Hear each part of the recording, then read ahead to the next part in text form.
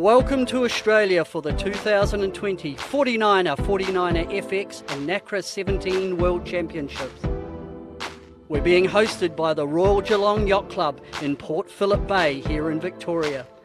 160 entries are sailing this week in the confined waters.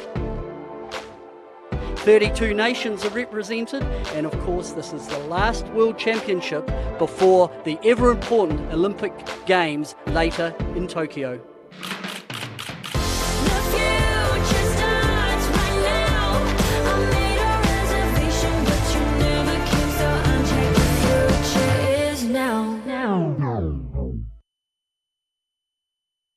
How are you feeling?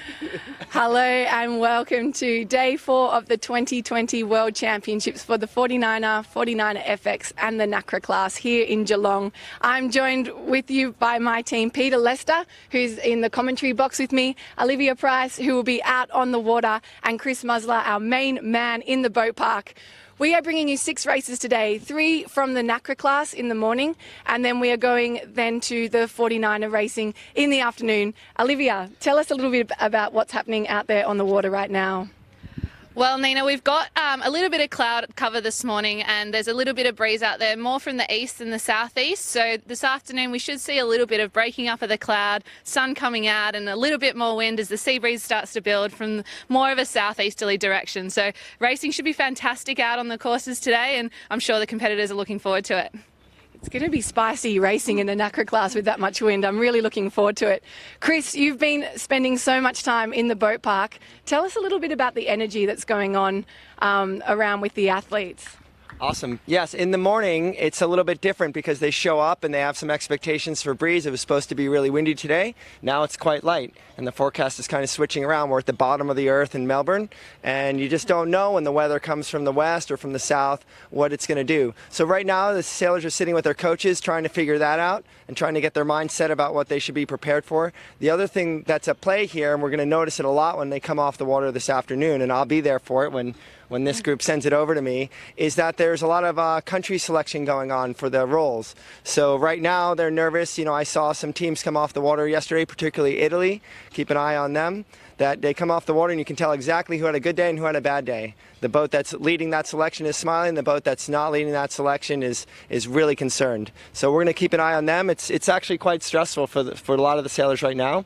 But for the majority of them that aren't in for selection, this is just a day in the office for them and getting ready for sailing. So as we mentioned, we are now in Gold Fleet racing. So that means that for the 49er FX and the 49er class, we're down to 25 boats in the fleet, whereas the Nacra remains the same. So these guys will be racing for 3 days now to come into that top 10 medal race on the final day. Peter, we're in Olympic year now. You know, it's coming to crunch time. What do you think, how does this play into the racing that we're going to be seeing today?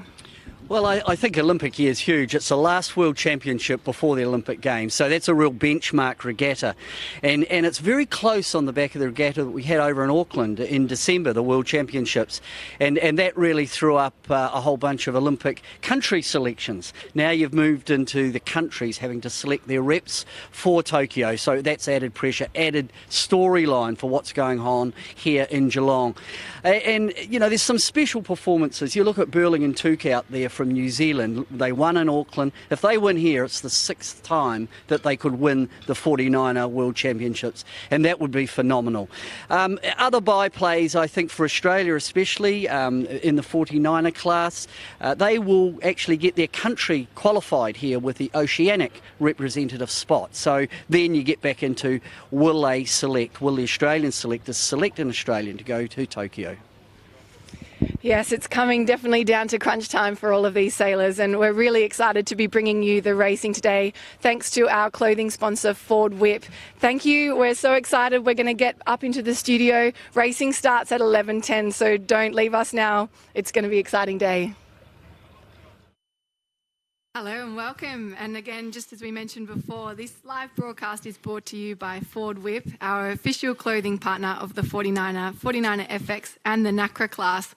We are straight into it here. These guys have had a start and had to have a general recall. So where we're at, just to check in, is that we've got 2 minutes and 15 seconds till this Nacra class starts their second try of this start. And we know that now that we've got the black flag up, so that adds a lot of pressure to these guys to make sure they're not over that start line. You can see it there on your screen to make sure they don't break the start or they do get disqualified.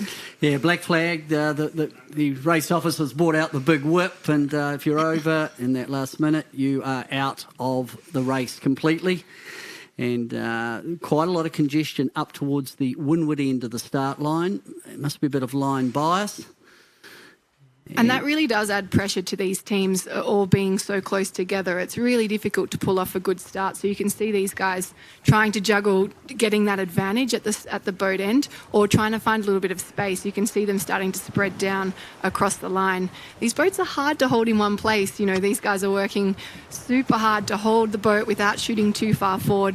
You've got a close-up there. You can see the juggle of these guys working together trying to hold their boat on that start line. Yeah, we're inside the last minute, coming up to 50 seconds to go, and holding station, holding your lane, holding your position pre-start, so important. You've got there on your screen, I think some of the American teams are close up to the boat, but also one of the Danish teams closer into the pin. So that's the spread of the fleet. But you can see those boats sailing down, trying to find that gap. The guys in that second row will really be hunting to try to get their bow up into that front line of these boats. So coming up to 20 seconds to go, it is the first racing of the Gold Fleet here of the Nacra 17. In that final count, boats are back behind the line, not pushing as hard as they obviously did in the first start. So it is race 7, finals are underway. Huge amount of space for the Japanese team down there. They're only in the middle of the line. You can see how compacted the fleet is. They're all fighting up for that boat end. So these bottom 3 boats have a bit of space to put their bow down and get the speed up for this Nacra class. Yeah, pace is everything. Norwegian boat sticking its bow forward initially to lure to them. We've got NZL 4. Yeah, that's Gemma Jones and Josh Poretsky. These guys have had a real shake up the Kiwis, mixing up all of their combinations for the teams. So everyone here is a little bit fresh if they're in New Zealand, a new combination. So they're still kind of getting used to each other. So right now we're reading that Bruin and Randall are off in the lead for the start, but obviously just off the start line it's really hard to judge who's in the right place and who's stuck their nose forward. We're starting to see a few of the boats tack off, obviously fighting for that right-hand side, and that would be, you know, it's quite reading considering how many boats we're trying to get up to that boat end for the start line. Yeah, the finding a lane is so important, getting off the line clean, finding a lane that you can use the full power. Conditions-wise, we've got to believe about 16 knots from the southeast, predominantly flat water here in Geelong, and we'll just let this mature a bit. And what's really noticeable in the Nacra class is you get this left and right group minimising the tacks up towards the bottom third, but it's still a bit of a waiting game. Down to leeward we've got Japan, then there's New Zealand and Norway. Yesterday we had a big conversation with Nathan and Haley Outeridge about foiling upwind. And they had a beat yesterday where about a pack of 5 of them put the bow down, got foiling upwind, got back up to everyone's line and moved to the front of the fleet. And Nathan was saying that there's a bunch of teams that are a little bit nervous about making that move. And it pays off in spades if you can do it right. And they moved right up to the top of the fleet, and he said he looked behind him and other people were trying it too, but not successfully. It's a bit hard to try something new at a World Championships, and that's why these guys kind of try to come to a regatta armoured with a little top secret advantage that they can bring into the racing. Just to keep you updated on who's out to that right-hand pack, the fleet's nearly split 50-50 now, half on port tack, half on starboard tack, with the Austrians, Austrian number 3, Zach and Mats. They will be leading the pack as it stands right now in the right-hand side. Yeah, Zajac and Mats look to, certainly from the animation, to be in a strong position, but it's still early, and of course with the animation, the further the gauge or the separation is between that left and right group, it only takes a little bit of pressure on either side of the course, pressure or a slight wind shift, and we'll see a reshuffling of the pack. But early on, it's Zajac and Mutz in Austria 3. And you can get a good perspective of it there up on your screen. We've got our overlap of what is going on, so you can see where these guys are positioned on the course. Only early days, these guys will be coming into that top mark eventually, and that's when you find out who's picked the correct side, who's gambled, who's leveraged out, and how that's going to play out. So down to leeward. This is in the group that are on the left-hand side. Japan and New Zealand. But way up to windward of them, you can see boats quite a long way bow forward. Chris, earlier on you were down on the dock. What was the sort of the chatter around the pre-departure?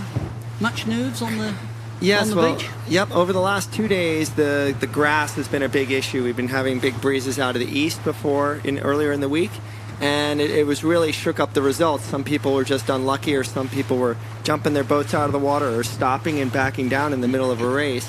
And so it was even on Vittorio's mind, one of the Italian teams, Bissaro, even this morning, trying to figure out techniques to get the grass off. The grass is kind of abating now, but it's kind of stuck in the sailors' mind. So unfortunately, they've been talking a lot about it. So you may see some techniques with someone backing down in the middle of the race. But as far as the breeze is concerned, I think everyone's just happy to get on with it. They're listening to their media reports, and I think the only nerves that we really saw were with the teams that are going for selection, particularly the Italians. Well, and I think the US team have gone for selection as we go on board here with Riley Gibbs and Anna Weiss. Yeah, the Americans won the Oceania champs, which are basically the pre-worlds, and then they haven't been doing quite as well. The Riley Gibbs and Anna Weiss. The previous couple days, you'll see here that Parent and Atwood are right up there with them. So the two American teams have been pushing each other. The one thing I wanted to ask Nina about is the Parent and Atwood are a very small team. Have we figured out that there's not necessarily a huge benefit to being a big, tall lever like in the other classes? Well, as the equipment's all changed from the Rio Olympics, and so these guys are still trying to figure out the best combination, and it may not be a one-size-fits-all, so to speak, with different people's techniques and how they sail the boat. They really make the boat work for them, I guess. You saw there on board with Gibbs and Weiss that the skipper was doing most of the balancing, and he's coming in off the wire sooner, and the crew is doing the main sheet. And so that kind of juggle, we're still seeing different combinations, male-female, skippering or crewing, but also different division of the roles, doing the main sheet, or if they're adjusting the board rake. So I think that is what makes this racing so exciting, is the fact that everyone's doing it a little bit differently. Everyone's got their boats set up a little bit differently, and we don't quite know the magic formula just yet. Obviously, the Italians have been in incredible form leading into this event. They've always put in a strong performance, and they've won the last 2 World Championships. But right now, as it stands, we've got Vittorio in 4th place, but we're seeing the English, the Aussies are always quite strong, and the French, who have popped into the top 3 positions right now. So you see how they heeled up, and that wasn't necessarily a puff. That could have been a look to clear the weather dagger board and rudder. That's one of the techniques that they've been talking about for clearing weeds. It's difficult. These guys have winglets on their rudder. They can't just reach back and get it. They can't just lift their centerboards up and get them out. So these guys are being really quite inventive on how to get the weed. The nice little push here from the USA team. They just a little bit of rudder elevator assist going on. You can see that the boat is just using a little bit of upward force from the rudder to lift that leeward hull to reduce the displacement. Crew weight for a Nacra 17, that's the combined crew rate, between 135 and 140 kilos, and the boats are very weight sensitive. But they don't have the adjustable range that some of the other foiling boats have. To the extreme, you look at some of the new America's Cup boats where they have adjustable elevators and trim tabs. These boats, that elevator on the rudder is locked in. So then you've got to figure out, what mode do I want to be in? And what we saw in Auckland at the Worlds is predominantly they sail a foil assist mode, not a semi-displacement mode on the upwind, so that the foil setup is set up for downwind to go full foiling, and of course that's when they reach substantial speed. So the tuning of the foils is such a big component in the Nacra 17. Yes, and the adjustment of they have an adjustment to rake the foils forward and back, the dagger boards. But like Nathan told us yesterday, Nathan Outeridge, was that that's just a course adjustment. All the rest of the adjustment is done by the crew, so they're not necessarily sitting there playing the angle of that dagger board. The athleticism of and we'll see it on the downwind of the forward hand to actually keep the angle of attack of the dagger board. The elevator component is one of the key components, and it's a real revelation to watch. But we're still heading up leg 1. This is race 7, Gold Fleet. First race of the day here in Geelong. And we're seeing a bit of a condensing of the fleet now. You know, we're coming up to that top third, and that's where really we see how everyone's, the angles that they're sailing or the direction that they've taken on the course and how it's all shaping up. Right now, I honestly cannot pick it looking at the tracker. You can see there on your screen, these guys are super even. That we've seen a few wind shifts going up here, but generally the racing is super tight.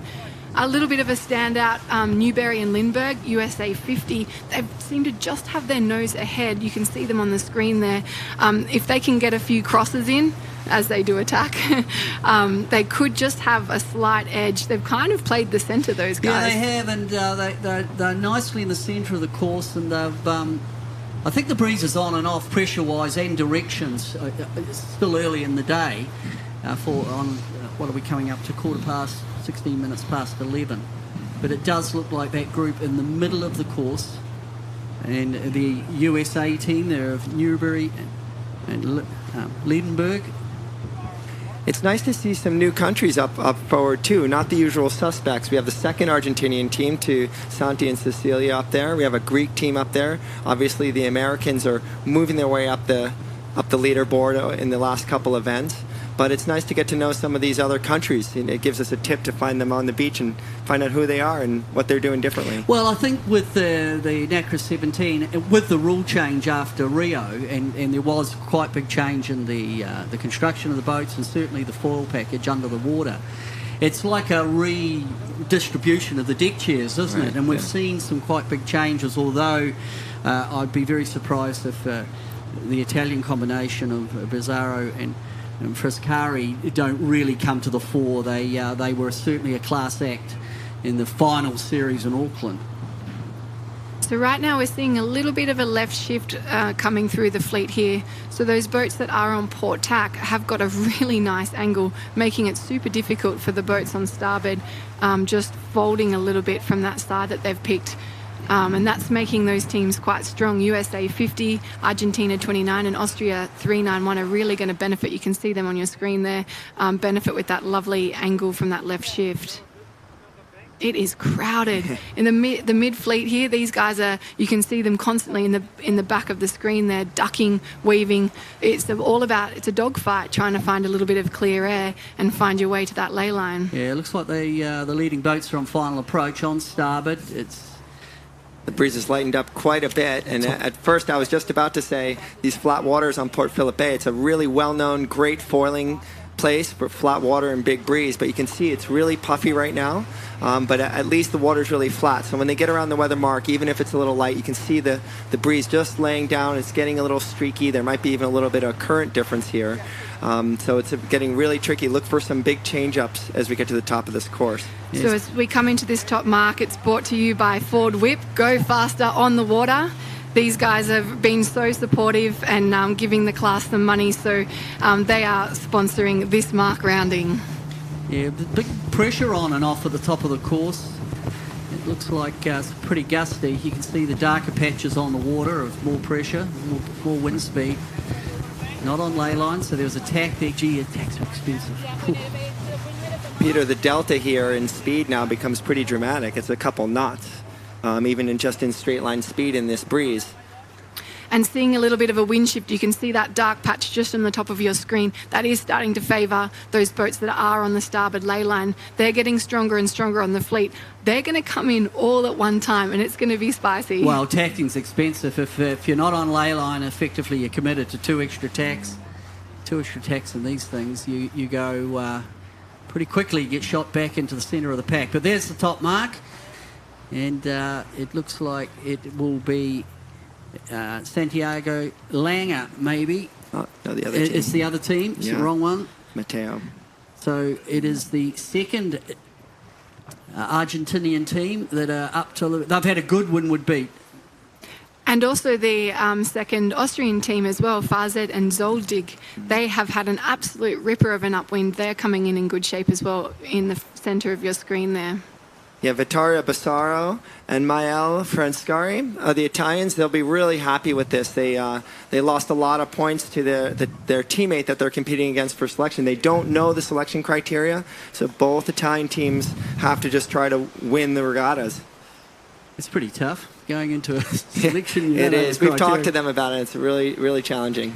So it is Austria 391 around that top mark in first place, closely followed by Argentina 29.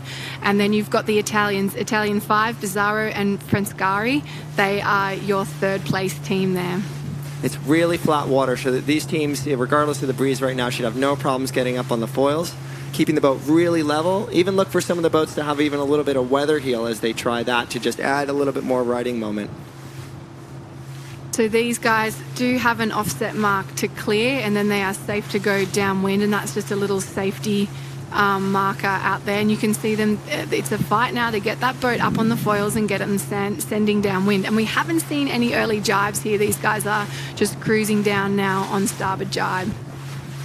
Like Peter said, even the tacks are really costly in this light air. If you come off the foils, you could have to be searching and heading up and closer to the breeze, losing so many boat lengths to try to get up foiling again after a bad jibe.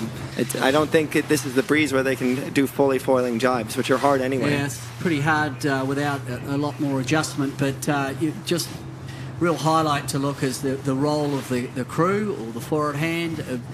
They move forward and aft in the boat to actually change the angle of the tack of the foil, because the course adjustment on the foil is a little bit unsophisticated, so it's actually quicker for the forward hand. But it's added a whole different dimension, hasn't it, in terms of athleticism and flexibility of the forward hand to, and we're looking here at the New Zealand boat. We were talking to, beforehand, we were talking to Jason Waterhouse and Lisa Darmanin, and they were saying, Jason started sailing in like Hobie 16s and stuff, and the two of them have been sailing catamarans for an awful long time. So even though we didn't have hydrofoiling catamarans, back in the 90s or early 2000s when they were starting out, there's this sensation, there's this ability to feel a boat when you're on two hulls and way off the center line of the boat, that someone like Lisa Darmanin has a really good feel for these boats. They've made a nice transition into the class. These guys are going between 15 and 16 knots on this downwind, which is incredible considering we're reading about 11 knots of wind speed. So you can see them absolutely flying. Great shot there of Denmark 71. You can see there the crew walking forwards and backwards on that side hull. So they're pretty much controlling the ride height of this boat, and they're really the accelerator of these boats on this downwind. The first boat to make a break was Argentina 29. They did make a jibe at that top third point of that downwind, and it's looking like the boats are starting to follow suit there and jibe back into that bottom mark.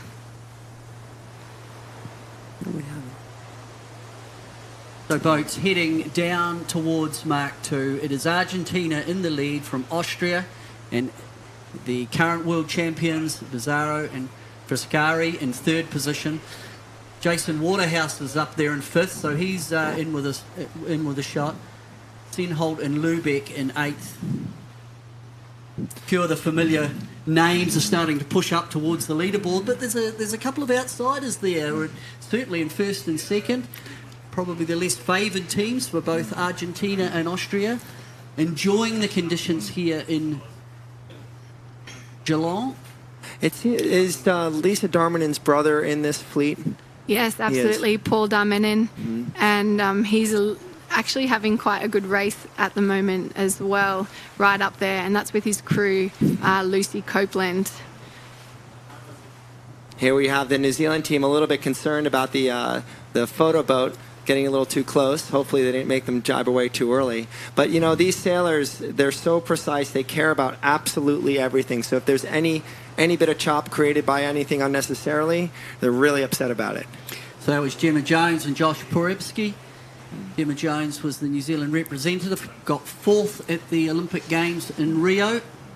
I believe she won the medal race, if I'm not mistaken, as well. She's got a fight on her hands because there's a whole bunch of other New Zealanders, like a lot of countries, that are fighting for country selection to represent their country at Tokyo. And Gemma Jones and Josh Prepsky are right in a battle for New Zealand selection, as are the Australians with Nathan Outridge and his sister. And Jason Waterhouse. It's game on, isn't it? Down under. And they've both got their strengths and weaknesses in different conditions, so it's really going to come down to the selection panel choosing the combination that they prefer. But I am sure this result is going to be a big help into becoming that selected team. It looks like there's a big separation now on this downwind leg. Things are just starting to spread out. There's a big pack behind the top 5 that's probably going to come into that leeward gate all at once. So that's going to be an opportunity. Some people come around that leeward mark and keep their kite up a little bit and go around the group and don't take it down early and do the pinwheel around with everyone else. But let's see who makes a big jump around the leeward mark. And the biggest mover in the fleet so far has been Waterhouse and Darmenin, Australia too. They were in about 15th leading into that top mark, managed to clear out with good air, and they've now worked their way into second place. So they are just following Argentina 29 into this bottom mark, which is a huge... They've really sailed right through the fleet, and we know these guys have good boat speed. They've just got to stay out of trouble. Very good boat. And for me, what's the highlight there by Waterhouse and Darmenin is their course management in terms of finding a lane, making sure that they're in phase with the little pressure variations. And of course, we know that Waterhouse always quick downwind. He is. They've got, as you said, they've had so much experience sailing together in multi-holes that they can do it with their eyes shut, those two together. So the first boat's round the bottom mark, and bottom mark gate option, left or right. This is a passing opportunity, certainly if the boats are compressed, but it's Argentina in the lead, then it will be Australia second, then it's close with the USA coming in next with right on there, Bizarro's in there, and Senholt and Lubeck. Yeah, it's nice to see Lynn Senholt and CP Lubeck up. We interviewed them yesterday. They haven't been having a great regatta. They were one of the people that literally got, quotes, stuck in the weeds. And we had a great interview with them yesterday because CP got one of the first really bad leg injuries from falling off these boats, and the Class Association is working on a whole bunch of things to keep safety a priority in these classes, including maybe changing the rudders to make them more safe if you fall off. Yeah, those guys are currently in 16th position overall, yeah, but they won the silver medal, a few months ago in Auckland with the 2019 World. So I'm sure they're waiting to stamp their mark on this fleet for the Gold Fleet Racing. Originally people thought when this class was selected that it would have more men in the front of the boat doing what seemed to be the harder job and women in the back of the boat. But what we noticed is the experience of sailing high-performance boats still tipped the scales onto the male side, but now we're just starting to see more and more female helms. It's a growing trend, which is kind of what they expected eventually. They thought it would happen a little bit earlier, but we realized that there just weren't as many opportunities for women to sail high-performance boats. So they selected sometimes the men over the women to steer. Now that's starting to transition with more experience. Which is why it's so good to see females like Lynn and Gemma Jones as well from New Zealand. These guys are really moving through the fleet. They're learning those lessons, and it's really cool to see the girls step up in that helming role. Just a quick note, this second upwind is brought to you by McGlide Boat Wraps. You don't have to ever anti-foul your boat again. So sign up for more at 49er.org/wrap.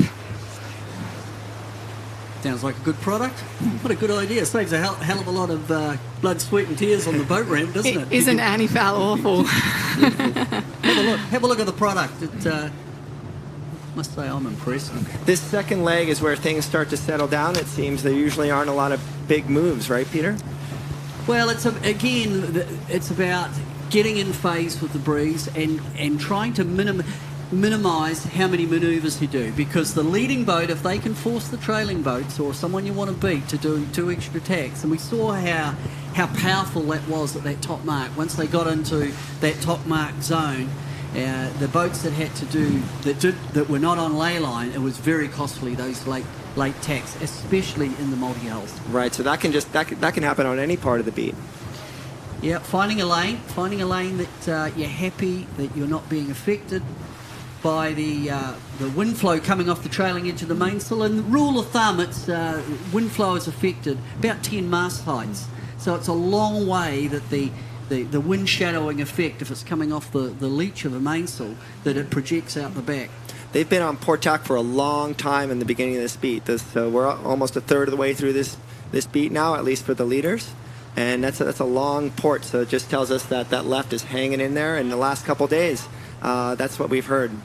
Yeah, it seems like there's a bit of pattern emerging, isn't it? That and again illustrated by high performance, that pick the favoured side and minimise your tacks and control the game. It's pretty hard for trailing boats to come through. Now, it's a little bit different with these high-performance boats. Peter, you're really familiar with the Star Class and the Star Sailor series. When a ship comes through a Star fleet, no matter where you are, everyone tacks at the same time. You just have to. Why is it a little bit different in the multi-hulls, you think? Just manoeuvrability. I mean, the VMG loss, or the loss of when you're doing, what are they doing upwind there at the moment? Can we pull that Yeah, up? 10 knots. 10 knots, and you go down to 2 or 3 knots if you tack. So that's a huge loss.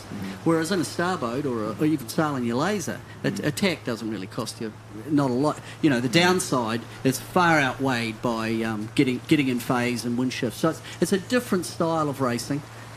So I thought it'd be a good time to check in with our on-water commentator, Olivia Price. She's out there. Olivia, do you want to tell us a little bit about what's happening with the conditions out there?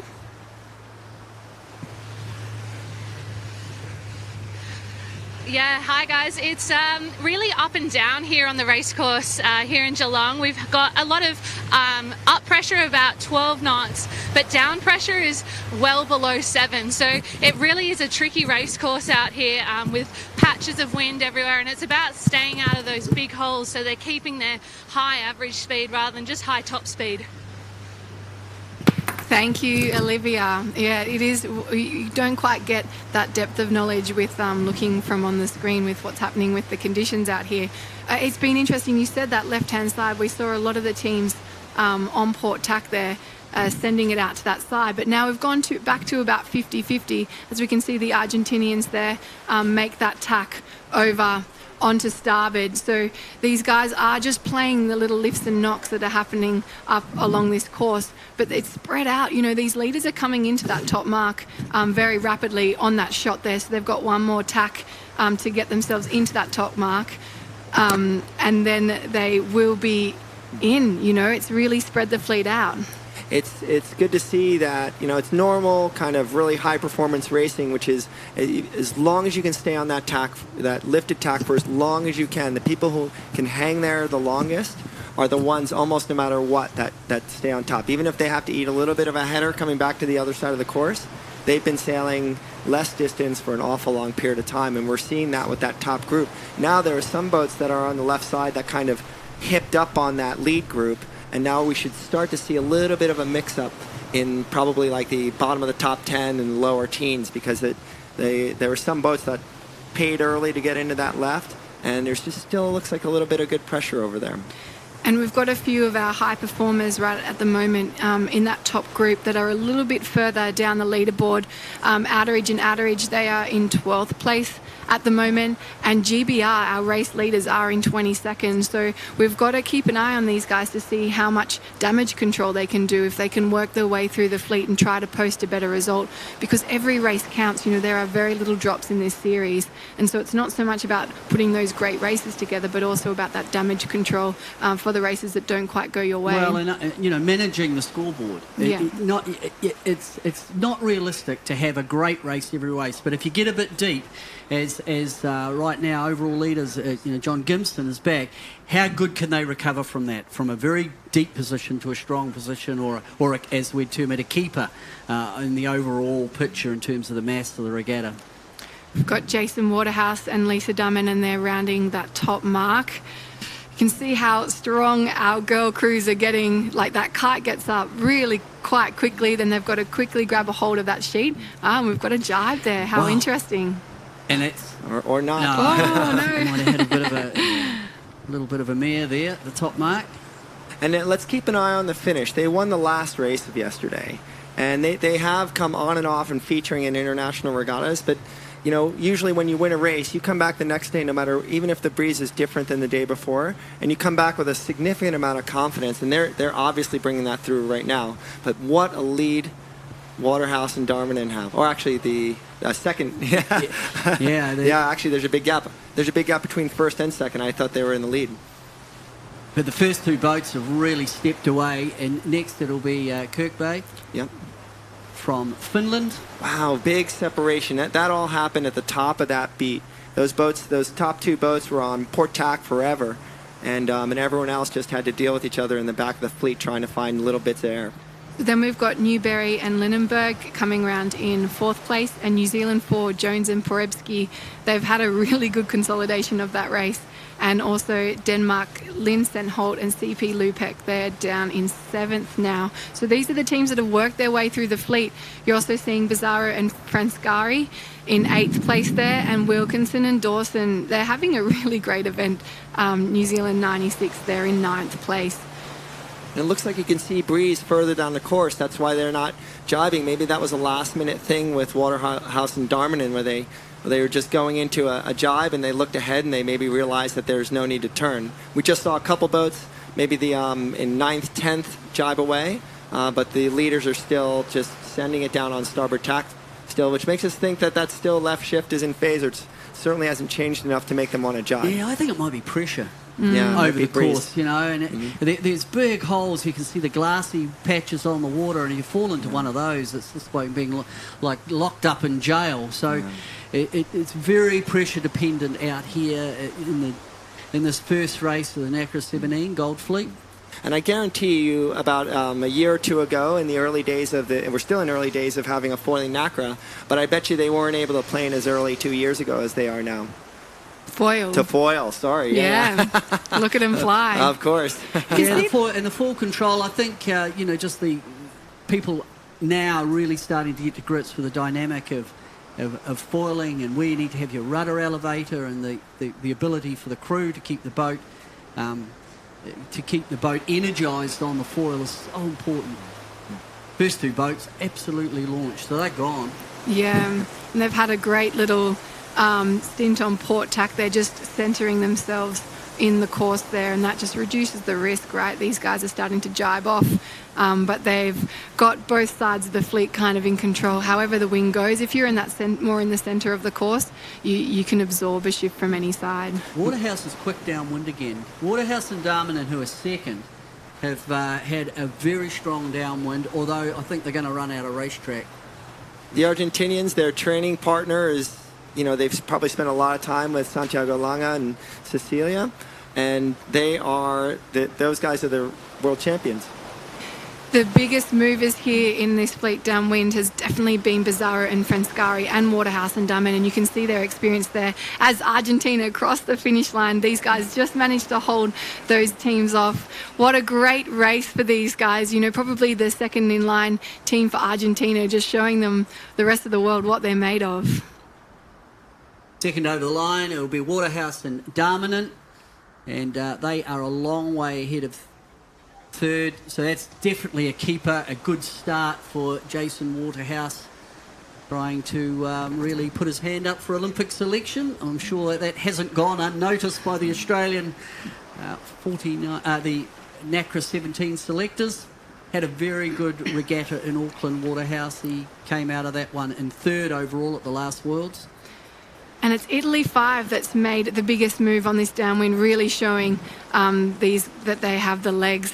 Bizarro and Franskari, they've worked their way into third place, so that's a jump of about 3 positions for those guys. They are quick. They were deep at the top mark, and again, when you look at the overall, I always tend to look at the boats that are moving through the fleet, and you would expect Bizarro and Franskari to come through. And it's the downwind flyers, isn't it? We've seen it from Waterhouse and Darmanin now, and Bizarro and Franskari are showing very good downwind pace. And they've just crossed the line there, so that will secure third place for them. And a real fight here between USA 50 and Finland 501. I can't pick it. Can you guys? What a finish there. I think USA just got there by half a length. Another big mover on this downwind has been Outeridge, and Outeridge, they've made their way up into 8th position here, so they're really fighting in that pack at the top of your screen. They're coming into the finish, and as we said, every point counts for these guys. It's not their best result, but they are in 2nd overall, so they're really trying to minimise as much damage as possible. And the Kiwis, Michael Wilkinson and his crew, they came up through the fleet quite quickly too. They kind of flip-flop with his other New Zealand compatriots. Yeah, I'm not sure if there might have been a bit of a data issue there. So that was Micah Wilkinson and Erica Dawson have come through. Yeah. Closely followed by Lynn Sentholt and CP Lubeck crossing your screen, and with the Austrian team of Faresi and Zoltig. And again, the Austrians just behind them with Zajac and Mats.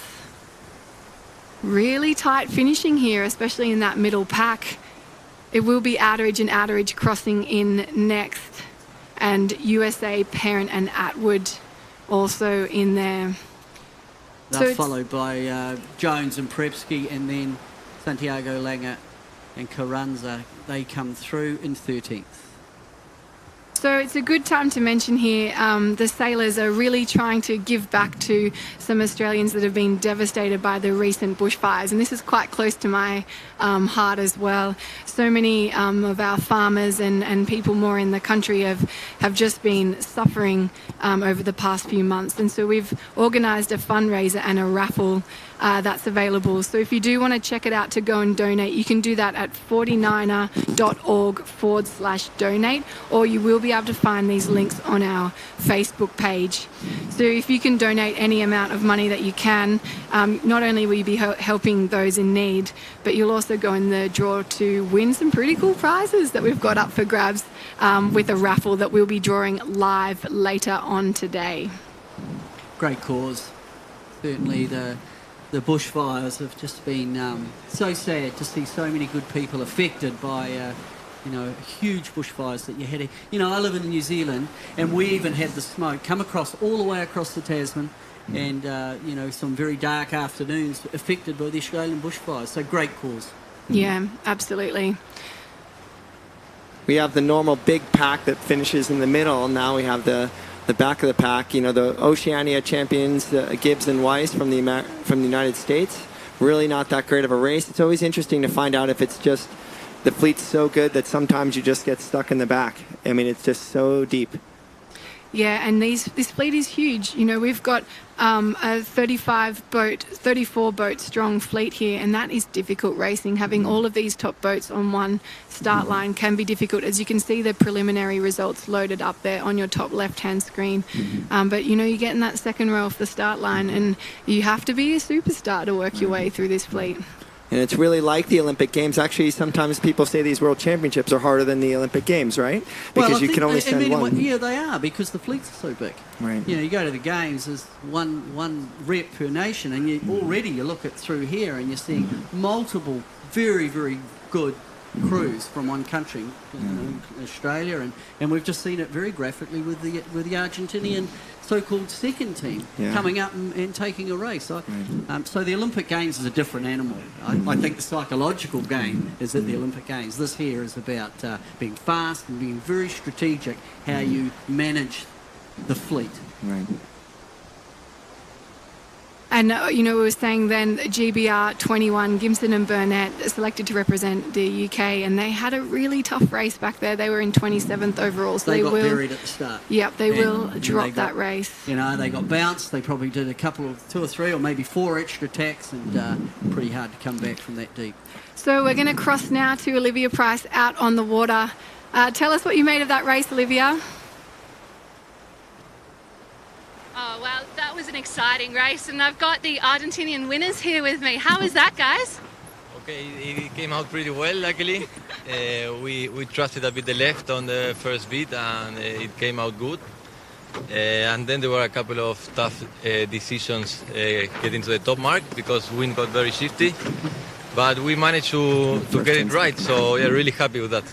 Yeah, obviously it was a really shifty race, and you said you had to make some decisions. Was that the both of you working together as a team, or what were your expectations going into this race? Did you think you were going to win? Well, we always try to win, but yeah, I think in these days you need to be happy with any top 10. So of course much better if it's a first, but any single digit number is very good, I think, in these conditions. And just quickly, tell me about your start. Obviously, it's quite important. Did you get a bit nervous about the black flag? Yes, a little bit nervous, but it was good. We have a reference, and that was help us. And yeah, I was confident. Okay, this is the moment. Go. And going into the next few races, how confident are you feeling now? Well, I think it's good for us. We had a lot of medium results, and we know we need these top results to get on the fight. So I hope we have some more. We will try the best. Also, what's it like training your training partners? Obviously, you have a national thought process about that. What's it like sailing against, I guess, the reigning medalists? Yeah, I mean, of course, it's great. I worked with them in that campaign as well, and we learn a lot of them. And it's probably the best team you could wish for. How long have you two been sailing together? 3 years, since 2017. Yeah, our first championship was Palma. Yeah, it was good.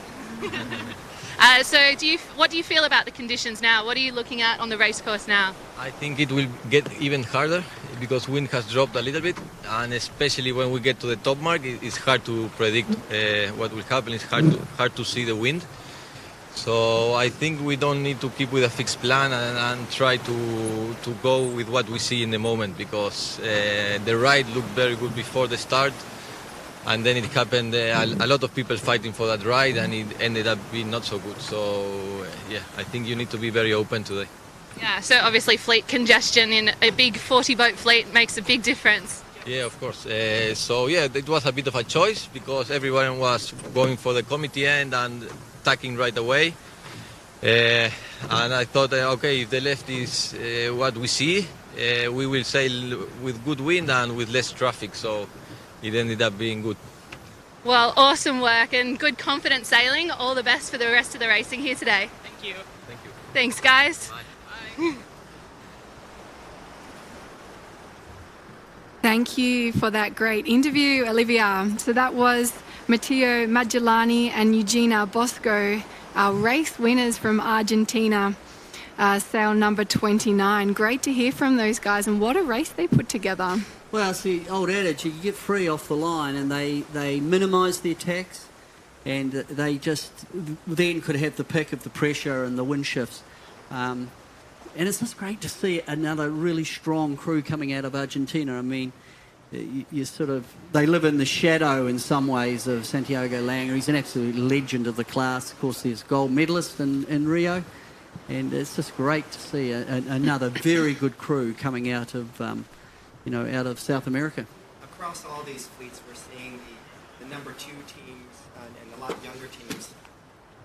Across these fleets, we see a lot of the younger teams and the number 2 teams being brought along by these champions, and they have no problem sharing their knowledge with the younger sailors. We saw that with the Danish team is really young. They share boats, they share coaches, and I wonder at what point do the older sailors start to worry? Oh, well, it's an evolving process, and if a country has got a long-term view, they're already looking forward to 2024 in Marseille. So if you don't take that long-term view, really your program will be compromised. So I'm sure that is the mindset with the likes of the Argentinians set up, and I'm sure it is in Australia as well. And as for those sailors, if they've got young guys coming up, that's a benefit to these teams. The stronger your team can be, the more you have to fight for that national position. You see the results sort themselves out after that. You nearly want to go into an Olympic Games being like, all right, guys, well, one of us is going to win a medal. Who's it going to be? Who wants it the most? And that really raises the level of the whole country. I think that mindset started for my, Sydney 2000 when the GBR team just came across and they absolutely pounded it. And it's to a lesser extent, I think, the Australian team. And now, it's not a surprise. You're seeing other countries, other really strong sailing countries taking that same philosophy of saying we need to build depth and squads, and we need to get people to work together for the overall objective of a country performing at the highest level. at World Championships and at Olympic level. And for those countries that don't have that level of depth, they have to work really hard to get that inter-country group kind of going on, that training group, and it takes a lot of trust, for you to share your knowledge with another country. And leadership. It's got to come, from the back office, the Federation or, Yachting Australia or the USA Sailing, to push that philosophy forward. Chris, it's good to see. I mean, USA Sailing has been a little bit in a bit of a doldrum. Absolutely. Are we seeing a change? It appears to me names are starting to come up, and just walking around the park out here, you're seeing, some very good sailors. I mean, you dominated the sport, the USA, for years and years, much to the consternation of the rest of the world. But are we seeing a resurgence? Absolutely. And I can't really tell you what that change was over the past 2 or 3 quads, since Anna won her gold medal in Beijing. But the one thing I do know is that we really saw a spark at the World Championships in Auckland. Almost by themselves, the catamaran sailors and the 49er sailors decided to work together, particularly the 49er sailors, because there's 5 of them, and there's about 3 or 4 catamaran sailors. And they've really decided to take on that international squad approach that they see other countries doing, and kind of leaving, their corner and working together. And the other side of it too, I think we're starting to see, is we have a very, very young team. So even though the 49er isn't hydrofoiling and the Nacra is hydrofoiling, we're seeing sailors that have their whole lives actually know how to hydrofoil. Whereas, Santiago Longa and a lot of these, anyone over the age of 30, really, hydrofoiling and really fast sailing is very new to them. And I think the U.S. sailors have embraced that level of performance, and they're working really closely together. It's a very young team, and I just think it's just starting to show right now. And the long-term benefits, I mean, again, you can see some of the mature sailing programs in GBR, the Australians, probably to a lesser extent the Kiwis down under. They've been using this philosophy for a while, and now we're seeing other countries, and you're just talking about the US. It's a great influence. It's the way to go. It's absolutely the way to go. And it's not an American thing. I was talking to Coach Dave Ullman, and it's a true thing about the United States. We're very much individualists. We're kind of a little bit renegades, and we kind of always have been, even if we're all immigrants in that country anyway. But we take that on, and for our Olympic campaigns, it's usually you feel like you're just going for one campaign, one and done, and we haven't had the quite funding we needed. Malcolm Page will tell you that. One of the challenges when he came in early on is he wanted a bigger budget to do these more extended campaigns, and we just don't quite have that right now. And that's why it's almost like these 49er teams and these Nacra teams have decided, even with not a lot of budget, to take some advice from the other countries and just work really hard together. And I think it's just that critical mass. And I think maybe in the future that these little successes that they've worked so hard and sacrificed a lot to do this right now, everyone has. I mean, we're all lucky to be doing this. But that might be just the spark we need, regardless of what happens in the Olympic Games, to be a great example going forward of how our program should be. And I know Sally Barkow is here. She's the new Olympic coach for the whole team. And I know she's really paying attention to this. We had a great interview with all the female coaches that are here, which numbers almost 10, which is a new trend. But we're just seeing what's going on in the world, and I think we're just starting to pay attention. Well, there were benefits in that race. So, I mean, that race, we saw everything get shaken up quite a lot. Our top 3 teams, GBR 21, Australia 46, and France 56, we didn't quite see in that, top 8 positions. So I think that the results are going to be super shaken up. So if we can have a look at them, we'll get them up on the screen so we can see how that's changed. So this is our overall results after that race, and it's unofficial, so that's definitely worth noting. But we've seen there that Gibson and Burnett have added another big score to their overall result with that 27th. That means that they have to carry that 20th place overall. So that has put Outeridge and Outeridge into the lead position there. But also interesting to see Jason and Lisa moving up the leaderboard as well. I think they were in 6th overall going into today, so they've jumped up 2 positions as well. So it has really shaken up. The one race can absolutely shake up those results? Well, especially you're talking about the Australian selection, Olympic selection between Nathan Outridge. He's a legend around here. Yeah. You know, gold medal in London, his silver medal in Rio in the 49er class, and then Jason Waterhouse. Talk about being a selector. So it's game on for that spot. And for me, you've got Gibson and Burnett in second. So from GBR, look, just one race, first race of the finals. We've got more to come. It's pretty enticing, isn't it? Yeah, and as we said, we don't have many drops at all in this racing, and so these guys are fighting for every single position. And especially if they do, you can see there with Gibson and Burnett, if they do have a bit of a tough race, you can see how much it really shakes up that board. And this fleet is huge, as I was saying, 34 boats, 34 points every time you line up on that start line. It's really going to be about mitigating the risk if you have a bad start, or God forbid you break the start with that black flag as well. Oh, I think what's interesting, Gibson and Burnett have already been selected by their selectors in GBR to represent, and that's a big call because Ben Saxton and Nicola Boniface were right in the mix for a selection, but they've played the early card. What do you think about that in terms of early Olympic selection, as opposed to what we're seeing going on with Outeridge and Waterhouse, the selectors saying we want to see more? What do you think of the pluses and minuses of that? So we've been talking about this in the boat park a lot, and everyone's got a different take on it. But if you do get selected early, I think the biggest positive is that you get control over your campaign. You get the top equipment and you don't have to destroy it in order to try to qualify yourself. And so you have a little bit more control over how much rest you get, what events you hit, and as athletes you can manage yourself a little bit more to your needs as opposed to the needs of the overall result.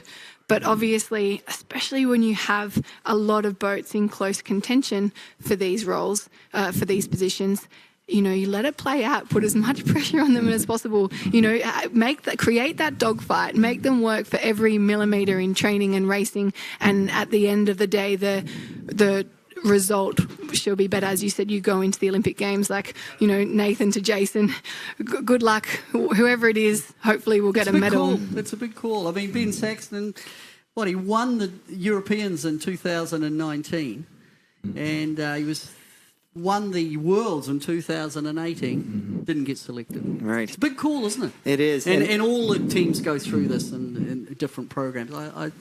I guess I favour late selection. Yeah. I really do, because you want who's running hot.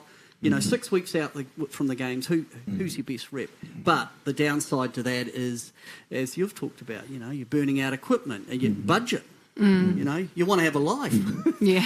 Well, Peter, I'll support that argument a little bit with the negatives of being selected early. And one of the things we learned from a couple different teams that are in that situation is they're pushing really hard against other teams, and they have tuning partners, and all of a sudden they're selected a couple months out or a year out, and their tuning partners are burnt out, they can't afford to carry on, and you lose the people that kind of got you to where you are.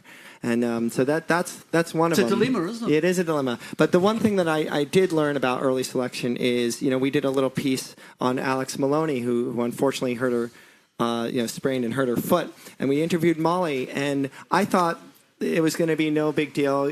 We're so far out from the games, and they'll just be like, well, at least we're really far out, and let's fix this.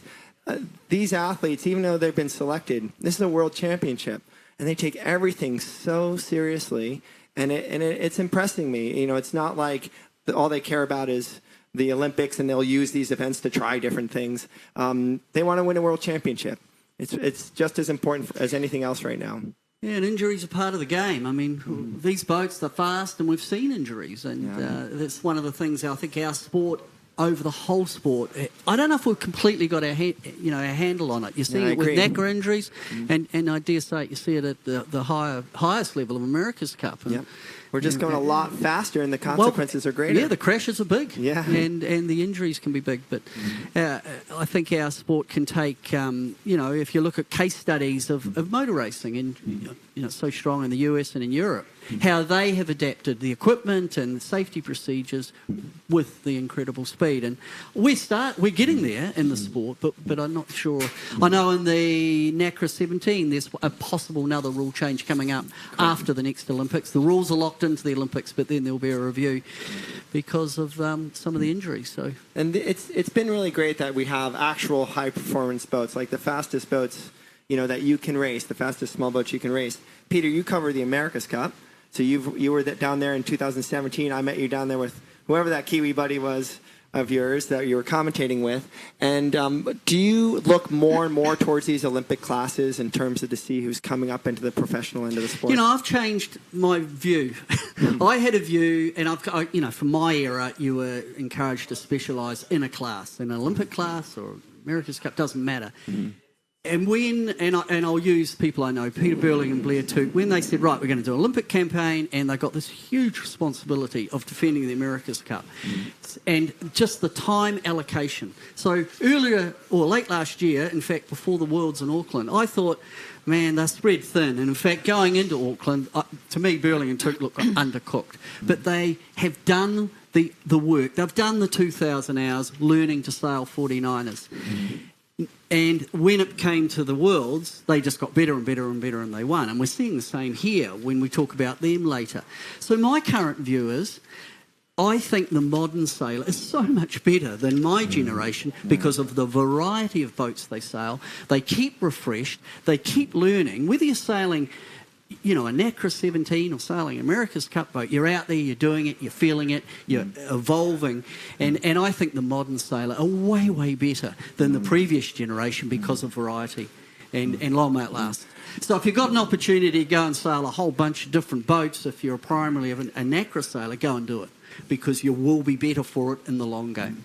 As an Olympic sailor yourself, Nina, it seems that the boats in the past, they were easy enough to sail, but really hard to sail well, right? And all the tuning was just getting really fine-tuned, you know, just to the nth degree. These boats are hard to sail. The 49ers, after 20 years, who are doing some 20th anniversary stuff, are really hard to sail. The Nacras are crazy hard to sail. Nathan even told me, he's like, this is a horrible boat to sail. It's really difficult. Do you think that just the fact that they're really difficult boats to sail is something that's challenging the sailors and making them actually better sailors than the past?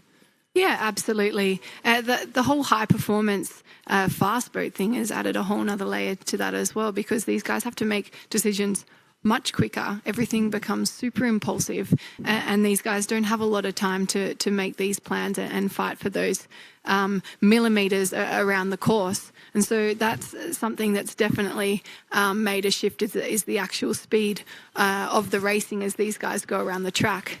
In terms of the difficulty of the boats, I think the biggest difficulty for these guys, because they are new classes, and I'm speaking specifically for the FX, which is in its second year, it's a second Olympic cycle, and the Nacra, which has had an Olympic cycle and then it's been turned on its head as it's been developed into foiling, is this race, this arms race that we're seeing for these guys to find the most efficient way to sail these boats, get them as fast as possible, and it's on this developing curve. And I don't think that we'll actually know the answers until we get to the start line of the Olympics, because these guys will be changing and adjusting and developing. And mark my words, after this regatta, the boat goes into the shed, with a fine-tooth comb, and they're just trying to find absolute millimeters.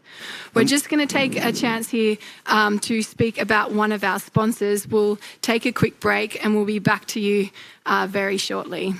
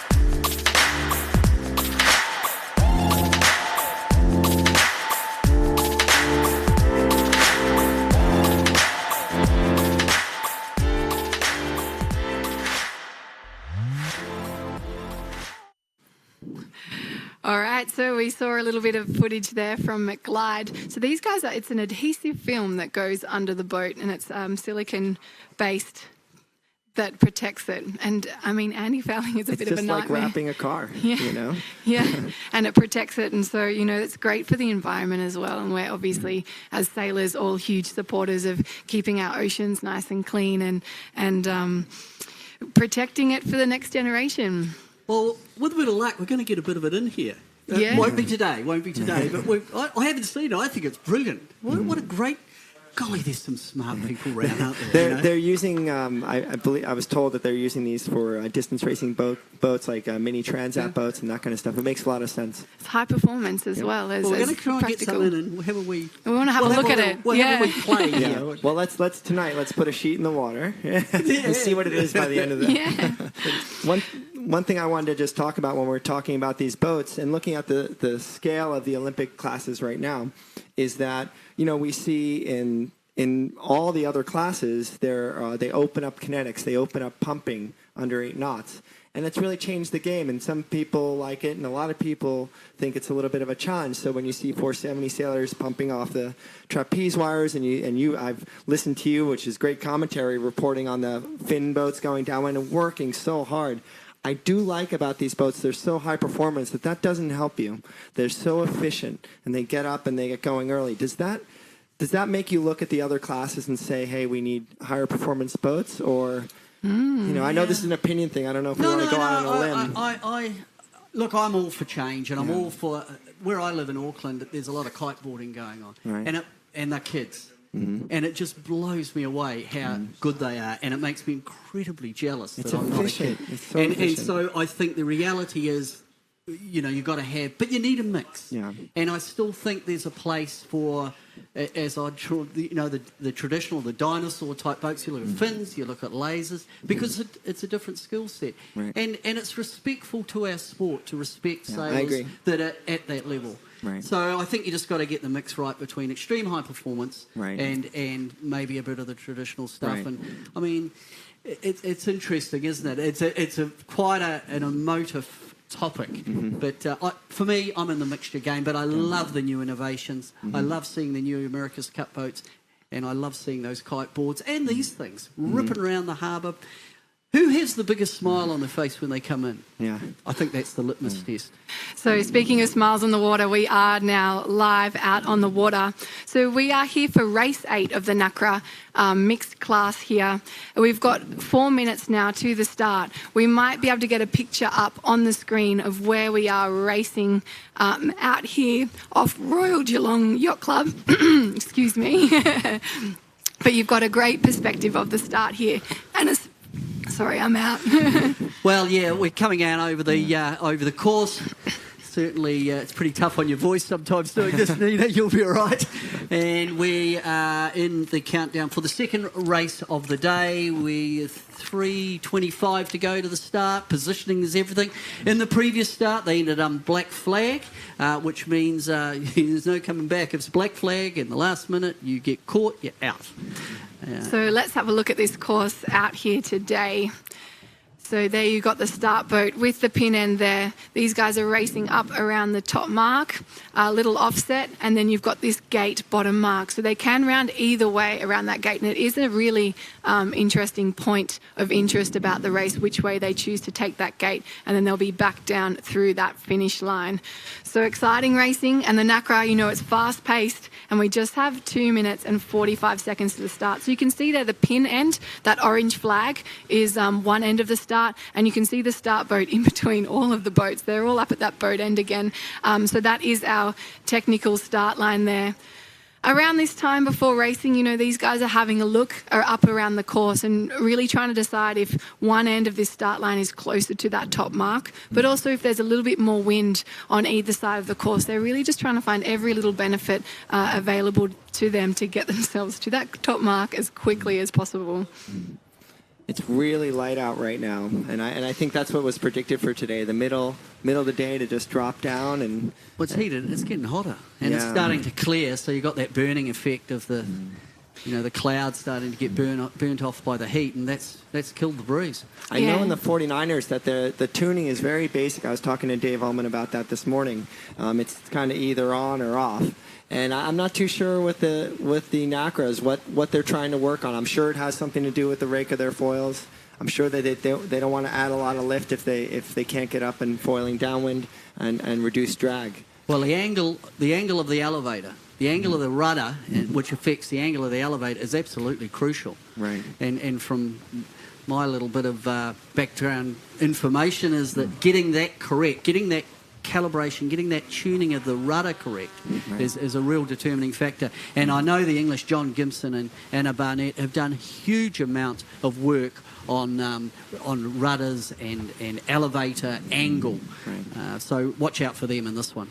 So guys, we have 1 minute to the start. We just heard the horn in the background there. So look at that spread. Again, a little bit of space to the pin, but much more evenly spread down the course than the last race, which tells me that this line might be a little bit more even, much less bias. 30 seconds to go now. And there's always a little bit of that midline sag, but I tell you, everyone looks right up on the line, like at least in line with each other. Yes, but there's more spread. There's more boats towards this leeward end, towards the left hand. There's enough leverage to get a good speed build. There's a little bit of a sag there in the middle. Actually, quite a big sag down. Coming up to the start, second race of the day are the finals. Nacra 17. It looks like it'll be clear. It always impresses me that it's that little sag. You get so nervous when you're far away from the ends of the line to really punch out. And sometimes it's a boat length, right, in the middle of the line. The old eye. It's when your eye deceives you. So we did hear one extra hoot in the background there from the start boat, so it may be an individual recall there. You've got the Australian teams right there up on your screen. So these guys have got heaps of space, so we'll be watching to see if they can push right out off that start line. But nobody yet to tack. Only a few guys that are in that second row have pulled out. But we're neck and neck here, bow to bow, straight off this start line. Looks like Gimson and The other thing I'd like to see here is the teams that were up there and had a not so great race. I want to see if they're pushed the start really hard and wanted to make a difference here. Who do we have right up here? Is Wilkinson? That's Darmanin. Yeah, Darmanin and Copeland on your screen there. These guys are one of the more young Australian teams, but they have been in the class now for 2 Olympic cycles. Look at the space there, and they're really trying to leg out. You know, the key here is that these guys have to get further enough bow forward so that when they do tack, they're not at the mercy of all of the starboard tackers there. So these guys are really trying to make that space and try to fit in that tack and cross. The boat directly above them, you've got France 56 a little bit, who's fallen off the pace there a little bit. They're getting that dirty air. But you've got Lynn Sentholt and CP Lubeck, Denmark 71, who are that next boat up from the pin. So they're doing really well to hold their height. A little bit of pressure on from some of the boats around them, particularly Outeridge and Outeridge, which is the boat directly above them. So that's our little group here off the pin, and we're seeing the French team make that tack out. You know, look at them suffer there in that dirty air. There is no wind behind these boats in that turbulent, dirty air. It's nice to see the finish still kind of up there. I know it's early days with this line because one little shift can send a whole half of the fleet to the back. But Kerpe and Keskinen, got in the top. I think they were in the top 5 in that last race, and then they won the race before that yesterday. I think it's wonderful to see them just keeping that hot streak alive. And let's see who just comes back up. We got Nathan and Haley Outeridge just showing right now. Again, it's early days, but it's nice to see them consistently up at the top. They're having a great day.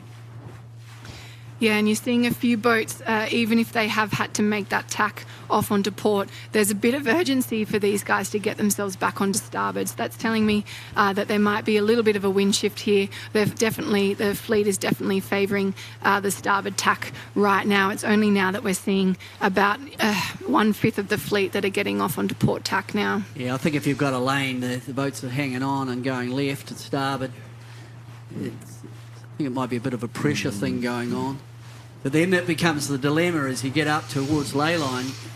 when can I come back? And then I am the giveaway boat on port. If once attack complete, I've got to duck or try and get bow forward on the boats to windward. So it's a real a tactical dilemma. You start down towards the pin end and you push forward. Can we get advanced enough to tack and cross the fleet? And these guys will be 100% dialed into what they can and can't do with a good tack. The problem is in the real world that they're not always, that perfect tack. And so these guys will be eyeing off. I always remember as a crew, I'd be like, if we get a perfect tack, we can cross. But, we can't always expect to have that perfect world of tack. You can see a little bit of water, a bit of movement in the water there on your screen. It's perfectly flat, but there can be a few tricky tricky spots in that swell to tack into. Good shot there. You've got Lynn and CP in the front of your screen, and I'm pretty sure it's outerage and outerage, just one ladder rung above. These guys have been keeping it nice and tight off that start line. Oh, no, I stand corrected. It's McKay and Saunders, New Zealand 42, just to windward of them. So one of the Australian teams must have tacked off a little bit earlier. But you can see the split there along the fleet. And again, we're getting to that stage where these guys are making that tack onto port now towards the top of your screen. I did want to mention Olivia Mackay and Jason Saunders. They're really duking it out with Micah Wilkinson and his crew from New Zealand. Micah used to be Olivia's crew. They won the first ever foiling generation, sponsored by Red Bull. Like a really, really telling thing for teams trying to get ready for when it was the Catamaran America's Cup. But it's really nice to see, Liv Mackay up in the front with her crew. Again, another one of the countries that is just all those sailors from New Zealand in the Nacra 17 are fighting for Olympic selection, and they've all got a shot. And then the selectors will have to make a decision whether they actually even send someone. But I think if they have, as a group, a strong World Championship here in Geelong, and that's the way it's stacking up, the selectors, it would be hard not to make the selection. Very interesting crosses up on your screen here. You've got those boats that were furthest out to the left, Paul and Lucy. They've made that tack and a few tricky ducks there, and then CP and Lynn as well taking a few sterns. So it is that boat, that pack that was just to windward of the pin end pack that have come out quite strong. And to keep you updated with what's happening on the other side of the course, the furthest right boat is it's actually the two Austrians, Zajac and Mats, Austria 3. They're currently most leveraged out to the right hand side. We just don't know which way it's going to go, and they're out there with their teammates. Austria 391. So this group over on the left now have tacked. They look quiet. Doesn't look to be a lot of wind over on the left. Look over towards the right, and certainly the image. It looks a little bit. If my eye is picking it, I think they're a little bit more pressure at the moment on the right. Although, if this left-hand group get nice pressure as we look there at the Nathan Outeridge and Hayley Outeridge from Australia, the windward boat. They've got a good lane, they're not going to be affected by the Kiwis down to leeward of them. That's Michael Wilkinson. The fleet is way more evenly spread out than the last race. I mean, everyone is head-to-head right now, so any little shift is going to make it. You can see right now the Austrians on the right that were looking on the leaderboard just ahead. You can see, if you look at the boats that just tacked on the left on the tracker, you can tell right now it's just starting to show up that group is just starting to gain an advantage. You can tell just by looking at it straight across the course. I want to say this pack on our screen here that they have the angle, but the other side of the course looks like they have a little bit more pressure. Right. They just got a little bit more boat speed over there. So, again, you just don't know, do you? These guys are all making gambles and estimated guesses out there. And also with, we tend to look at the tracker a lot. I think when there's a lot of leverage between a group right in the right and in the left, it takes very little pressure difference or angle difference, and you'll see a different result. For my eye, until the boats actually get closer together, you really don't make a definitive decision of what group. But what you will know is one group, the left or the right-hand group, will be dominant, and it's as it plays out, who's it going to be? You get the impression, the dilemma for the group coming across from the right will be, I don't think any of that group, if they're on starboard, are on ley line. So that immediately they're going to have to do 2 extra tacks. The group coming in on port, as long as they can weave the needle through the starboard hand boats, they've got 1 tack to do to the top mark. So it becomes a strategic decision of minimising your tacks, keeping a lane, and hopefully let the wind gods keep you in pressure. So we're on board here now with Riley Gibbs and Anna Weiss. You can see there how tricky some of the crewing can be. So the crews are now laying nearly alongside that spinnaker pole, as you can see there, and that really centres the weight, but it also gets the bows or the stern out of the water a little bit. We're seeing this technique more and more. Puts the pressure on the skipper. You can see, I've been up there, you can see a few things, but you can't see a whole lot. Your vision's quite limited. So all of a sudden the skipper's trimming the main sheet and kind of having to make those big decision calls on his own, while the crew's just kind of that body weight, and you can see a few little cheeky pumps in there as well. Coming into this weather mark, and you can see again on the tracker, this is going to be a lot different than the last race. It's going to be really condensed. And as we know, this is in any kind of racing. This isn't a high-performance thing. There's certain people, the way their mind works, is they can look at that fleet and map out their path of least resistance and leverage off of other boats, pinning people, hooking someone on their weather side, and getting through and around that weather mark in an efficient way. And there's some people that just go and see what happens when you get there.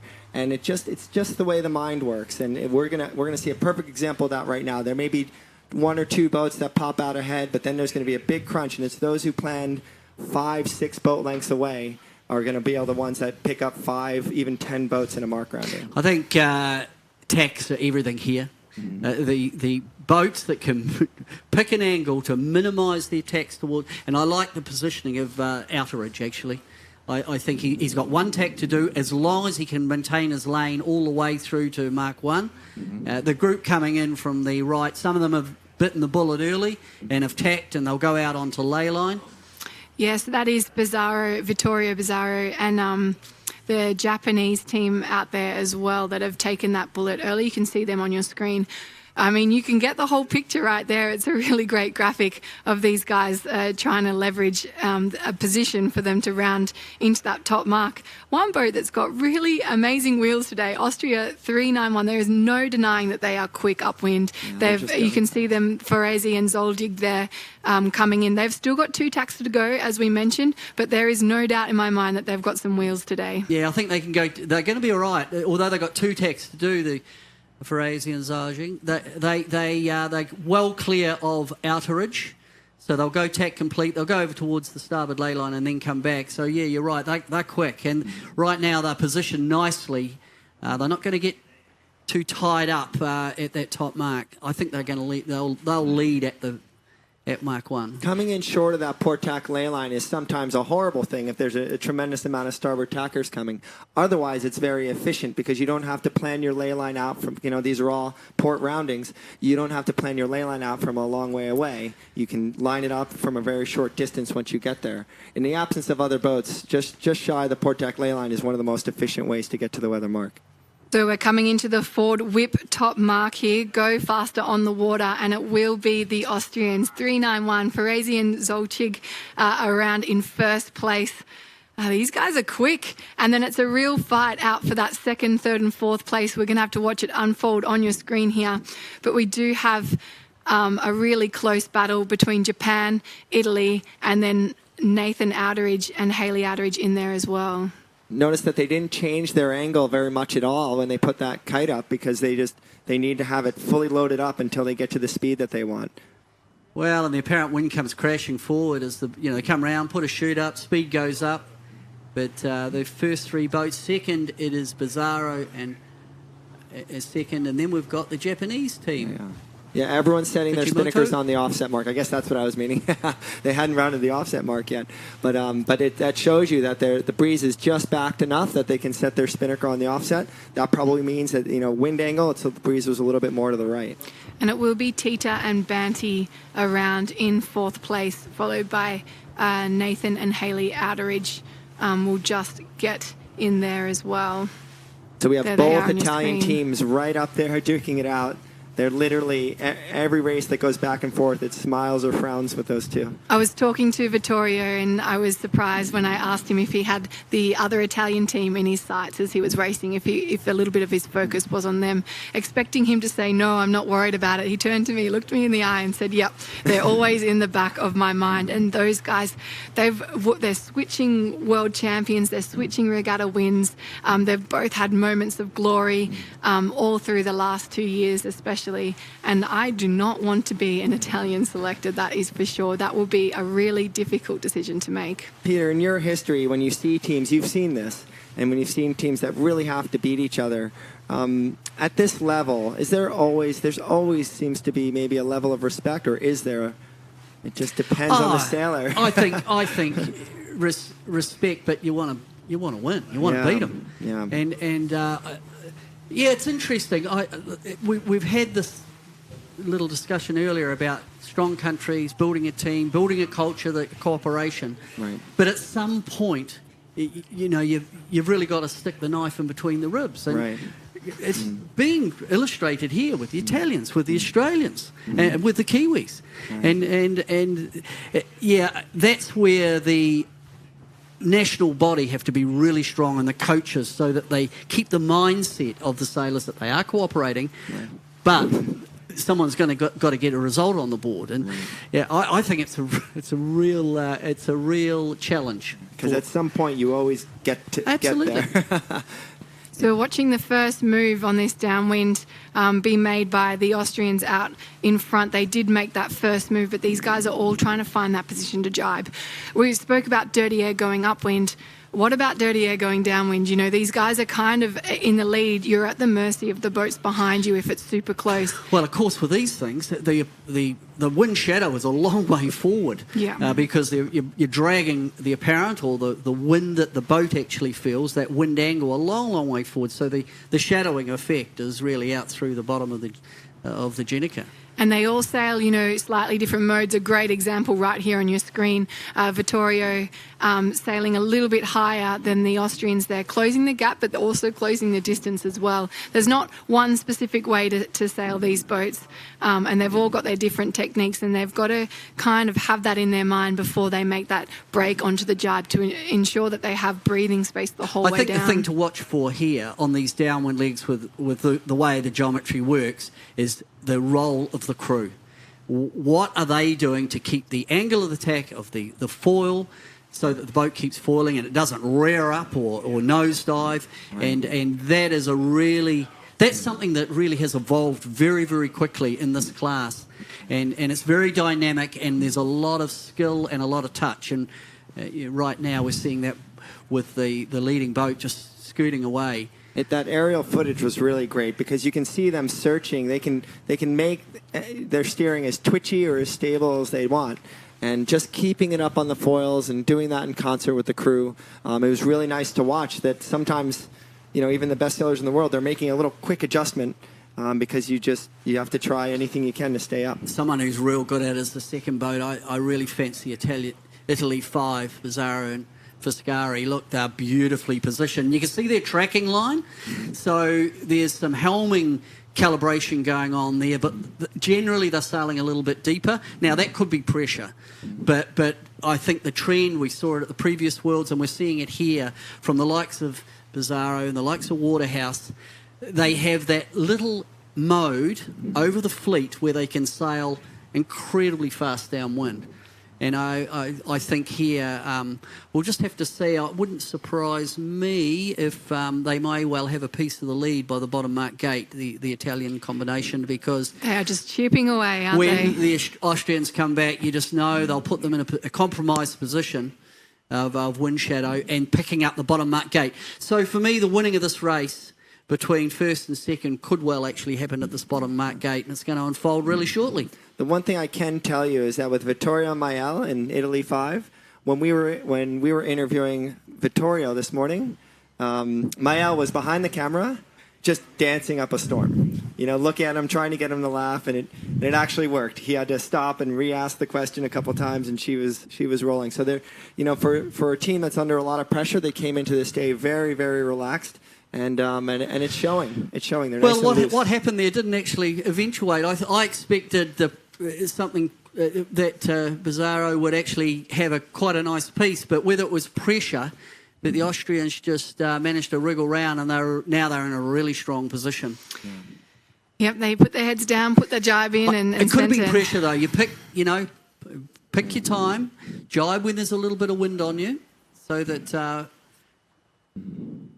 Another bit of a shake-up in these results is that Outeridge and Outeridge got kind of jibed on by one of the New Zealand teams, and that's they've taken a bit of a hit. They didn't quite get that clear lane going into that last downwind here, as we've got our leaders rounding this first top mark. Austria 391, Ferrezi and Zolchig.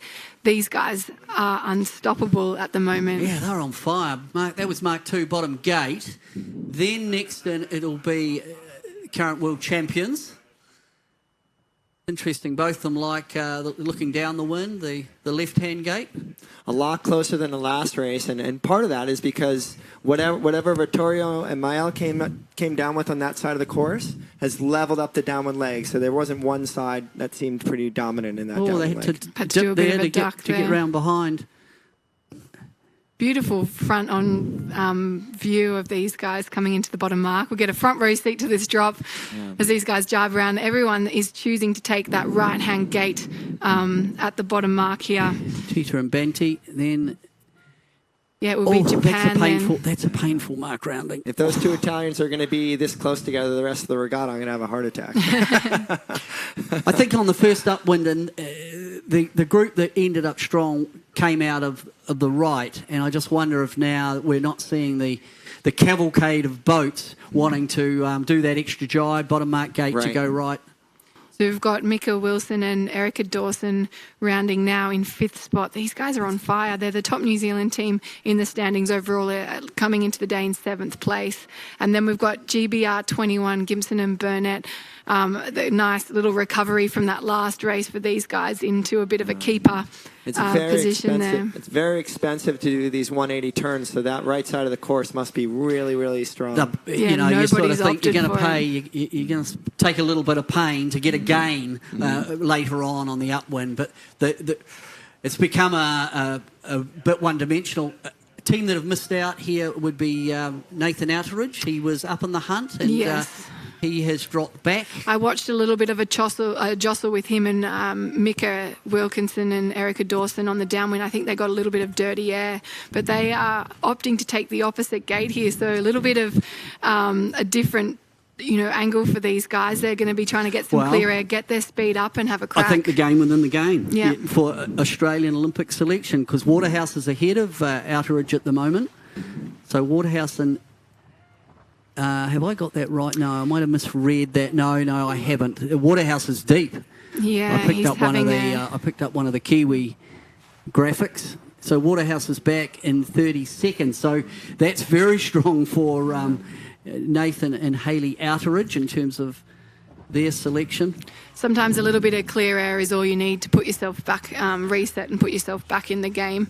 That line of boats that are all heading out towards the right, looking upwind, is if you're at the back of the pack, you're getting a lot of disturbed wind. Right, and it is difficult when if that's really as obvious as it looks like on the tracker right now. That long port tack, that there's no such thing as what we would call a clearing tack. If you're in a line of boats and you just want a little bit better air and you still want to go in that direction to take tack out on the starboard and then tack right back. It's not really an option in light air in a catamaran. Yeah, it's not. You really can't have that in your playbook, can you? You can in a slower boat, but I'm afraid... Let's just do 2 tacks. Minimise your tacks. So it is also Gemma Jones and Josh Porebski. They're both taken that left-hand gate and heading out to that side. So we'll have to check in, closer to the top of the upwind. We might check in with Olivia right now on water to see what she's made of a bit of a split going on here. Olivia, are you there? What are you seeing?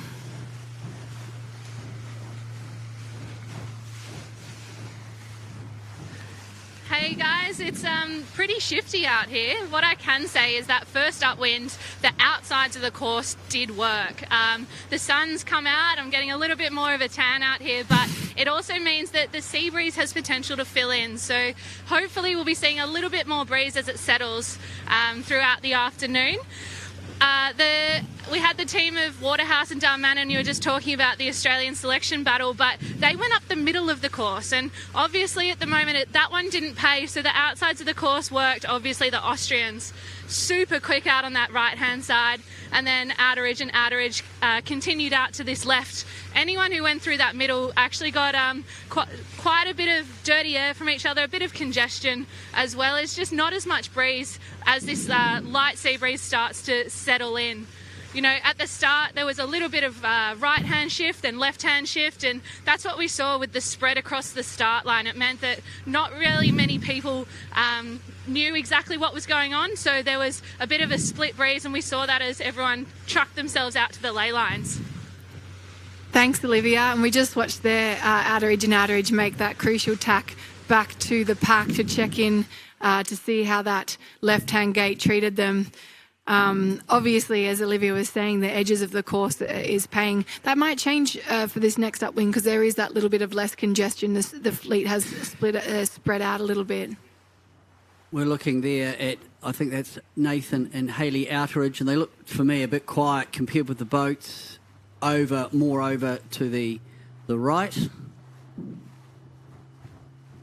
Yeah, it is definitely the bulk of the fleet have been heading out to that right-hand side, with only a few of the leaders. I guess the top 3 or 4 have made a short dig up, but they're also, as soon as they can, flopping back onto port tack.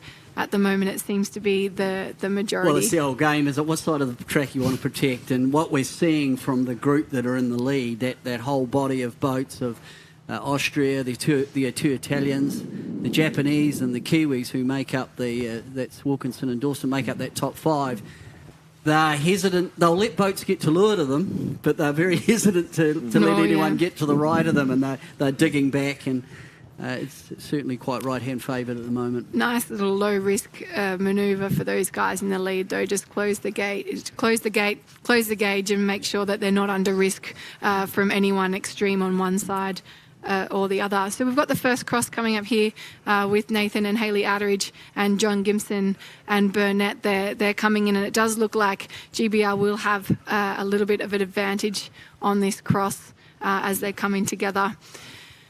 I'm always curious to see when you have such a top sailor like the Outeridges, when you let them loose. Even sometimes it seems, let's say this was a higher pressure race, individual race near the end, it always seems like some of those really great sailors just find another gear no matter what's going on that side of the course. Well, you know, you give yourself a shot, and leverage can be your friend or your enemy. It's that high. It's the risk-reward game. Right. And I think for the Outeridges at that bottom mark, they were really... There was a lot of congestion ahead of them, so they elected to play the game, and I think it's worked out all right for them. Yeah. They certainly haven't lost anything, Yeah. And it's put them back in contention with Gibson and Barnett, the GBR 21, who are just ahead of them. And watching these crews, they're on their trapeze wires. They're up. They're basically putting their arms around the spinnaker snuffer and the bowsprit, and then they have to get back into the boat and out around the backside of the spreaders to get back out. So it's a big move from being underneath the spinnaker snuffer and then getting back in and back around and back and forth. And they're doing this a lot. You know, they're probably very practiced. You saw that crew just did that 3 times, that little pathway. It's a tremendous amount of work. As if these boats weren't hard enough, they're just as hard, or maybe it seems like just even harder sometimes in the light air. Well, there's a lot going on. There's a lot of things to adjust. But I've got to be impressed by the Austrians. Wow, they're just stamping. They're having a scorcher of a day in this condition. Of course, conditions can change the whole dynamic. But it's important to know the coach. We talked to the coach for the Austrian team, which is Roman Hagara, with Hans Peter. They're Olympic Not bad coaches, are they? Not bad coaches at all. They've been involved with the M32 series, the GC32 series, the Youth America's Cup, and the foiling generation, which they helped create with Red Bull. And I had the fortune to sail Flying Phantoms with Roman for a day, and it was conditions like this where he had me just right up forward, just hugging the spinnaker snapper, and we were doing just fine. But I'm loving watching that battle on board there for the crew to keep that hull out of the water. It is a huge amount of drag, and you can just watch the crew doing everything they can with the available tools to keep that hull out of the water. And I think that's the biggest difference in speed. Whoever, drops that hull in the least is going to be away. So at the top mark, already around, it is Austria 391, Sfarasi and Joschling who are leading. It's a much bigger lead than before. They have just smoked it on that upwind. They played the right, and I think a combination of going the right way, and they've got serious pace. Coming in next, it'll be Bizzarro and Fracari.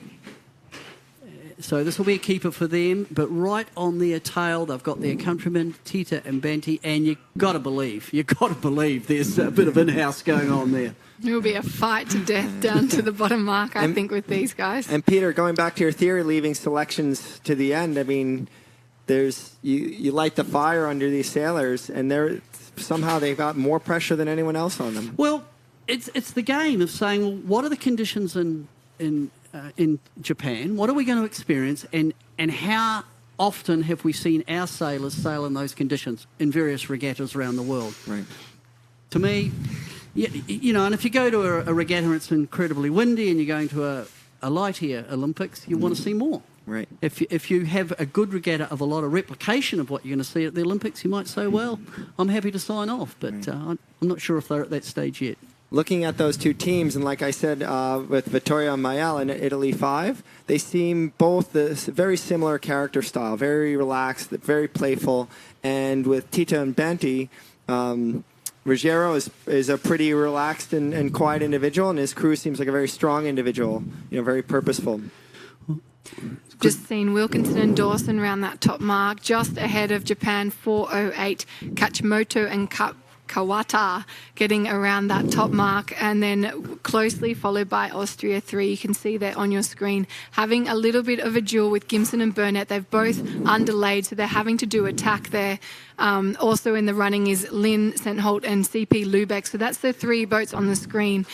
Well, that's a pretty slick double tack if I've ever seen one by the Austrians. But it's expensive, and I'd expect to see maybe next come into will be Outeridge. Now, how did they manage the top end of the course? It could open up opportunity. You can see how slow the exit is for the top mark there for Lubeck.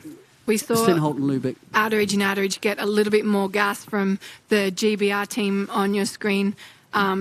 They got more dirty air going into that top mark. So being the race leaders, everyone's keeping an eye on them and kind of tucking them away when they can. And it proved to be quite a difficult upwind for the Aussies, but they should be next around that top mark now. I think it's really impressive to see Wilkinson. He was back with Outeridge, and he's worked his way up through the fleet. They've obviously got good pace, and they've found something because, 3 months ago in Auckland, they didn't look as slick as they look here. Wilkinson's interesting. He comes from a non-sailing background. He used to race go-karts. And the family, I was lucky enough to have dinner with them last night. They're very matter of fact. They're not from Auckland. They're from the Waikato or Hamilton in New Zealand. And his passion as a kid was go-karts. Well, he's got this go-kart wound up at the moment. And these guys have only been sailing for a few weeks before the Auckland regatta. Like, the whole team was absolutely tipped on its head.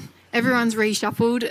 We've seen the main team of Gemma Jones and Jason Saunders split into two boats. But Mika, who's now steering, he was a crew for Olivia.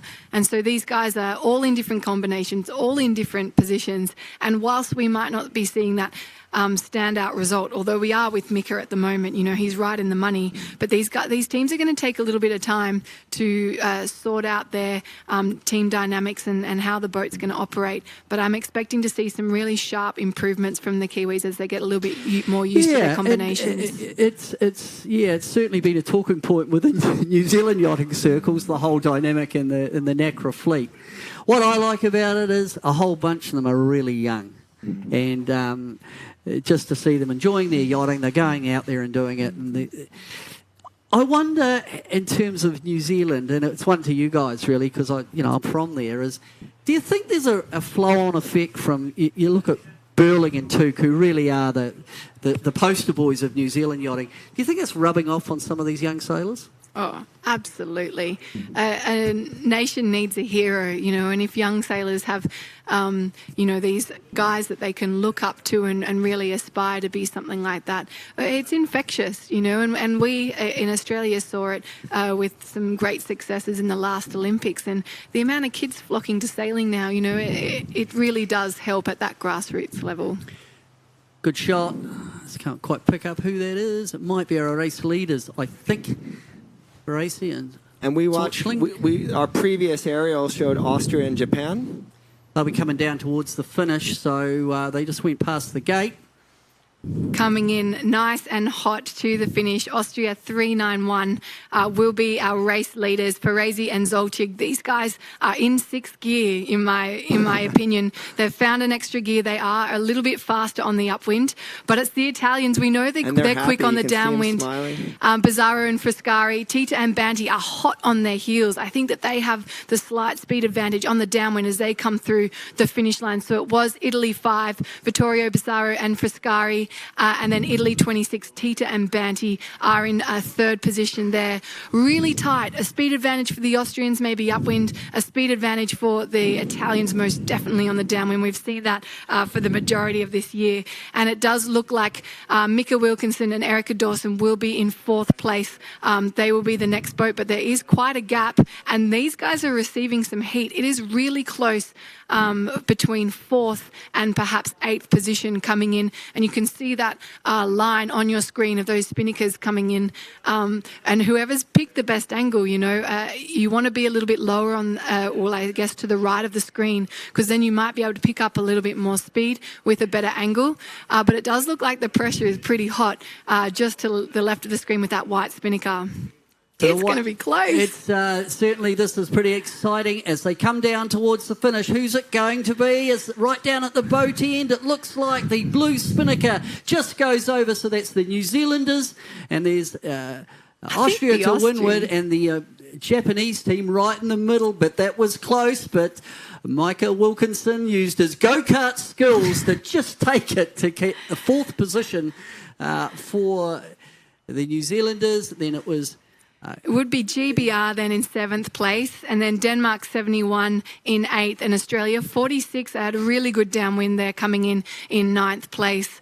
What a shake-up. We're seeing some real changes in these results as we're going around the fleet, especially when they condense in those packs like that. It really keeps the racing interesting. The leader of the next pack is another Japanese team, 459. Tuzaka and Hayatamara. These guys have had a really standout race for them, and look at them cruising through the finish line. Well, you've got two Japanese crews in the top 10, and watch out for, of course, the Olympics are going to be in Japan. And, in their home waters. And home patch. So that is a very good result to have two teams up there for Japan. And it will be Newberry and Lindenberg into 11th place, and they're just crossing your screen as we speak. So tight, really tight in that top 10. We might take a little bit of time now to talk about our Australian bushfire appeal, something quite close to my heart. Australia has been absolutely ravaged by bushfires this year, and we want to give a little bit back to the Australians that are hosting us for this event while we're here in Geelong. So if you can donate any amount, you can go to 49er.org/donate, or you can find some of these links on our 49er or Nacra page, Facebook pages. And so not only are you donating, which is for a great cause, but there's also some fantastic prizes that go up for grabs, and especially some signed jerseys, signed by the likes of Nathan Outridge that we just saw cross that start line, and also Santiago Langa has an event jersey as well. So get behind a good cause. Maybe you can win some awesome gear at the same time. Boats coming through. A good comeback, though, looking back at this fleet, is we saw Jason and Lisa. We saw them in 32nd position at some stage in that race, and they finished in 12th place just before. So that is a tremendous sail through the fleet there. Also a nice little finish for Gemma Jones and Josh Perebski. They made a bit of a good out of a pretty tricky first upwind as well.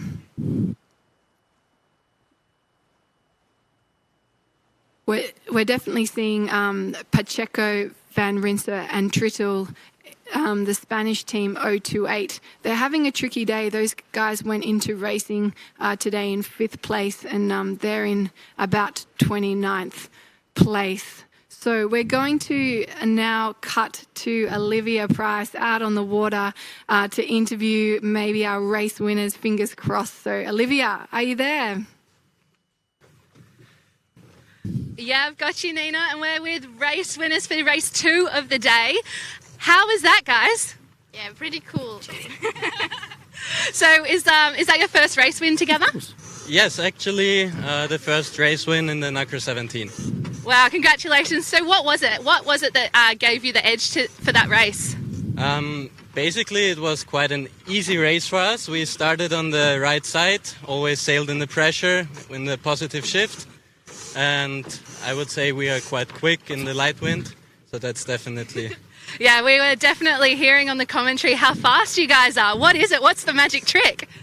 I don't know, just sail fast, look out for the breeze, and try to, I don't know, be as fast as possible. And how was your start? You were obviously on the right-hand side for that first upwind. Were you confident in that side? We were confident in the side. The start was not even as good as we hoped for, but we tagged out and had a free lane to the right, so that was perfect in the end. Yeah, awesome. And what's it like training against some pretty awesome people and being out here in Geelong? Yeah, that's pretty cool. We had a lot of training weeks together with the other Austrian, the British and the Argentinian, and I think we could learn really a lot and improve a lot, especially in more breeze. And yeah, it's pretty cool to be here and enjoying what we're doing. And you're obviously a young team. What's it like just being here in Geelong? It's obviously a long way from home. Have you been to Australia here before?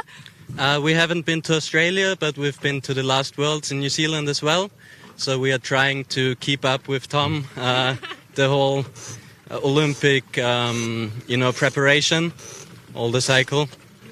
And what's your plan for the next race? Are you going to go out and execute the same plan, or what's your thoughts?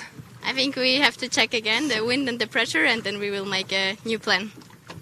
Well, awesome race, guys, and really tough at the end there. How did you keep your composure crossing the finish line first in front of these the Italian teams battling it out? I think we kept clear a bit from them while they were fighting, and then we just had a good lane and said, that's it, and we're going to jibe into the finish. Well, we're seeing confidence is key, so keep it up, guys. All the best for the next race. Back to you guys. Well, thanks, Olivia. And isn't it just great to see the smiles of our race winners? And if you can win one, you can win more. And there's certainly an emergence of new talent, new names that are coming out of the 49er FX Worlds here in Geelong.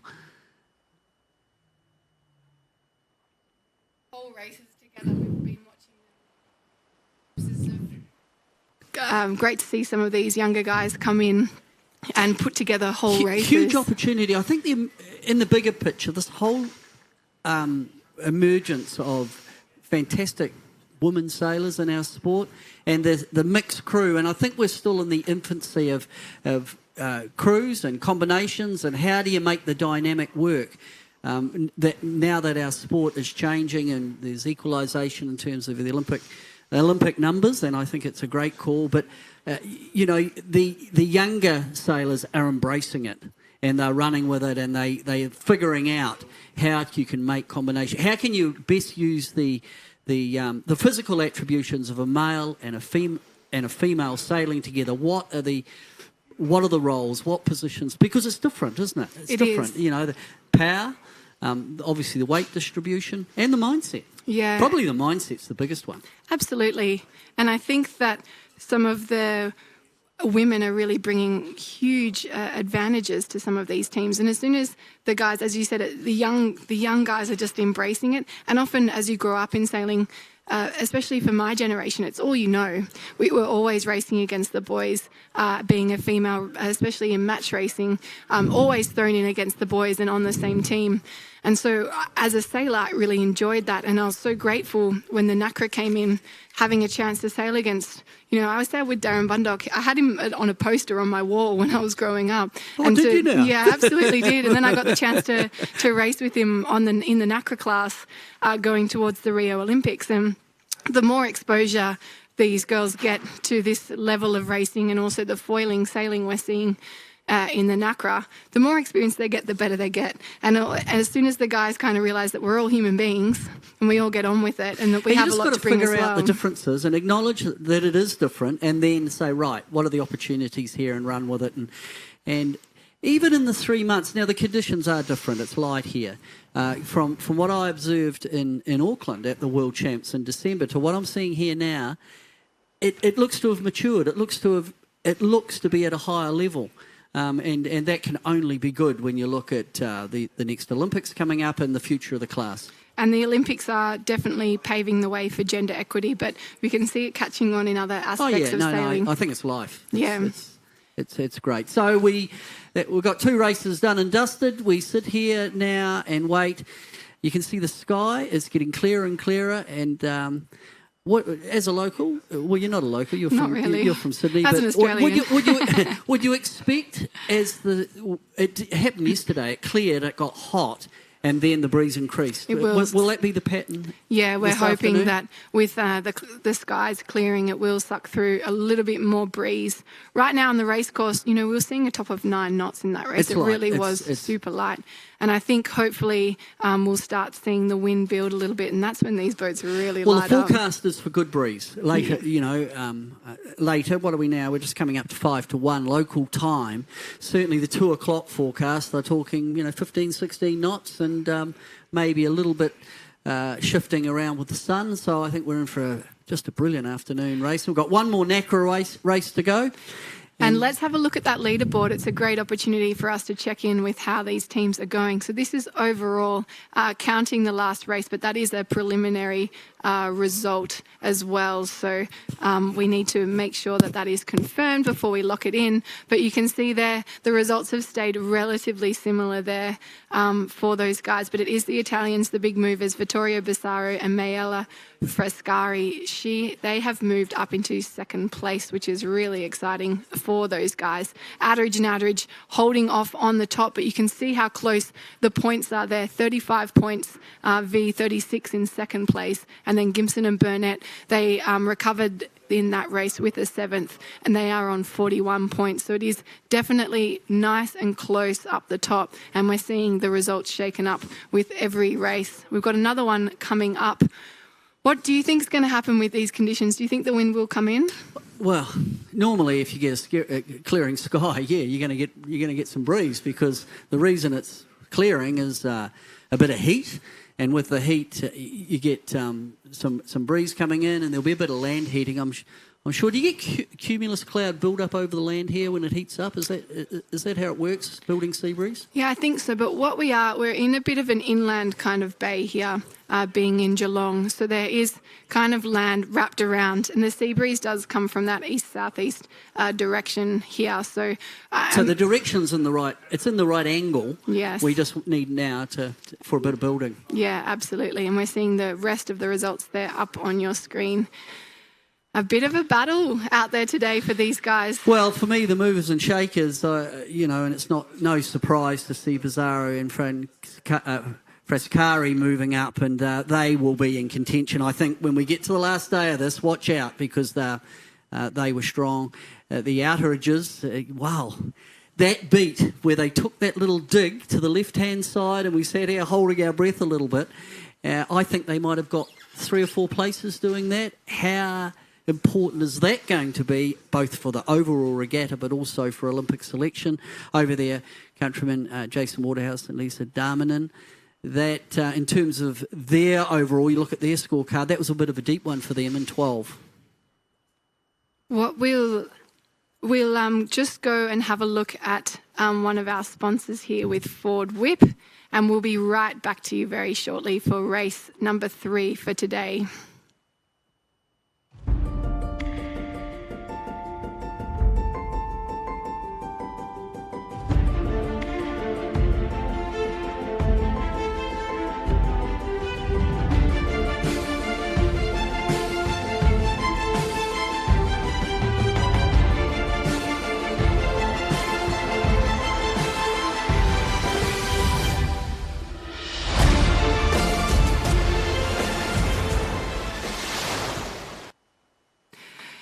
So seeing a little bit from Ford Whip there, they are our official clothing partner of the 49er, 49er FX and the Nacra 17 classes. We're seeing a lot of their equipment out there on the water. These guys have helmets available, so that's especially relevant for the Nacra class. You can see out there every athlete wearing one of these helmets, and it doesn't matter what conditions. We're in super light conditions now, and we can see everyone out there with helmets on. They also have a great life jacket, which is like a bulletproof vest, like the little animation that we just saw up there on the screen. So these guys are really supplying a lot of the equipment for the sailors out there, and it comes down to safety. I know before this class was even properly foiling, rounding that top mark as a crew, you can feel the person behind you, spinnaker pole, coming, whirring in like a bit of a demon. And so you'd be pretty grateful to have a helmet on for these guys as they're battling I'm assuming it's compulsory. It's a class rule in the Nacra 17 class to wear a helmet. Yeah. Absolutely, in any wind condition as well, which has been a change.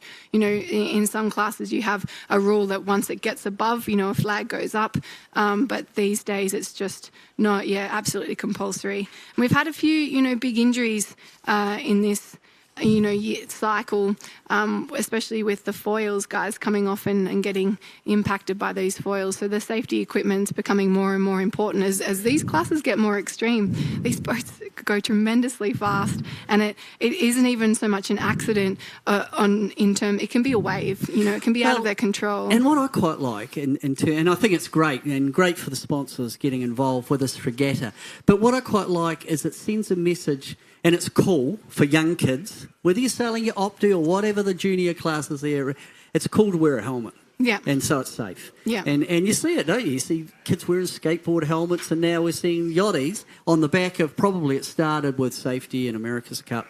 It's cool. It's okay to wear a helmet. And it's great. I mean, it stops people getting injured. I think it's it's almost an unforeseen benefit that's come out of high-performance yachting. Yeah, and we're seeing the technology on these boats just come in forwards like so quickly. We had a great boat tour with Stevie Bruin during the week, and he showed us the boats, and it's quite interesting how every team will set their boat up really differently to their oppositions. And while it's one design, there's a small amount of wiggle room for these guys to set it up for something that's super efficient for, maybe it could be different if you have a male in that crewing role or a female, and how you set your boat up and who's controlling what is also a big factor. Enormous amount. It is one design, and it's one design supplied equipment, but within the tolerance there are differences. And I just know both with the 49er and the Nacra 17, the hot crews spend a huge amount of time. They'll buy a set of sails or buy a mast, and they're all one design and supplied, but there are manufacturing differences. And if you can figure out those differences and then apply them to your particular style, there are benefits and there are advantages to be had, and I know all the big campaigns, that's what they do. Yeah, I mean, he spoke about buying 8 masts over his time until he's found one that he's kind of landed on right now. And these guys will go away and test and know all the bend ratios in all the directions, especially in the Nacra. They have the mast rotation, which is really cool. So they can rotate their mast, and that affects the level of bend that they have going up. And so these guys, they're not trying to find, there's not a magic combination with these masts, but there's something that they find. I guess it's easy speed we always speak about, something that they can get around the course and not have to focus too much energy on making the boat get up to speed. The key is to know what you're looking for. So you say, right, I'll buy my 8 masts or 10 jibs or whatever.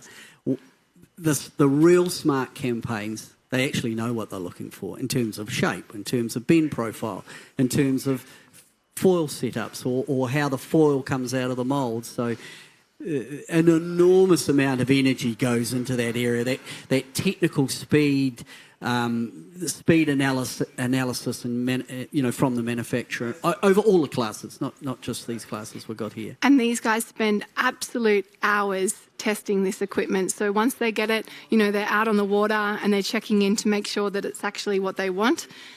and then, you know, trying to confirm that that's what they want. And then you want to kind of put it away and keep it under lock and key so you can bring it out at these critical moments. And for some of the teams that haven't been selected, this could well be the critical moment. No doubt in my mind the Australians and the Kiwis have putting their best foot forward to get a good result out here. Yeah, but it's an ongoing process because, especially on sales, probably not to the effect of like a mask, but you have a magic jib or a magic mainsail. You put it away and you put it in storage and it's stored at the wrong temperature. You pull it out, that's not what I tested. And so it's not complete. There's science in it, but also there's a little bit of, roll of dice, isn't there? So we might cut to Chris shortly, which would be great. He's out in the boat park, so hopefully we can get a little interview from him out there, our man out on the streets, checking in with the sailors. He can get into quite a lot of depth. Chris, if he catches you in the boat park, watch out, you're stuck with him. We'll cut to Chris very shortly. Awesome. How you doing? Can you introduce yourself? Yeah, I'm good. I'm Mads Lubeck from Denmark.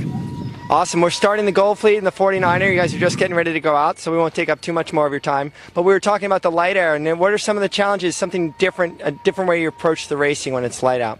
So I think the biggest thing would be in the starts. They are a little more important, and you have to be a little earlier sitting where on the line that you want to sit. So be well prepared for the start. Yeah.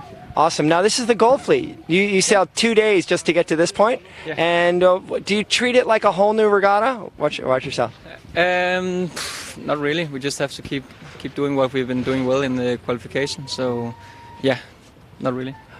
Are you in a selection for your spot? Yeah, we are. Yeah. And the country's already qualified for the games. Yeah, we qualified at the Worlds in 2018. Awesome. Now we know Denmark is at least during the wintertime is a pretty cold place. But is there one condition that you're used to sailing in more in your home waters?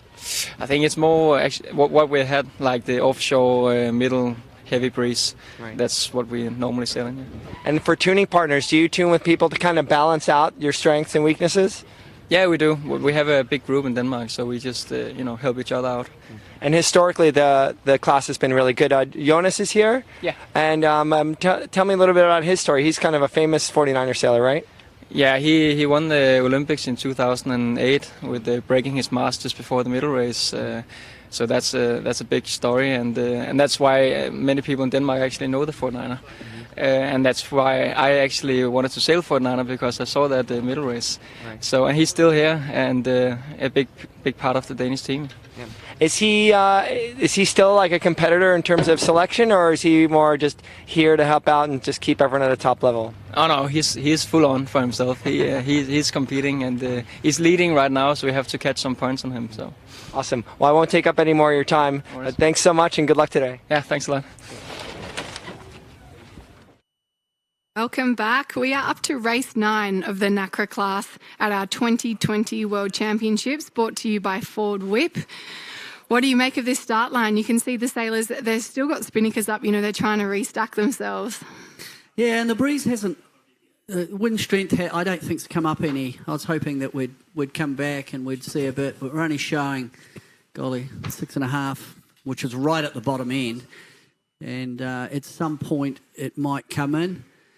But it's still very light. It'll be shifty, and pressure is everything. If you can find a little vein to sail in, getting off the line clean, finding a lane will be vitally important.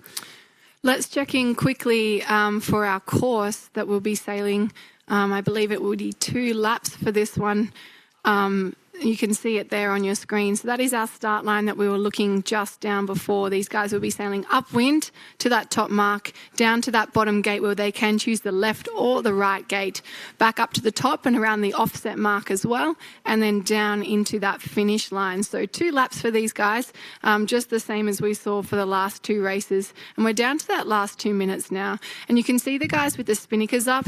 Don't be fooled. Those guys are just trying to quickly get themselves into position. Because the wind strength is so light, as we heard just before, we're hearing 6 knots out on the race course, that these guys can't afford to drag their feet back down to the start line. They've got to get themselves in that position.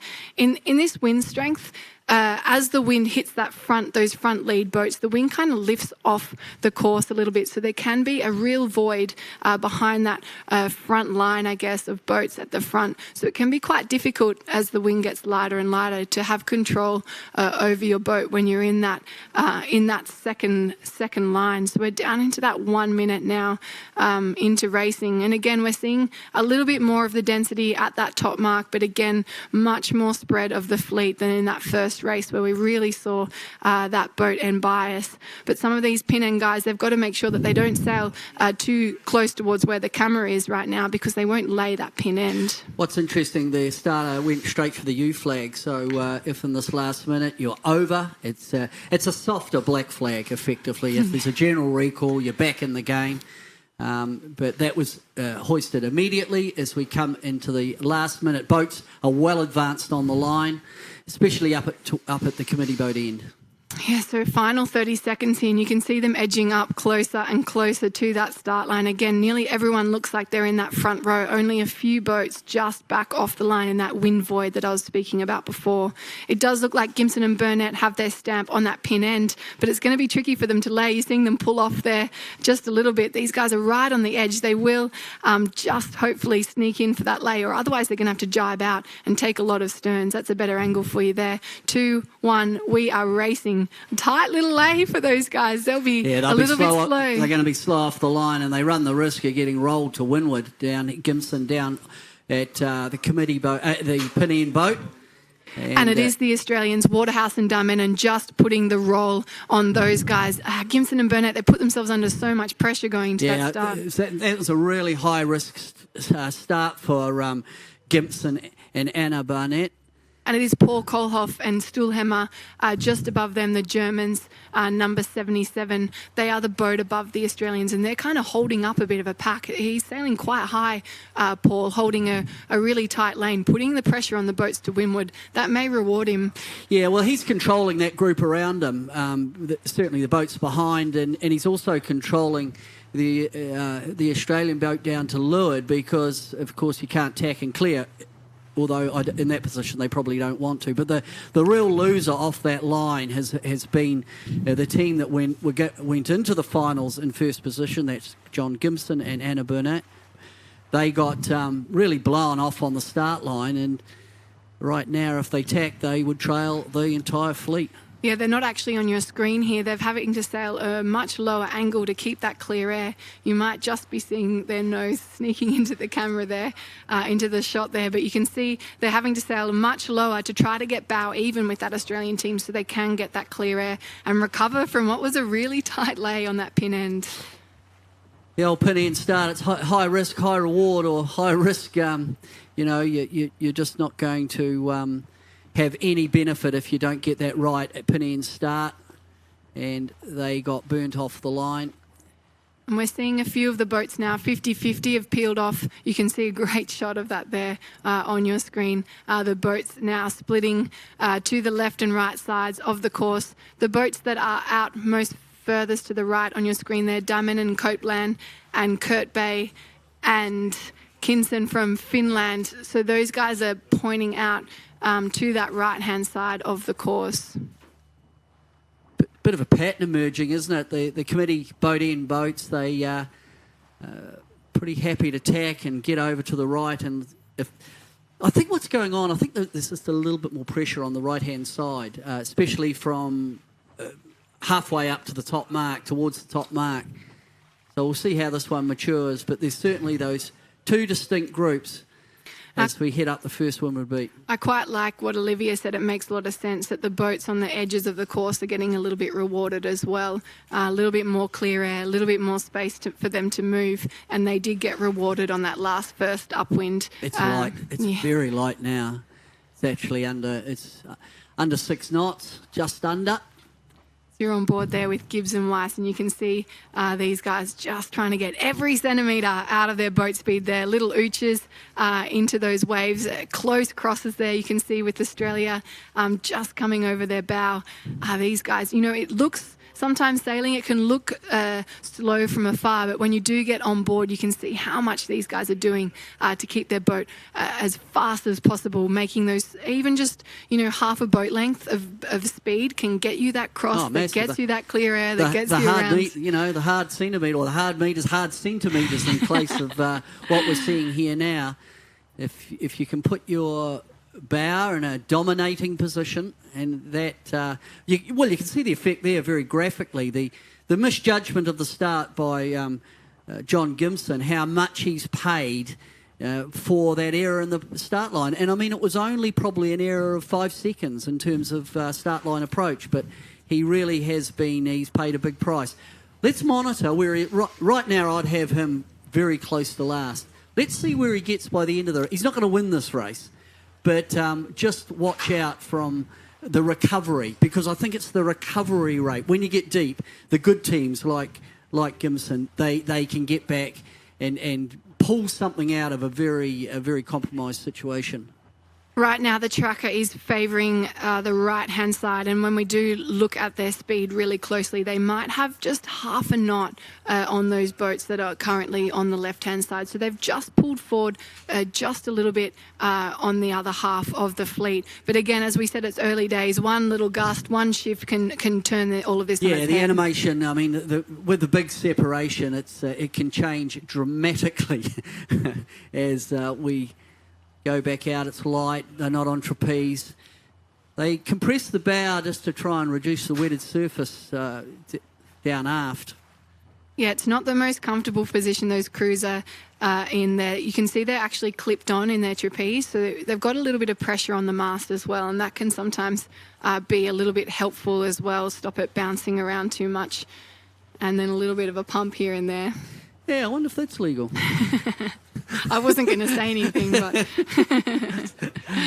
Yeah, there's certainly pretty defined rules of what you're allowed to do in terms of kinetics.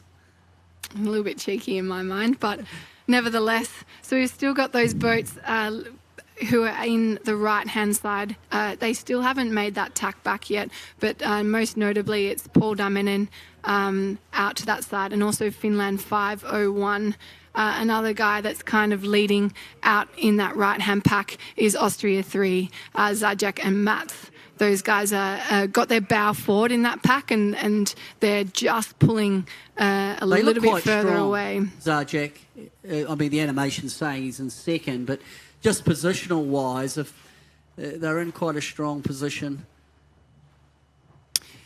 Both of the Australian top teams, Jason and Lisa, and also Nathan and Hayley, they've both put it out to the left. They're obviously keeping a close eye on one another. Yeah, there's a game within a game being played there with in terms of being over at Olympic selection, but they won't be the only country that are fighting it out. The Italians certainly are. The New Zealanders are. They're playing the game, the longer game in terms of what will happen in Tokyo. Who will get the nod from these very strong sailing programs? It could be a good time to check in with Olivia here. I'm kind of scratching my head with what's happened to the wind. We're down to 5.5 knots. Olivia, tell us what's happening out there. Any wind, any pressure on either side? What's going on out there? Oh, good question, Nina. It's really light. We said for the last race it was about 6 knots. Well, I'd say it's probably down to about 4 here. We're sitting on the left-hand side of the course, and we've been watching the battles that have been playing out here, but I'm looking over towards the right-hand side, and they've been popping out, the whole fleet has been popping out around their bow, kind of thinking maybe there might be a little bit more pressure on the right-hand side, or potentially a bit of tidal flow.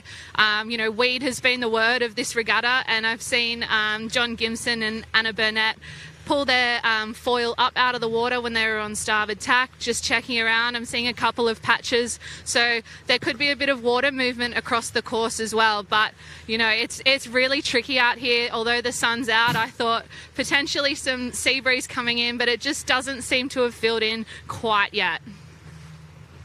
Thanks for that update, Olivia. We've got a great drone shot. It's actually Nathan and Hayley Outeridge. Nathan actually looked up to the drone and gave us a little wave there. So whether that was a get out of my way kind of wave or a hey viewers at home, but It's a great shot. It really is a great shot. And for anyone watching, you get a great view of his sail profile as his well. profile and you know, just how much is going on in terms of as the boat moves its way through the waves, how it changes the twist profile, especially the mainsail. Yeah, and it is usually the skipper holding on to the mainsail in these conditions if the crew's at the front. It looks like one of my mates from home. Is that a seaweed? It's a seal, isn't it? Yeah. Is that what's getting caught on everyone's foils? You've got a great Isn't shot it great there. to see? Wildlife well and good here in Australia. It's These great. little Great guys to see. aren't affected too much by the bushfires, luckily for them. So you got a good spread there. That's the view that we've been looking for. You can see there that right-hand pack, they're a little bit advanced forward. It's not much, you know. They might have had half a boat length extra boat speed, and maybe their bow is up just slightly there, but the wind is shutting down, and you can see that from on your screen right now how light it is. You don't want to breathe in this stuff. It is scary. I mean, it can always change so quickly, but right now, if that right-hand group have pressure, they'll wait, and they'll wait their time to come back on starboard.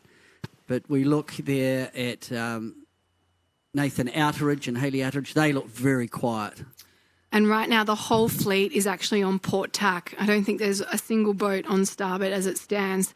And so they're all pointing out to that side, and we're seeing just more and more advantage there. That's a great shot of that right-hand pack. Only the guys that got on there really early, they've just started to lift up there, and we're in the top third now. So it's crunch time, especially for those boats out on the corner there. Yeah, and it's time, top mark approach. So if the boats that are in the right, then it's about creating a lane so that you can go, when you come across on starboard, of course, you become the marker, and everyone else then, you're the reference that the rest of the fleet will tack on. And we can see Darmanin and, is that Copeland? The Australians have already tacked. But all you become then is the marker for the rest of the boats to come about and say, well, I'm going to take your lane, and it becomes that snowballing effect. Yeah, That's why they've gone so much further past the ley line. So they've said, well, we'll take a bit of medicine, go further than the ley line, and encourage people to tack down to leeward of us.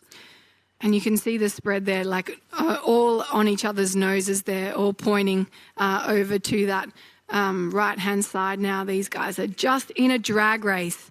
You want every single centimetre, because that might be the difference between a top 10 and a bottom 20, you know. Certainly it looks like Zajac and Mats, Olivia Mackay, Jason Saunders from New Zealand, they're over there. Santiago Langer and Carranza, they're over there.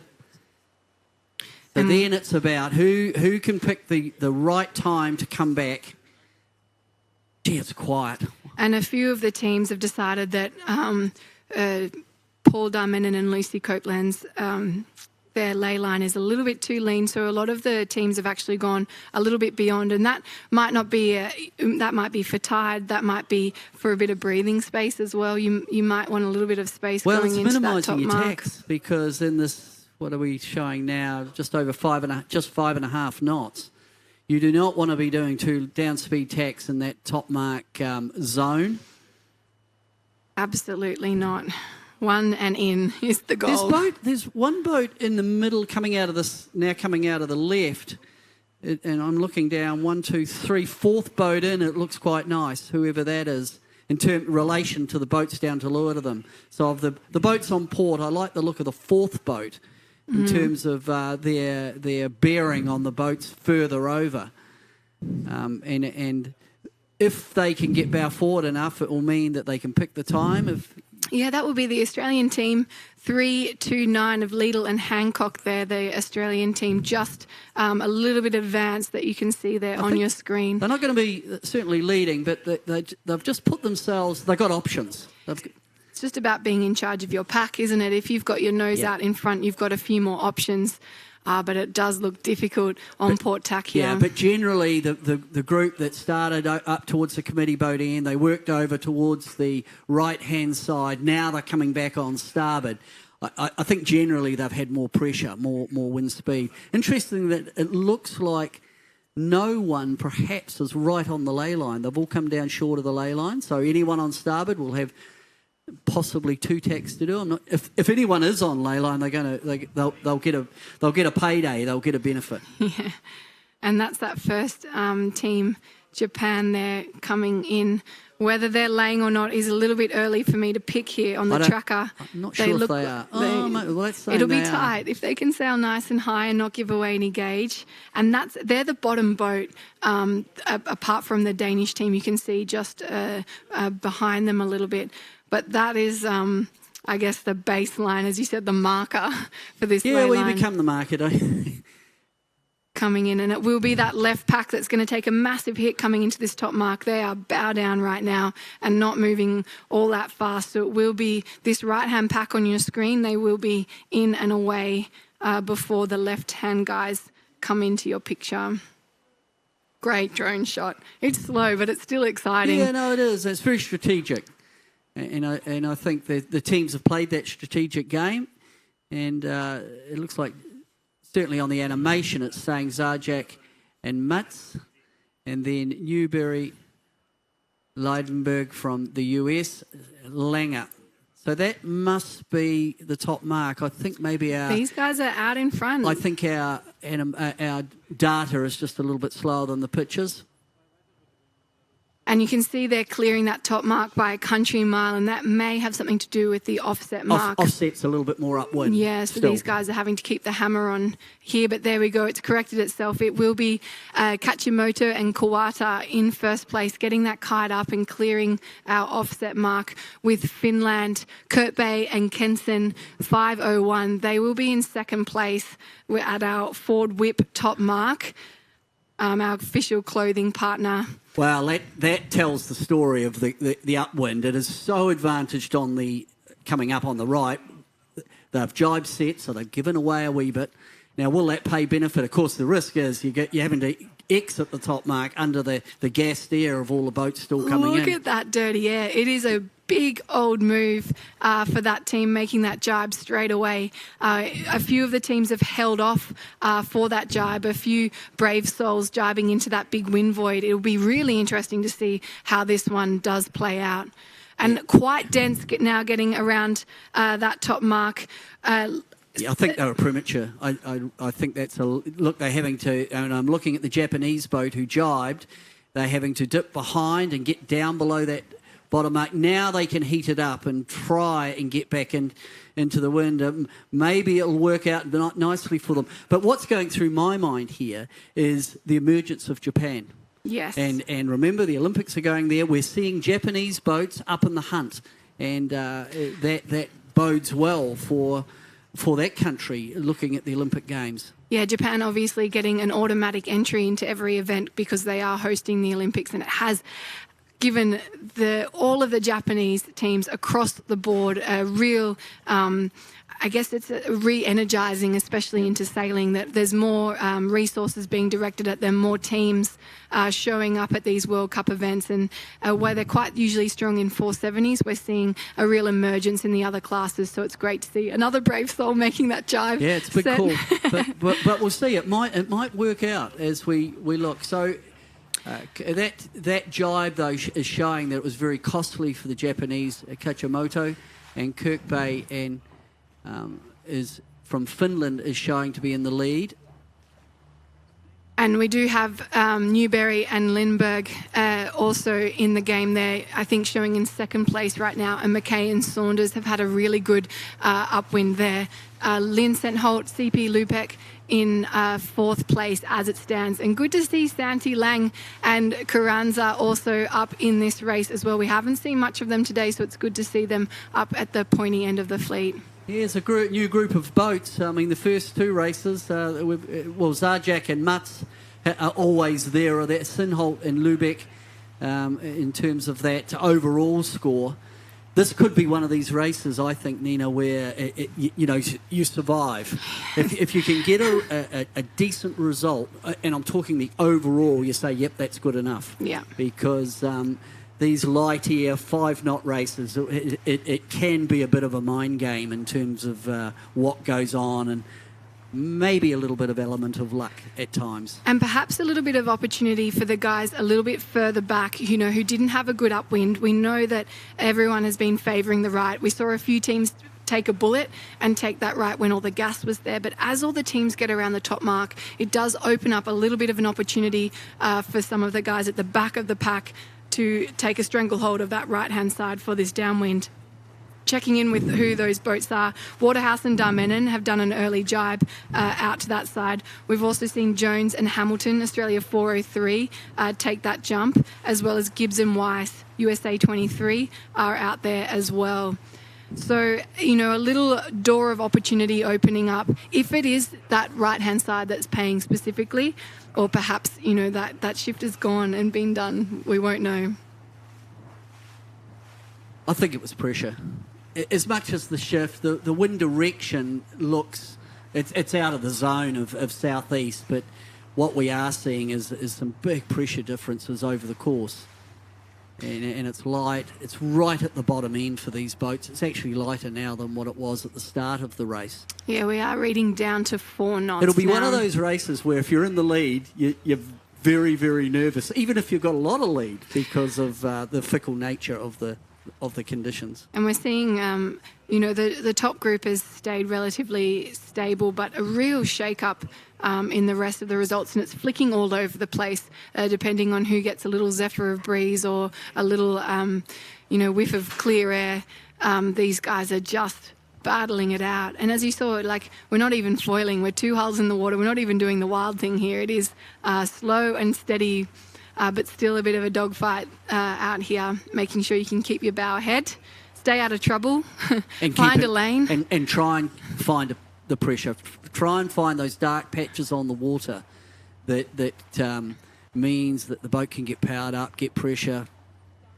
And then, because of the high-performance nature of these things, a boat that's in phase with the wind and the wind speed, they'll make massive gains over boats around them that are really sitting quiet and become very, very vulnerable for attack. Yeah, a little increase of wind of 2 knots could make all the difference here for these guys coming in. Newberry and Liebenberg from the US look well bow forward in the middle.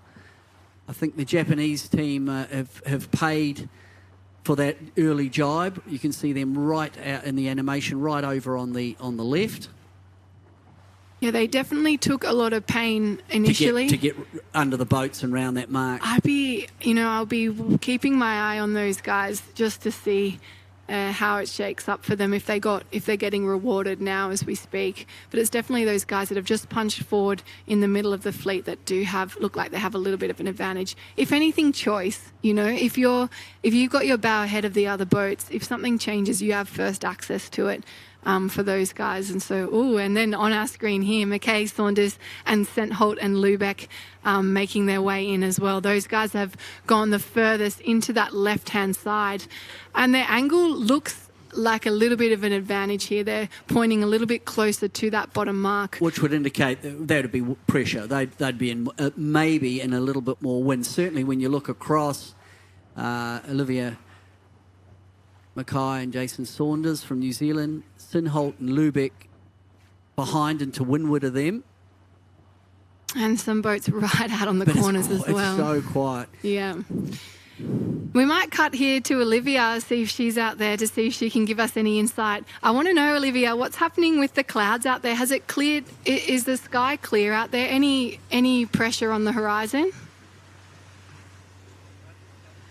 Hey, Nina. Look, the clouds are moving quite high, just a little bit above the surface. So there's potential that there might be a little temperature inversion. So a little hot layer underneath the layer of cloud that is breaking up, but just might not be allowing the breeze to come down onto the racecourse and onto the water. So I'm looking up at the clouds and there is a little bit of movement. It looks like it could come down, but the only reason I can think of why it wouldn't is there a little temperature inversion, so it's just not punching through a little invisible barrier and not making it to the racecourse. Olivia, I'm looking from here and I'm starting to see glassy spots. Is there any pressure on the water around you if you look up, looking down the course? Yeah, I'm looking out towards the main shipping channel that's here on the bay, and so the left-hand side of the course, there's a couple of red spinnakers out behind us, and they're moving at a faster rate than the boats on the right-hand side if you're looking upwind. So there is a little bit of movement across, and I think it's really just puffs coming through that might just be a little bit of localized pressure. So obviously the right-hand side won upwind on that last upwind, but I don't believe that that is the winning path for the downwind. As you said, it does look glassy over on that side. It's just whether this left-hand side looking upwind has enough pressure to stay on the course. It could just move away from the course, and then the boats out on that side could just be left out there in another glassy patch. Thank you for that update, Olivia. I'm getting nervous here. Well, what's interesting here is another Olivia Mackay and Jason Saunders. They have come sort of down the centre of the track with Stenholt and Lubeck, and they are going to cross the fleet. Looks like they're going to sneak around the bow of Newberry from the US. Yeah, there are a few shifts. If you're looking at the tracker, following along at home, I'm watching the leaderboard just invert itself. It's just if one boat gets in, in pressure, and in fact, this group now, and Olivia was talking about it, the Svensson and Darkhammer from Sweden, who are even further to the looking down the track. To the right, they might come into play. But what we're seeing here is a bit of a condensing of the fleets. The two sides have kind of merged in the middle. So we're seeing, maybe not so much on your screen right now, but we'll be seeing very shortly lots of crosses. But with the majority of the fleet on starboard jibe right now, making their way back into the centre, but we've still got a third of this downwind to go. Yeah, it's slow. It's really slow. Wind speed, 3.7 knots. And I mean, this is when the race committee is starting to think about it. It's exactly. I was starting. Is this fair? And of course, the race committee's role is very clear. The racing needs to be fair, and if it's not fair, they do have the tools in their toolbox to abandon and start again. But I'm not sure. I'm not sure who the race officer on this. So I know David Campbell James is here, and he's very good. All the race management guys, they unsung heroes. They do a hell of a job. In the world they're out there, and their role is to put on fair racing at this very, very high level, and they do. Yeah, and they do a great job. You know, whilst this race may not have been started, if it was started in these conditions, I don't think they'd have started. No, absolutely not. It is. We're down to 3 knots flat there. Absolutely no more than 3 knots. So, but I'm sure they'll be starting to look and wow, look at the Denmark on the screen though. They're pulling a little bit of air in their kite. They might just be shooting for that. Could be a huge gain, and it's just a Zephyr. Yeah. You know, it can make the difference between 20th and 5th in racing. Well, you get a roll like on. Apparent wind comes forward. And then you create apparent wind speed, the boats will just start to... yeah, and they have just pulled themselves into 4th place as it stands there with that nice little Zephyr and a jibe there too, there on your screen. Gee, bottom mark gate exit, or approach and exit will be interesting because the fleet is actually quite compressed. Yes. So with the angle change at the bottom, especially if you jam the boat round the mark, which you would not want to do, you lose momentum and then you just get covered up. So I think this bottom mark, the approach and then the exit from the mark, the bottom mark gate and it is selection will probably will determine the winner of this one as long as the race plays out. And the top 4 are currently bow to stern now, pointing at the right-hand gate as it stands. So those guys are just picking a lane, a nice safe one, finding a bit of space. Yeah, that's still one and in. Yeah. For that group. Yeah. So if we look at the group, they're still moving from left to right down towards the bottom mark gate. Maybe Stenholt and Kirk Bay, they might lay it, although I somewhat doubt. If I look at the lay line, the animation line, they're sailing hotter than that.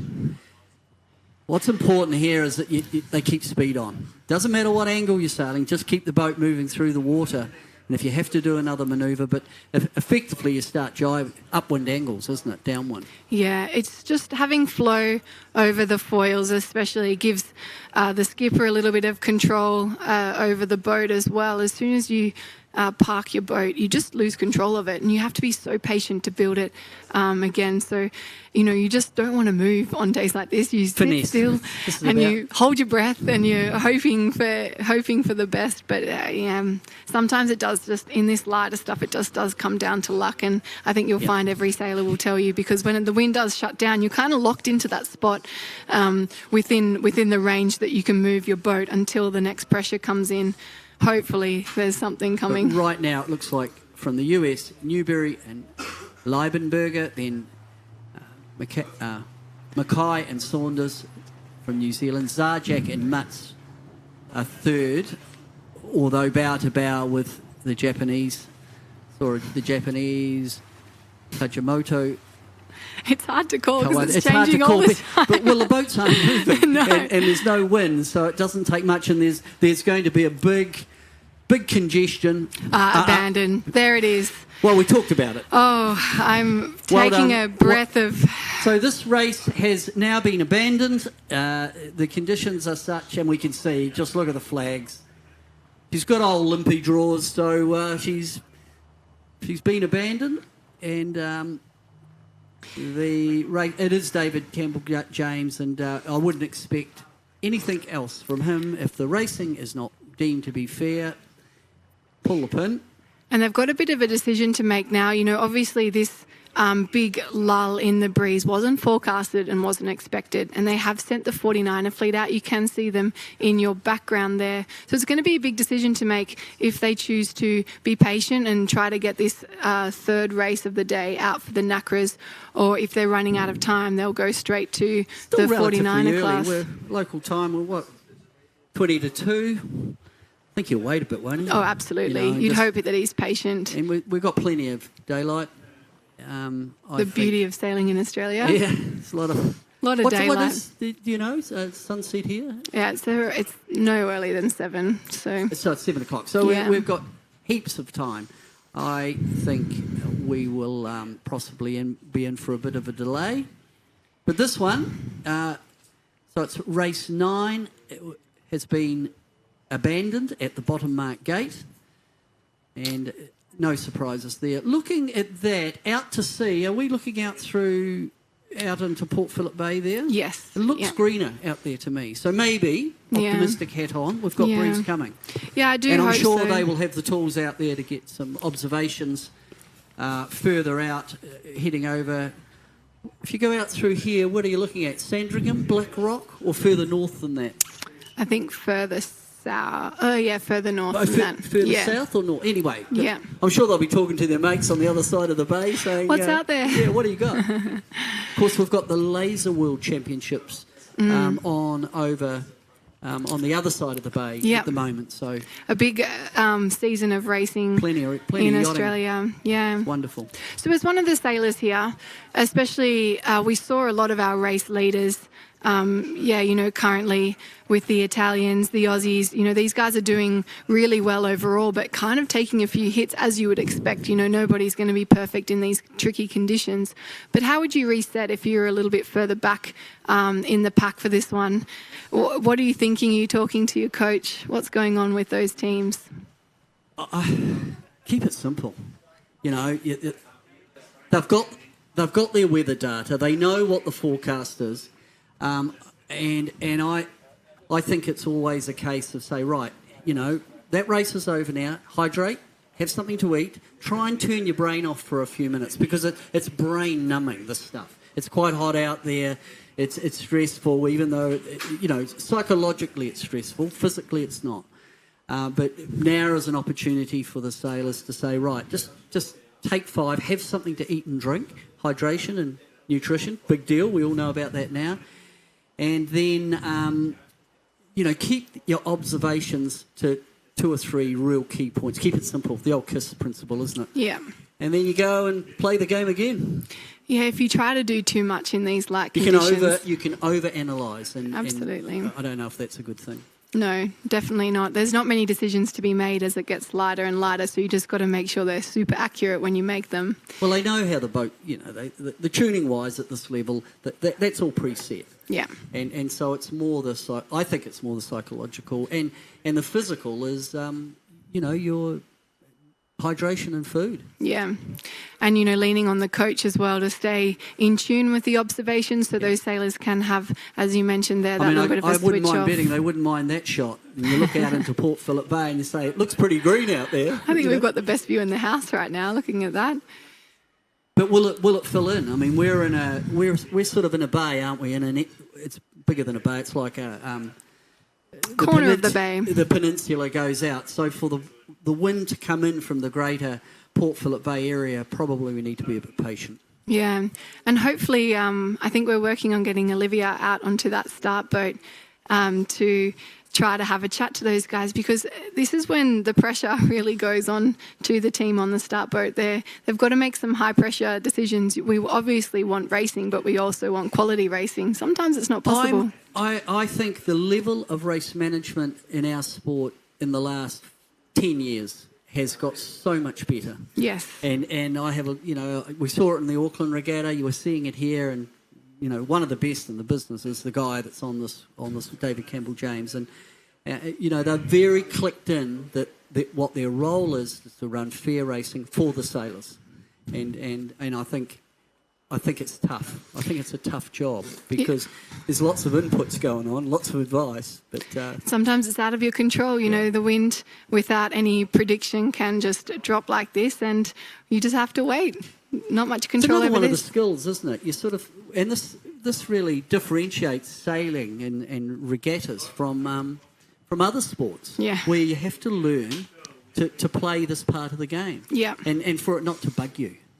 And I think, again, that's another dimension that sailing at all levels, it is very character building. So let's join Olivia now out on that start boat to see their take on the conditions and their intentions for the rest of the afternoon. Are you there, Olivia? Yeah, hi Nina. I'm on board the race committee vessel with Chief Race Director David Campbell James. Sorry, David. What happened in that race? What happened? Well, we started off at 060 degrees. We had about 6 knots, 8 knots. I hoped that it was going to continue, and then it slowly went to the right. We got up to, I think, about 150, and then they started to come back down. Big variation between the top of the course and where we are. And now we have nothing, and so we decided that probably the safest thing was to abandon the race, and we're now just waiting. So it's we're expecting it to come round to 140, which is the sea breeze, and I'm hoping that we'll have some really good racing this afternoon, but we are into a bit of a holding pattern at the moment, and we'll see how we get on. But I'm really hoping that we can get another race now for the Nacras, and then we'll have the Gold Fleet for 49ers, and we'll see how far we can get with that, if we can do even 4 races for 49ers this afternoon. But just holding for the moment. Yeah. Well, that's very informative. Thank you very much. What else? How was the racing this morning? Did you see much shift happening around? Yeah, it was very shifty and patchy, and it's been very shifty here this week, and so probably, well, we started, I think the first race we did about 080, and then the second race 06, and then the same on 060, and then 060 again for that last one. But it's been, when it's light like this, and probably maybe had 10 knots at times this morning, but going down all morning, and so difficult day after yesterday, which was a good day yesterday. Nacra's had a great afternoon, and that's tough stuff. This. You've obviously got a lot of local knowledge on board your race committee boat here today. When do you think this sea breeze is going to come in? We've been talking about it all morning. What do you think is going to happen?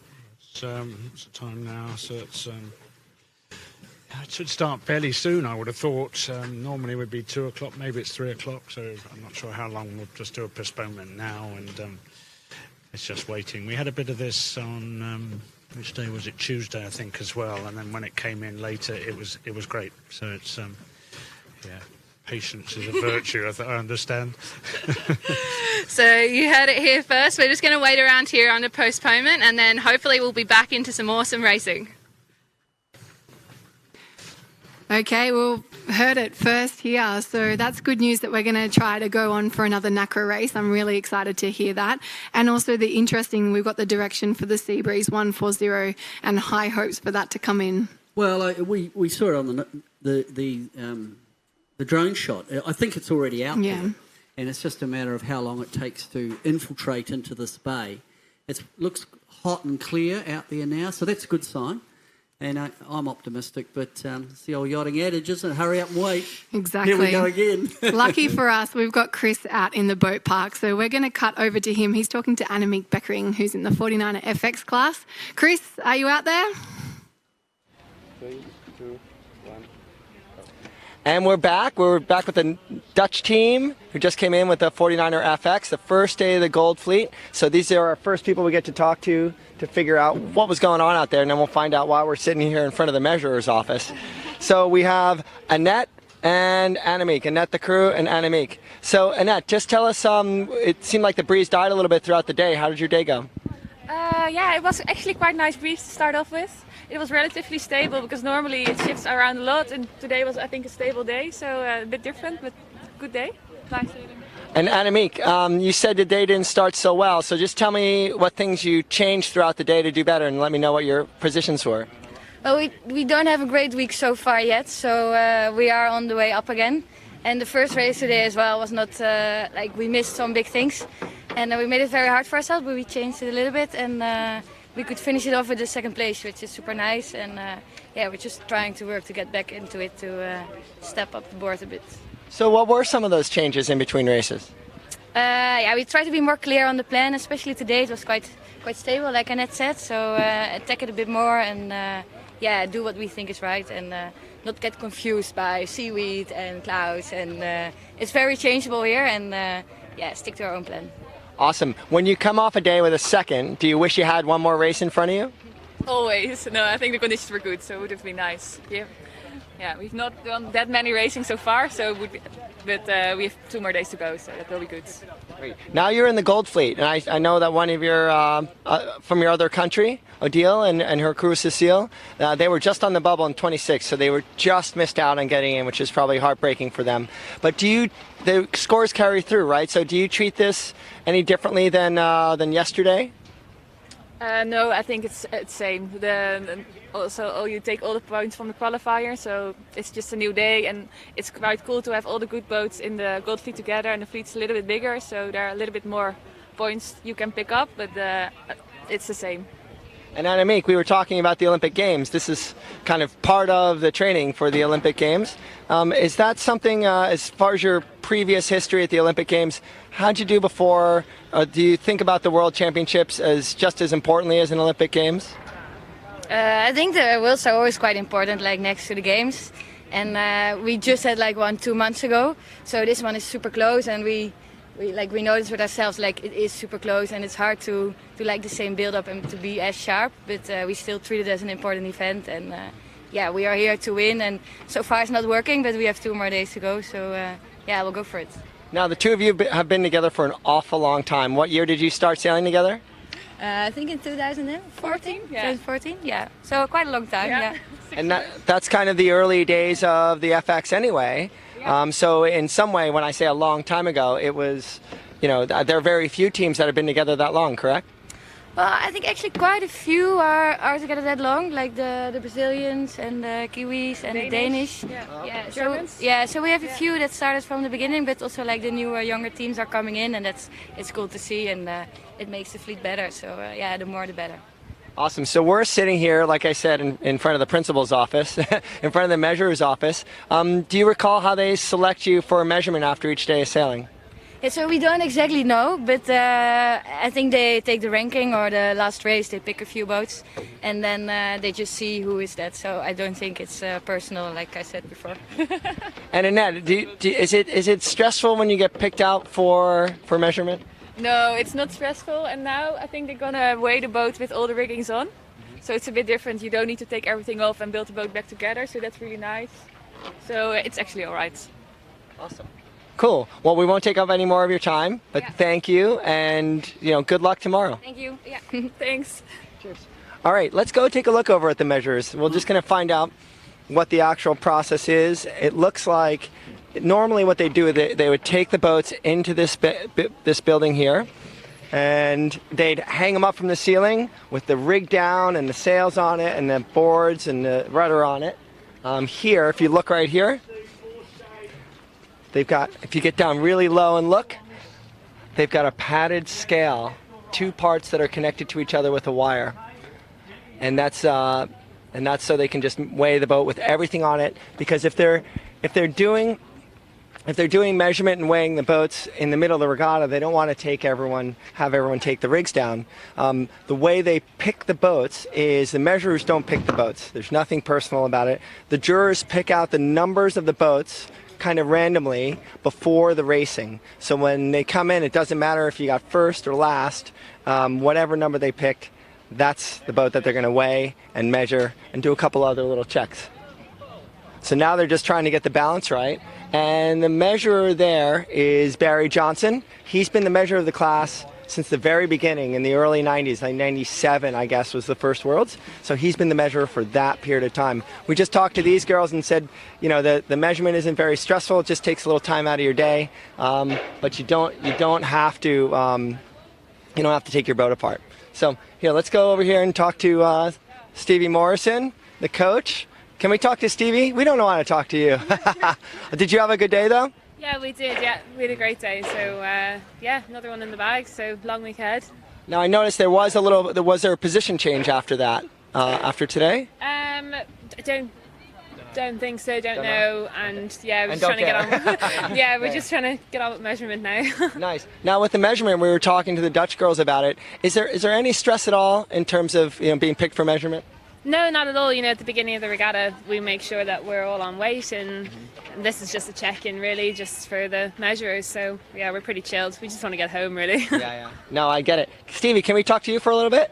Until the girls need me, yeah. Okay, awesome. Now, that was Saskia Tidy, so the crew, and then Stevie Morrison. You've been an Olympian in the 49er class. Yep. How long ago was that? I went to the Olympics in China and London, so 2008 and 2012. Fantastic. Is there any difference in terms of the knowledge that you bring to this team? Is there any difference in terms of the fact that this is an FX and not a 49er per se? Not really. They're far more impressive athletes than I ever was. But no, technique-wise, it's very similar. The racing strategy is very similar. It's a really high standard. Is the standard, across the board with 49er and FX higher than the last time you raced the boats?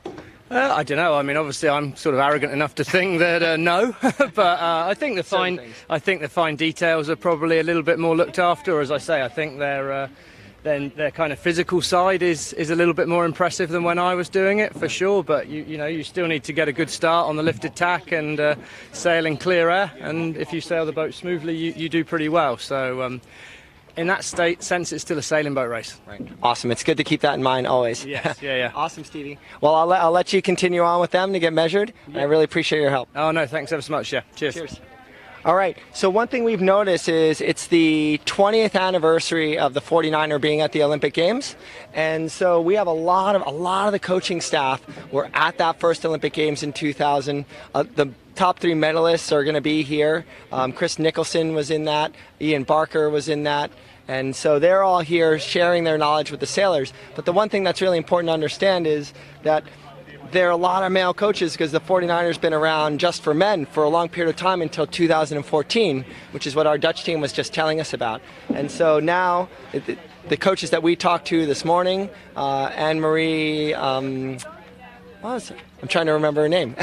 Anne-Marie from Denmark, or Jenna May from Denmark, Jenna May Hansen, and a couple other sailors. They were part of that early FX team, and now they're just coming to fruition, getting out of the class and getting into coaching. That's why we're seeing more female coaches, because the FX has been around for one full quad. It's on its second quad, and we're just starting to see the experience level of the women sailors through FX, and then now they're becoming coaches. So I think we're going to see more and more female coaches as the FX ages in the Olympics, and we're pretty sure that it's going to be carrying on. So let's keep walking and seeing what we can find out. What we have here is the sailors are coming in, they get up in a queue, they rinse their boats off, and if they're not picked for measurement, then they're just debriefing with their coach. Here we have Norway over here. Their coach is just listening to what's going on with them. Let's see if we can pull them aside.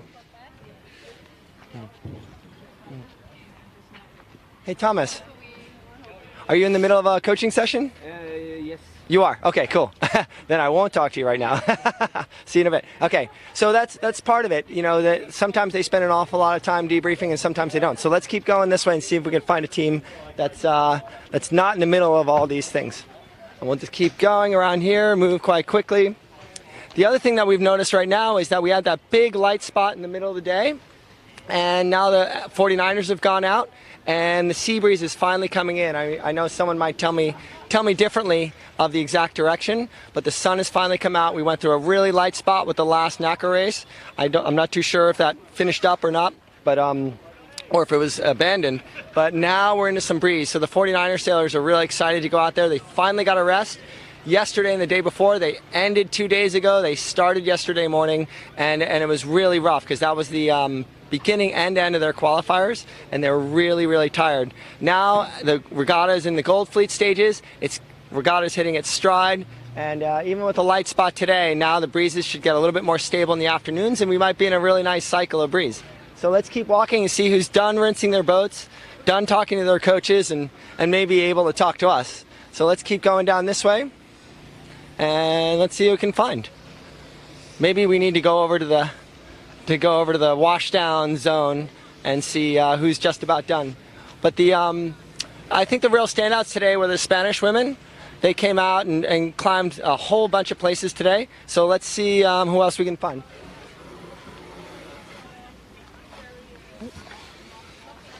Sorry for the dead space, but we're doing the best we can. Anyway, but let's see who we have here, and we'll check in with these girls and see how their day went.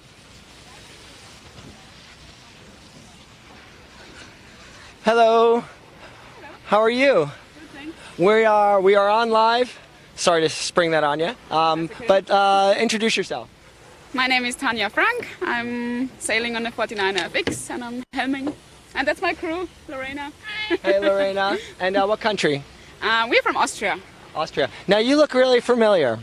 Right. Have I seen you on a different boat? Yeah, yesterday. That was you. No, but you used to race in a different class. Yes, I sailed the Nacra 17 as a crew. And you're and a medalist. Yes, in Rio, bronze. Awesome. So this is the perfect person to talk to. We won't take up a ton of your time. But why did you switch to the FX? I was always helming before actually, so just crewing for 4 years in the Nacra, and so I decided to be a helm again after Rio, and this was just my best option. That seems a little strange. You have success in Rio, and then you just change it up. But it's something that you're passionate about, the steering. Did that make you want to steer even more after that experience? Yes, like it was really a great experience, and still super happy about it, and also that I decided for it. But it was still afterwards, okay, let's see if I can do it as a helm as well. So let's talk about today. How'd your day go? Today pretty average. We had a bit tough races. I mean, obviously in the Gold Fleet it's then quite tough, and all the girls are nearly like very same or close level, so you get no presence there, and also a bit of trouble struggling with the seaweed out there today again, so that was pretty... Yeah. Well, I hope you have a better day tomorrow. It's good to see you in the new class, and we're going to wrap this up. Thank you. Thanks so much. All right, that's it for now, and we'll send it back to the studio. Thank you very much for that, Chris. We are actually now going to go to Olivia. She's actually on your screen there, New Zealand 4. That's her on the VSR next door. She's just going to have a quick chat to Gemma Jones and Josh Porebski out on the water and see how they're getting on. Olivia, are you there? Yeah, Nina, I've actually only got Gemma here at the moment. Josh is off the boat. But Gemma, how are you burning time in this postponement? Wow, just trying to stay out of the sun. Not doing a great job here, but usually I use the sail, as a little shelter. Got my SOS, so trying to keep hydrated. And then got some fried rice that I'm munching down, So absolutely gourmet. It's like champagne sailing, right? Yeah, it's great. It's a trampoline. I can lie down. It's a great class. How did you feel about that postponement? Were you happy about it? Did you think it was deserved? Oh, it's pretty light, so I don't think we would have made it even to the bottom mark. So yeah, we weren't greatly placed, so as well, that was a bonus. Well, it just looked like it was all over the place. You couldn't really pick which side was going to pay upwind and then downwind. Who knows? It was more of like a lottery, right? Yeah, for sure. It's just been shutting down, and now it looks like the sea breeze is trying to push through. So, yeah, it was just whatever. You couldn't predict it. And how are you enjoying the Nacra class now? It's foiling. Obviously, you've been in it for a little while now. How are you enjoying this new, the transition, I guess? It's pretty fun. I'm happy there was a change. 4 years is a long time. So, you got time to really play around with all the settings and learn a lot. So, yeah, I was happy.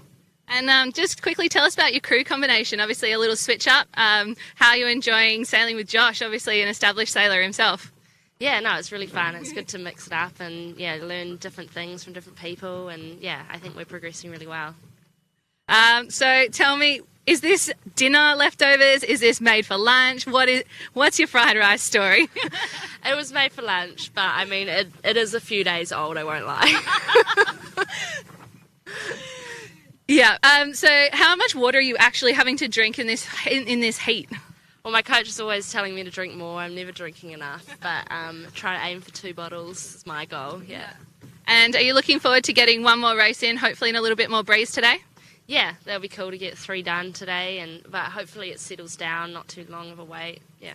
So we were speaking to race officer before, and he said he's going to try and get one more Nacra race in, but wanted to wait for it as well. So what do you think has to change in your mentality between sitting around and burning time in the light wind to then potentially a nice afternoon sea breeze?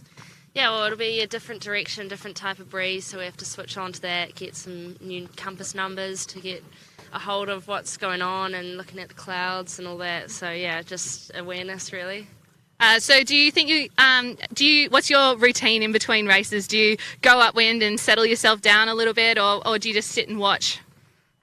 We try and check our settings, make sure we're happy with that. If we need to change anything, we will, and then we'll start practice just to get warmed up and then check our compass numbers, and then talk about what we see. All right, well, I'll leave you to lunch and hopefully get in a little bit of shade and then hopefully get back into it. So all the best. Thanks. Back to you guys. Thanks, Olivia. And talking to one of our little champions, Gemma Jones out there. She comes from a strong family of New Zealand sailors. Yeah, her dad's won the America's Cup, I think 4 times. And her mum is an Olympic medalist in the 470. Yes. With Leslie Ignott. And absolutely. As is often, I'm sure it's the same everywhere in the world, but you have these yachting families and high-performance families that achieve through the generations. Yeah. Genes are a wonderful thing, aren't they? Absolutely.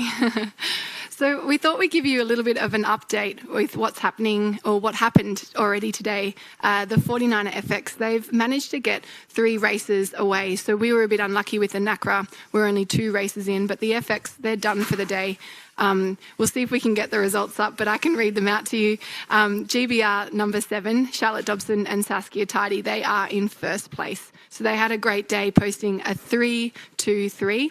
And then Tamara Eschagoyen and Paula Barcelo, they're in second place. You can see that up on the screen now. They had a really good day too, a 2-1-10. Again, this is a 25-boat fleet. Obviously, the FX fleet gets condensed while the Nacra is racing with 34 boats. So then Denmark, 49, and Julie Schutt and Ivan Nelsonby. they're in third place, having a solid day, 9.56. You can't ask for more than that in these tricky conditions. And really great to see an Australian there, Australia 41, Tess Lloyd and Jamie Ryan. They had another, a keeper of a day, 5.11.11. So you've got the results up there. Those guys have been racing hard for it. Really interesting to see, you've got the Brazilian team a little bit further down the leaderboard. We'll be watching them hopefully tomorrow and see if they can do a little bit of damage on the leaderboard. And obviously, Annemiek Beckering and Annette Dutz as well. These guys have won a number of world championships as well. They won their worlds in Auckland. It was windy. Yeah. And certainly Martina Grail, Olympic champion. So they're back quite deep. Again, is it a new generation coming through? Are we seeing a change, or are we just seeing a compression of as the standard goes up leading into Tokyo? Yeah, perhaps, and that's really exciting to see. And again, it's capped at 25 teams, so you've got there. You can read up until that 25th position. So you've got a few of those guys in there as well, and that was such a huge pressure point for these guys in that regatta to make that top 25 cut. Because there was only 6 races, it really put the pressure on the teams to make sure that they posted good results to ensure that they could even continue into the competition in that gold fleet. So good to see those girls got 3 races away, and they probably were on a little bit of a further out course, so perhaps they held on to the win for a little bit longer before it's come back in. And so we will see the 49er gold fleet directly after this Nacra race if it does get away. We're still looking at the wind out on the course, and it does look like it's super light. It hasn't quite filled in yet, so you will be with us. But we do have a few interviews and also daily shows that we will run if we run out of things to talk about eventually. Is it possible? We love sailing. Well, it's just part of the game, and unfortunately it makes what we're doing now quite challenging, this periods where we go into postponement and delay. And so just bear with us. There will be more racing, and as soon as we know, you will know. Especially with that sea breeze, we've got our eye on it. So good to hear that update from the race committee as well, hear it directly from them. Sometimes, as a sailor, you get a little bit removed from that team and you can get so frustrated. But at the end of the day, you're only getting frustrated with the conditions, and we are a sport that's driven by the conditions. So I think it's great to have the opportunity for Olivia to talk to those guys and see firsthand how much they're doing to try to get some fair racing away. Well, and I mean, it's a good time to actually talk about a little bit about what it takes to put on a regatta like this. I mean, there's a whole raft of volunteers here. You've got race management, you've got measurers, you've got jury, and these people do it for.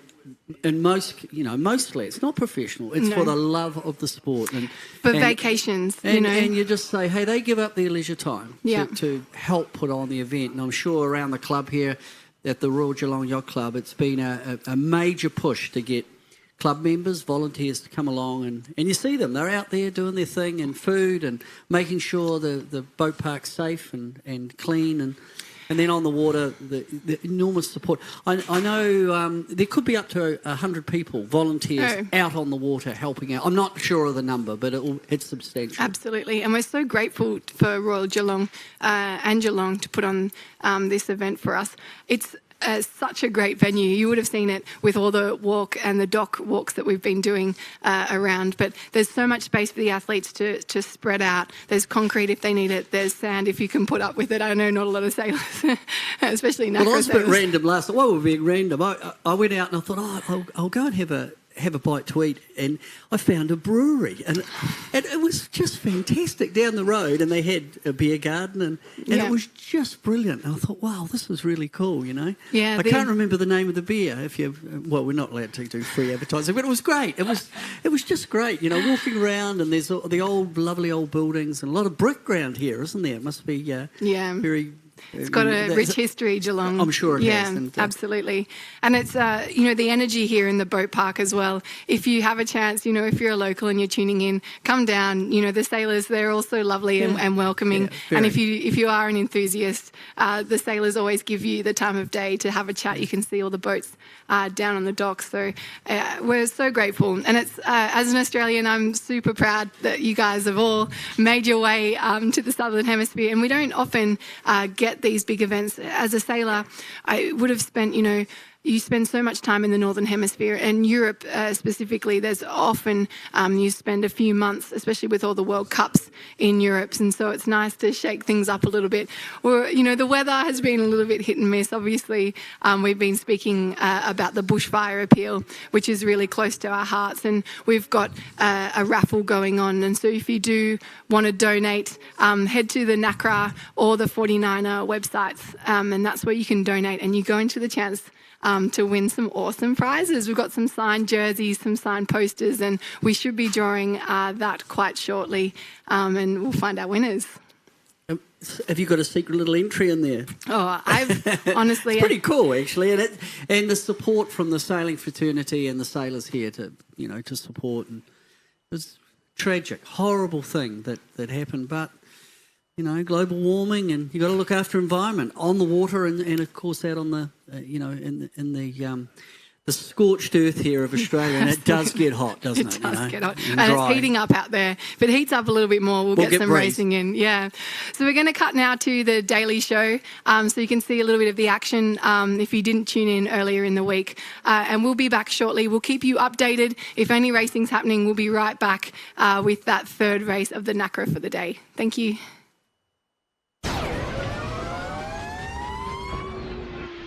We're here to just compare two different types of selections for athlete selections, not national, Olympic selection or Olympic qualification.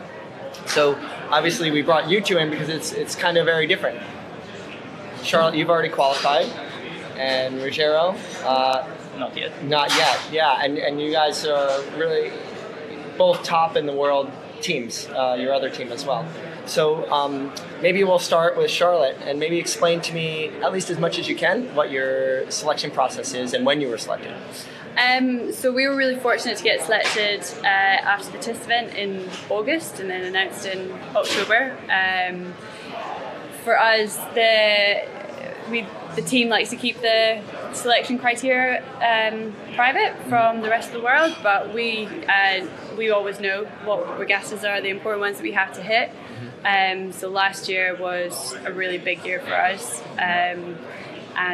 so it took at the end of the test event, it definitely took a little while to come down from that, because it felt it was an intense battle. We had another really, really good British boat in the trials, so it was an intense battle, but it has been really nice to kind of have a bit of a come down and then now start to build up towards the games. Now, Ruggiero, you're having that intense battle now, right? Yeah, for us the situation is quite different from them. So for us, it's more every event count, or we don't know which are the events that counts more. Right. So it's more. We are two teams really close. We won the Worlds in 2018. They won in Auckland.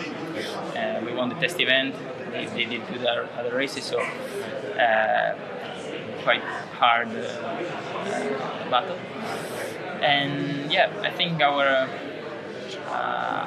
type of selection is really demanding in terms of materials that you are that you need to perform to every event. You cannot put aside, let's say, a good mainsail. Okay, put aside for the games. Now you have to buy and use and let's say waste equipment and a lot of energy, because trying to be performing at every event, it's quite demanding also in physical and mental energies. I see that, Charlotte. I see that as almost like a benefit in a way, like that battle hardening that you had last year. they're going through that right now. Maybe they're going through that even a little closer to the Olympic Games whenever yours ends up, and whenever your selection ends up. And I've heard some things about a negative side to qualifying a year out. I don't know if it was Ben Rhodes or someone else told me that they had been selected quite a bit earlier and they lost their tuning partners because there's kind of stamina and burnout on their side. So it kind of mixes up. How has your team managed that time? You know, it hasn't been too long, but you have another couple months. I guess I think there's pros and cons of either way. I think the real benefit is that you do get to just say, right, this is really good kit and we don't need to use it all of the time. So you can save your best mast, you're not sailing with it in a shallow venue and things like that. And, absolutely. There is that definite benefit. However, but on the other side, I think that trials battle, certainly for Satanaya as a new team, that really kind of formed like what we were going to be like under pressure, because we were under real intense pressure for that trials process, and it was nice to do that early enough in the cycle to work on things if we need to in the next in this sort of 9-month period. But also it kind of like really made us like gave us a lot of confidence that under pressure we can really perform, and I can see the benefit of the trials running later into the games, that actually you are really in that battle mode, and like you're strong as a team and strong in how you're going to perform, and the Olympics will feel like a piece of cake, I think, at the end of it. There was that let down, that relax afterwards that you said that you need time to recuperate, which you'll have to have, or just keep going. I think it depends when the selection is going to end up, but pretty sure we're going to keep going, and we won't have any rest moment until the games, if we get selected. So it's going to be a long year. Now, last question is just going forward, just generally tempering yourself in the Olympic cycle. I know your selection was last year. You're going through your selection right now, but do both of you have what's your happy place, calming thing? Do you regularly work on, how do you work on keeping yourself steady, even though there's a lot of pressure on you, an awful lot, even though you're already selected? I think it's difficult to not know to not feel like the games is really close. So I think there's always that kind of bit of pressure that it's coming. So, and we've got a long list of things that we need to get done, and I know right now we're not going to have finished it by the time the games come along. So I think we feel pretty motivated, even though we've been selected earlier. But I think it's quite nice just being able to feel that pressure for for the 9 months and the lead up to it. It's not going to change, and just kind of get used to it, I think. How about for you? At the moment we are not really feeling the games, because we are focusing on every race and every place. It's different, and so still not focusing on, let's say, on the big waves of Hiroshima, or on just sailing every venue and try to do our best on every event. So I said that was the last question. Last question, what do you both do to relax? I go skiing a lot, paragliding. So it's not relaxing, but free the mind and do something else, which is... And have you done that since childhood? Yeah. Nice. Lucky to have the Alps near you. Sorry? Lucky to have the Alps near you. Yeah. And how about you? Well, I'm really jealous of him. We're not allowed to go skiing. Oh, really? Yeah. But my boyfriend and I, we always commandeer his mum and dad's boat, and basically just go... Sailor motor. A motorboat, yeah. We've got to get there quickly if you're on downtime. So yeah, we just chill out on that and kind of like glamping. Nice. Nice. And have you been like a boater since you were a kid? Yeah, pretty much. I think about 3. Awesome. All right. Well, thanks so much, guys. I know sometimes it's a little tough thing to talk about, but if there's anyone that knows how to handle pressure, it's you two. So, thanks.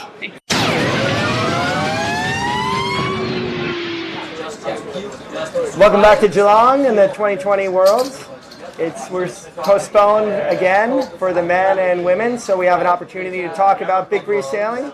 And we brought with us some French FX sailors, Julie Bossard and Aude Compas, and Willie McBride, men's 49er coach, right? Women's FX coach. FX coach. There we go. That's right. Sorry, from the United States. I had a 50-50 shot at that. Close. So the topic that we're talking about now is the transition and how people, both on the coaching side and the sailor side, on the practical side, how they transition their tactics and strategy as the breeze picks up. Today's a perfect day to talk about that. It's blowing about 25, and we're just trying to figure out if sailors and coaches approach things differently at a certain wind range.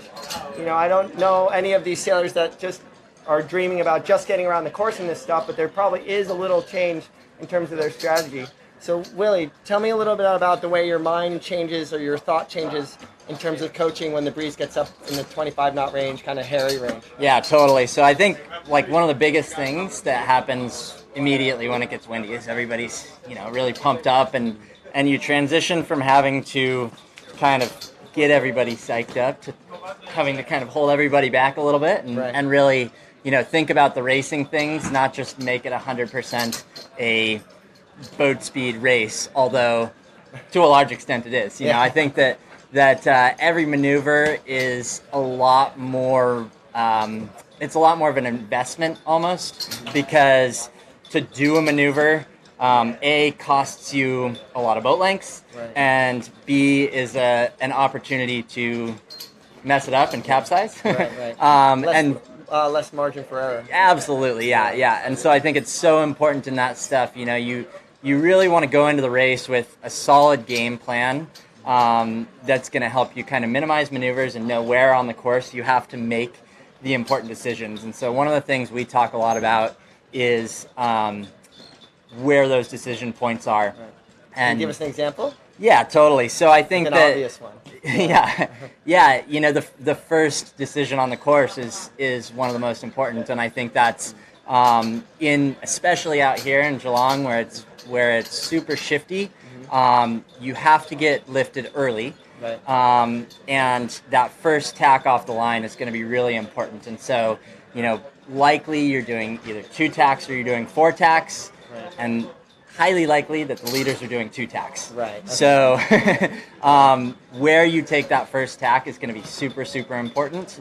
And it's going to be a lot about knowing your numbers and knowing whether you're lifted or headed on that first beat, and making sure that you make the first part of the beat count as much as possible. Right. So you almost have like fewer shots at getting that right. Absolutely, yeah. You've got to make sure that you nail it on the first one. And how about off the wind?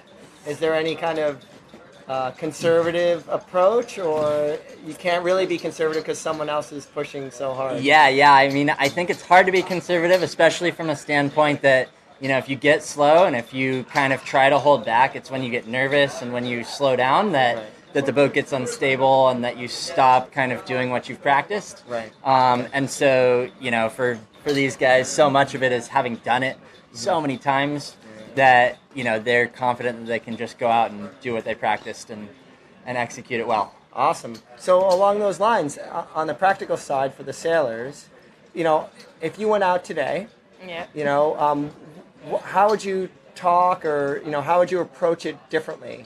You know, what would you do differently? Do you talk about it before you go out? You know, a different strategy for a big breeze? Yes, we speak about strategies, and we said, okay, because it's so windy, we try to do some simple things.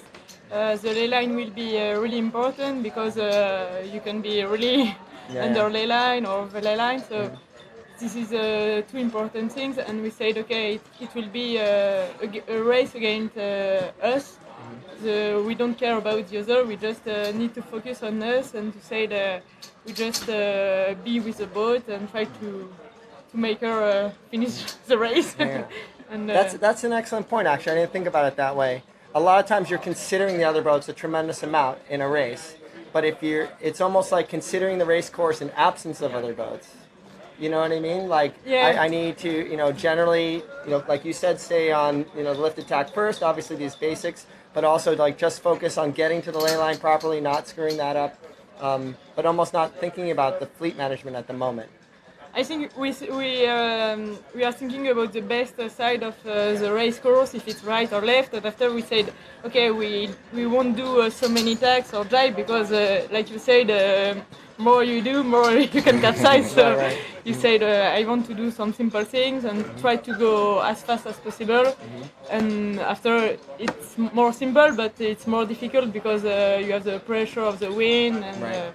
And the other, yes, you play with them, but not as much as with less wind. Right, yeah, absolutely. And on the cruise side of things, Yeah. Like what Willie said, you can't get too nervous because it prevents you access to what you've been practicing, what you're able to do. Yeah. But there's also a component of just getting psyched up for it too. What's your approach as a crew? Do you think any differently when it's really windy? Well, it's a very cardio boat, you know. A very what kind of boat? Cardio. Cardio workout? Cardio workout, yes. You know, it's a very... Cardio. Cardio, sorry. Casual? Not very. Today's not casual. Cardio, yeah. So we don't have the time to think, you know. You just have to do the things and to be focused on the boat speed and any maneuvers. Yeah. So we just have to be in front of. Right. Yeah, no, I like that. And also, I think something is different. It's also we have to speak louder for sure because of the winds. Mm-hmm. We wear helmets because we are in a fighting mode. And after also it's between the races because of very hard condition. We have to take some rest. And to be aware, to be under the line, and to be ready for the second or third race, and to keep some rest on the coach boat and drink also a lot. And yeah, it seems like you almost have to be a little bit more on top of even just hanging out. Yeah, for sure. And planning it out. I think it's almost, I think what you said, it's kind of more of a reaction game in this stuff where you don't really have time to think. You don't have time to. You're working so hard. You're like, oh, okay, and so you already have to know, like, okay, if this happens, what do we do? Right. And so I think that especially the experienced teams often have an edge in this stuff because you've seen the scenarios play out so many times, and so you know what to do. If you round the leeward mark and there's a couple boats around and you're in a certain phase, there's only so many moves. Now I know that you two in the past, we'll start to wrap this up, and you guys gals have done really well at some of the maybe one of your best World Cup finishes was in Big Breeze. yes, in Hiroshima, yes, and also in Marseille. Yes. You guys were the only ones who finished that race in Hiroshima, Almost. right? There were only 5 boats, I think, in Hiroshima, yes. And was it the same approach that you're talking about, keeping some of these things simple? Yes, and we said also that before doing a maneuver, we want to be really fast because if, like you say, you are not so fast, the boat is not doing the good thing, and you have to be full speed before doing a maneuver. Yeah. So it's sometimes really hard because of the wave or the wind. Right. But it's something that we said, okay, we want to jibe or we want to tack. So focus on speed, and when we say go, we just jump on the other side. And Nice. Now we'll end on this. I wanted to just ask you two a little bit about yourselves. How long have you been a team? Since January 2017. 2017. Yes. Okay, so post 3 years. Yeah. Awesome. And are both of you like lifelong sailors since you were little kids in France? Yes. Yes. We do lots of. We live in a city near the sea, both of us. Me on the north and she on the south. Okay. And we have. Where is that? Near Brest. Near Brest. Yeah. And me near Montpellier. Okay. Yeah, on the Med. Yeah. So awesome. And we sail at school, and after we do some. Together, you sailed at school? There is some. School sailing school class. Like an academy? Yeah. Mm-hmm. Cool. So it was. But we didn't really know each other before the FX. Yes, we used to sail in different crew in FX at first, and then we meet. Nice. But I'm assuming are you just racers, or do you do recreational sailing, or when you were a lot younger, or did you always race? you know, when you're kids? When I start, you know, you don't really know if you want to do some races or for my case. So I just did it because my brother used to sail also, and I would like to do the same as him. And after, okay, it's nice, I can continue. And I had a choice to do between dance and this, and I prefer to focus on sailing. And is that a similar pathway for you, Julie? My parents have a boat also, so I do some cruising with their boat. Oh, cruising. Nice. But only for holidays. And after, when I begin Optimist, I begin a competition, and I said, okay, I love it, so I will continue. Well, I know I met you through match racing. Yeah, exactly. Women's match racing world. Yeah. So it's nice to see you sticking with the Olympic campaign. Yeah. And then Willie, you're a coach. Yeah. But were you a campaigner? Briefly and locally. Yeah. That's a perfect answer. Yeah. And then as a kid? I grew up sailing seashells, which is like a plywood boat that people build in their backyards. In America? Yep. In Santa Barbara, it was kind of a kit boat, and I think my first boat, my parents put on top of the car and drove home and accidentally forgot they had it on top of the car and wedged it into the garage and had to let the air out of the tires in order to get it out. So my first boat work memory was putting this plywood boat back together. And the seashell. Yeah. And that's how I learned to sail. Okay, yeah. Awesome. I think we found a new nickname for you. Oh boy. So awesome. Well, thank you for sharing your knowledge with everyone and your backstory. and that's it for now. The men are going to try to go out, but the FX women and the Nacra won't be out until tomorrow. But thanks for listening, and we'll see you later. Good to see that little clip from the Daily Show a few days ago. But we have an exciting job to do right now. We've obviously been running our bushfire appeal raffle. And so for those who it's first to hear about this, you're more than welcome to donate. It's for a great cause for all the families that have been devastated by the recent fires in Australia that we've seen over the last few months. And so you can go to 49er.org/donate. It's not too late because they're giving these prizes away every day until the finish. But we're lucky to be able to announce our first winners for the day. So these two lucky people are going to win this fabulous 49er FX and Nacra jacket. And so our winners for that is Lydia Brinkgrieve and Marie Schneitner. So if you are one of those two people, contact us and give us your address and we'll be mailing them out to you. And our second prize, we have this great duffel bag. And I heard it was made of 100% recyclable plastics, so also a nice little environmental prize for us as well. And congratulations to Lisa Meyer and Nick Hogg. You two have won yourself a fabulous duffel bag made of recyclable materials. So it's not too late to donate. You can find those links on the 49er FX or 49er Facebook pages, or also that website that I gave you before, 49er.org/donate, to put some money towards a pretty good cause, but also maybe win yourself a good prize.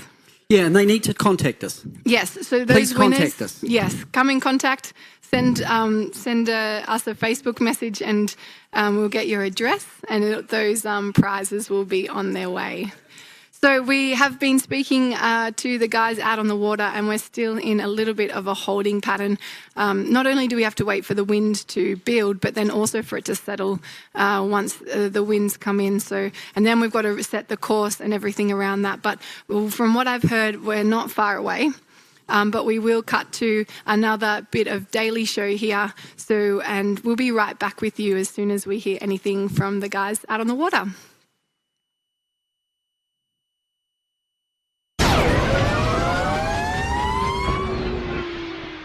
Welcome back to Geelong in the 2020 Worlds.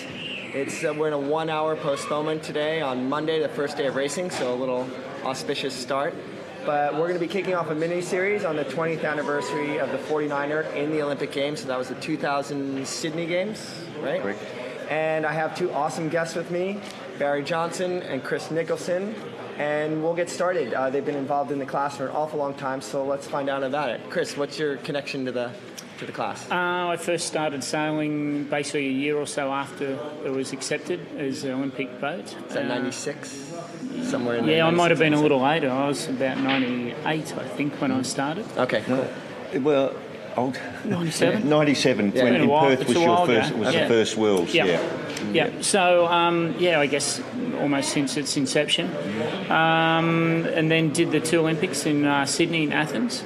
And then I've been, a bit elsewhere for a while and just back now doing some coaching with the Australian team. Australian 49er team? Yes. Wow, awesome. Yeah. Really cool. And have you been coaching 49ers in and out over the past bunch of years or no? Oh, cool. No, literally would occasionally just go for a little sail for fun. But no, haven't. And before I've been well removed. Before the 49er, were you sailing in the Olympics or at a high level or? No, I had a little look at tornadoes, but to be honest with you, there wasn't anything that was appealing. Right. Cool. Nice. And Barry, your connection to the class? Is that a big question or a little question? Oh, it's a small question. But, like Chris, I've been involved since the start, and I've been the measurer ever since the boat became an international class or a World Sailing ISAF class. Right. For the first 2 years, we were an Olympic class, but not a World Sailing class. And then you've got to go through a process of getting it accepted as a World Sailing class, which we did in 1999. And so the Melbourne Worlds in 1999 were the first actual event whereby we were actually a World Sailing class. It's just the process that we've got to go through. Right. And was that here in Geelong or over across the bay? No, we were up the top of the bay. We were up at Williamstown, and it was pretty hairy, wasn't it, Chris? Did you win? Did you win that World? Yes. You won the first 3? Yeah. 3? Yeah. That's awesome. Yeah. Yeah, it's good times. And so you've been involved with the class on a little different side. Yep. Well, first question is, was Chris always above board? No measurement issues? Yeah, they all were. To be truly honest with you, we had some of the guys, and I won't mention names, that went to the limit. Yeah. But there was always there was more. I think it was more to bait me than anything. In the early days.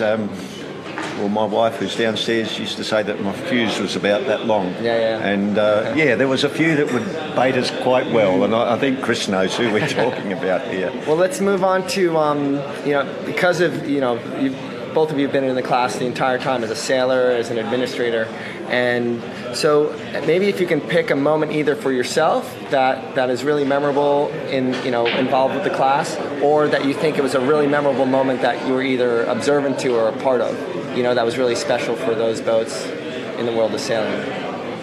Can you think of one, maybe for yourself, maybe a moment in the boat?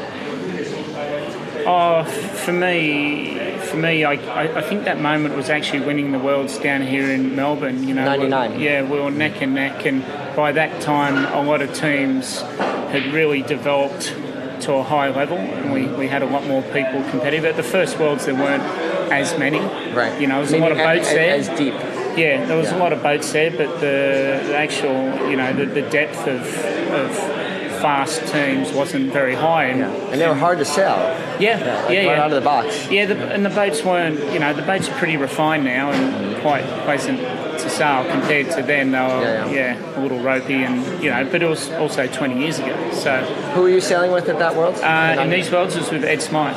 Okay, who's here? Who's also here coaching, And were you just leaps and bounds ahead, or did you have a technique that you both worked on? No, it was just a combination of, we'd been doing a lot of racing at high level, a lot of training, a lot of work, and really the game hasn't changed that much in terms of what's required for people to win in terms of discipline and their work ethic and their skill sets. So did you go through that Worlds pretty comfortable, head down the whole way? Yeah, we were always right up there, and it just kind of came down to the last race. I think any regatta that you can knock on the head on the last race is pretty special. Yeah, absolutely. And how about you, Barry? You told me a couple pretty poignant stories. Oh, look, one that will ever live with me was when I was working, and I used to ride my bike to work, and and where I live in Perth, because you go around the river, and I can always remember going back to prior to the Worlds in '97. Is that the first Worlds? The first Worlds, and we had coloured boats in those days, and there was a particular red boat that was always upside down, always at the top of up towards Perth water.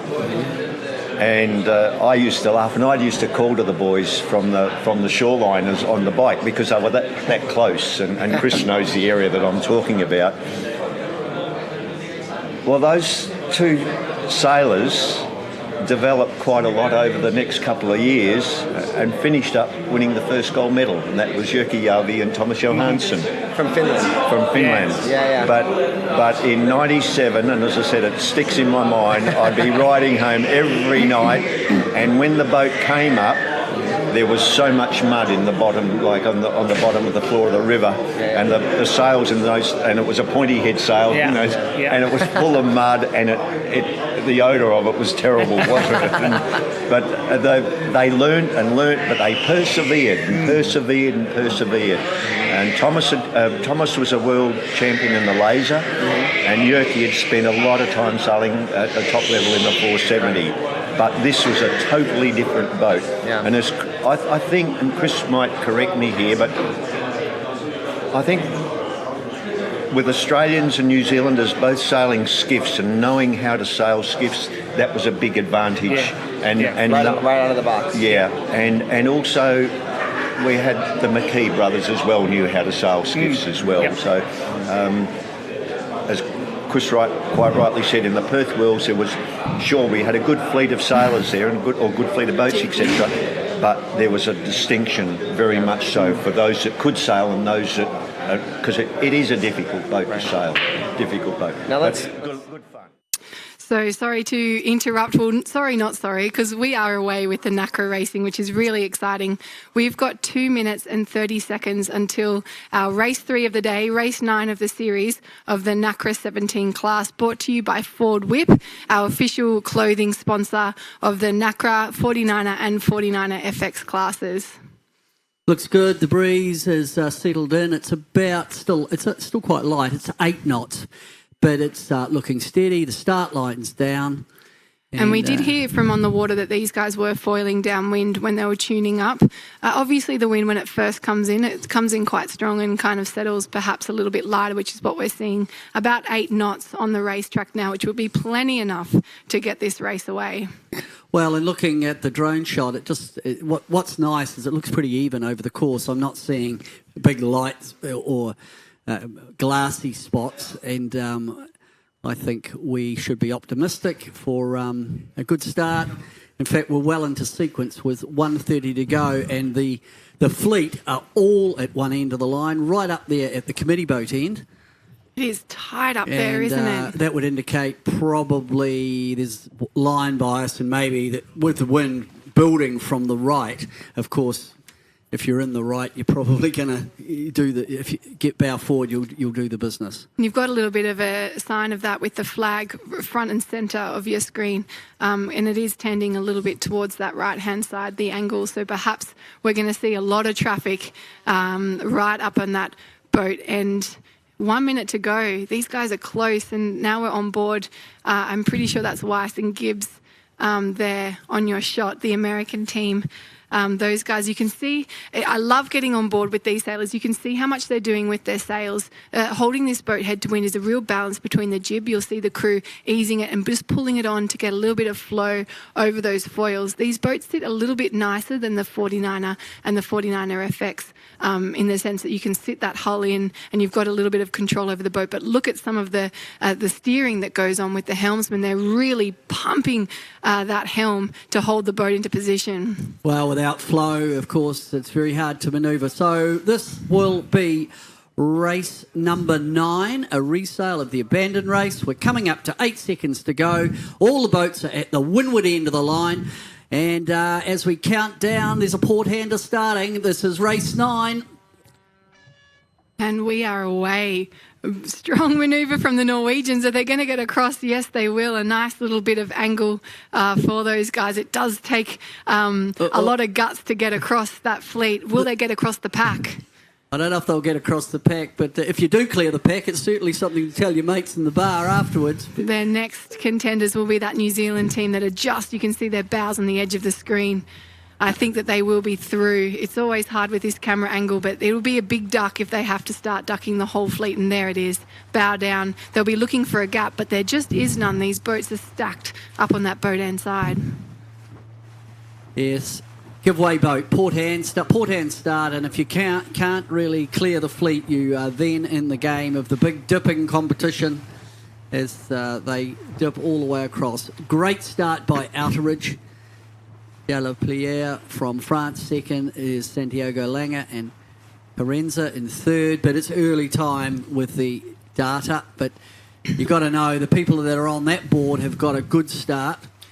And what we're seeing here is a lot of boats falling onto port tack, so that's really going to show that perhaps it's a little bit more than just that bias that's giving those boats the advantage. We've got at least 60% of the fleet now onto port tack, so on the opposite tack to the boats that are on the centre of your screen right now. Those guys are heading out to that right-hand side, and there is one boat that is absolutely launched, and it is Outeridge leading their pack out to that right-hand side. I think they won the committee boat end, and they were first attack. Now, Nathan Outeridge will just capitalise on this. They can pull their bow down, they can get in that foil assist mode. The wind now is just touching, trying to get up to 9 knots. It's actually at 8.5 knots. But it is the Outeridge siblings of Nathan and Hayley who have got first advantage off the line. And about 3 or 4 boat lengths away from that next line of boats that you can see on your screen, with Santiago Langer and Carranza. Newberry and Lindenberg are in there as well as the Italians Tita and Banti, Italy 26. Yeah. It's a juggle. We talked about the risk at the pin end. There's also that risk at the boat end. Those guys have got to make sure there's space for them to fit all 2 of the hulls in before the boat, and then pulling off that first tack and being clear. It's a real skill, and he's done it particularly well today, showing a little bit of his experience there. So it's Outeridge, Bizarro, Santiago Langer and Carranza. They were there. Titi and Banti. And Gibson and Burnett, they didn't have the winning start off the boat end, but they are a few boat lengths to leeward, and they're flexing their speed right now as well. We know that those guys are fast when, given the space and opportunity. And so they've got their bow down. They're really trying to close the gap on the boats around them. But that you do get a little bit of advantage being that leeward boat. You can control your mode a little bit more. You can sail perhaps a little bit lower. We're talking about that foil assist, at least getting some of those holes skimming and out of the water, and you've got your best chance. It just reduces the wetted surface. And once you can build the speed up and upwind, they very rarely the boats are really still not configured to foil upwind, but certainly they will get a bit of assistance from the foils to pop the boat up out of the water. And so we're seeing quite a strong angle from those guys that are on starboard tack. So I think that's why they're leading out into that right-hand side, so that they can get that lovely tack in and capitalise on that good angle. And we're just seeing Outeridge pop that tack in now as we are on board with Gibbs and Weiss. And you can see double trapping. It would be nice for these guys to stretch the legs after a few more light races that we've seen today. And a few of those guys out on the right-hand side have put that tack in and they're sending it over to the top mark. We're still just in the bottom third right now, so it's interesting to see how early that they're, those lead boats in the right-hand side are putting that tack in. You've got a good perspective of it there on your tracker. They're just doing the right thing there. I think you're just reducing risk by checking in with the rest of the fleet, and then you've got that next best choice when they condense together. Well, a team that are really dominating this one and is Outeridge, Nathan and Hayley. Beautiful start, and now they're coming back on port and corralling that bunch around them back into the centre of the course. Great shot of them right there on your screen, and that is that's the Greeks just to leeward of them. I think the group that we're talking about far right, this is the left-hand group that we're looking at, as the Greek team, and to windward of them there's, I think, one of the Australians. I can't quite pick out those numbers, but you can all see it on the water now. Over on the right, there's more pressure. The water's the colour is darker, and I get the impression that the boats in the middle there that we're looking at, their bows are actually pointing more to the right as well. So it will be pressure and shift as the sea breeze builds. We're seeing now it's touching on 9.5 knots. And I would expect by the end of this one, we might even be seeing 12 and 13 knots as the afternoon. But we pull back and you can see outer ridge, well bow forward, very controlling, centre of the track. Immediately behind them, we've got Tita and Banty, then Gimson and Barnett. Santiago Lang is stacked in there. And one boat that has taken a little bit more of a bite of that right-hand side, their sail isn't actually, you can't see them quite on your screen, but it is Delapierre and Ordonez and Jones and Porebski. These guys are just a little ladder rung above them on the right. So they're bow back, but they've taken a bit more of a bite of that right-hand side. So it'll be interesting to see how that one plays out. Well, if the wind is freshening and angling from the right, if they're stacked up to windward of the race leaders, that could be very nice as they get up towards the top mark. Bit of a drag race at the moment. It's not a lot of mid-course tacking going on, and it was the initial advantage. Beautiful start by Nathan Outeridge. And these guys are going to be on starboard tack now for quite some time. And when these tacks do, if the course gets skewed, one tack might get, you're spending a lot more time on it. I think it's long starboard, eh? It becomes super crucial for these guys to have a clear lane and hold it. And that's when it turns into a little bit of that drag race for these guys to be able to hold that lane and keep as much speed as possible. Good pressure, and it's building as we see. We can see the boats coming back now on port from the left-hand side. They are quite a long way behind the boats that tacked early and went over. So it's all about right-hand side.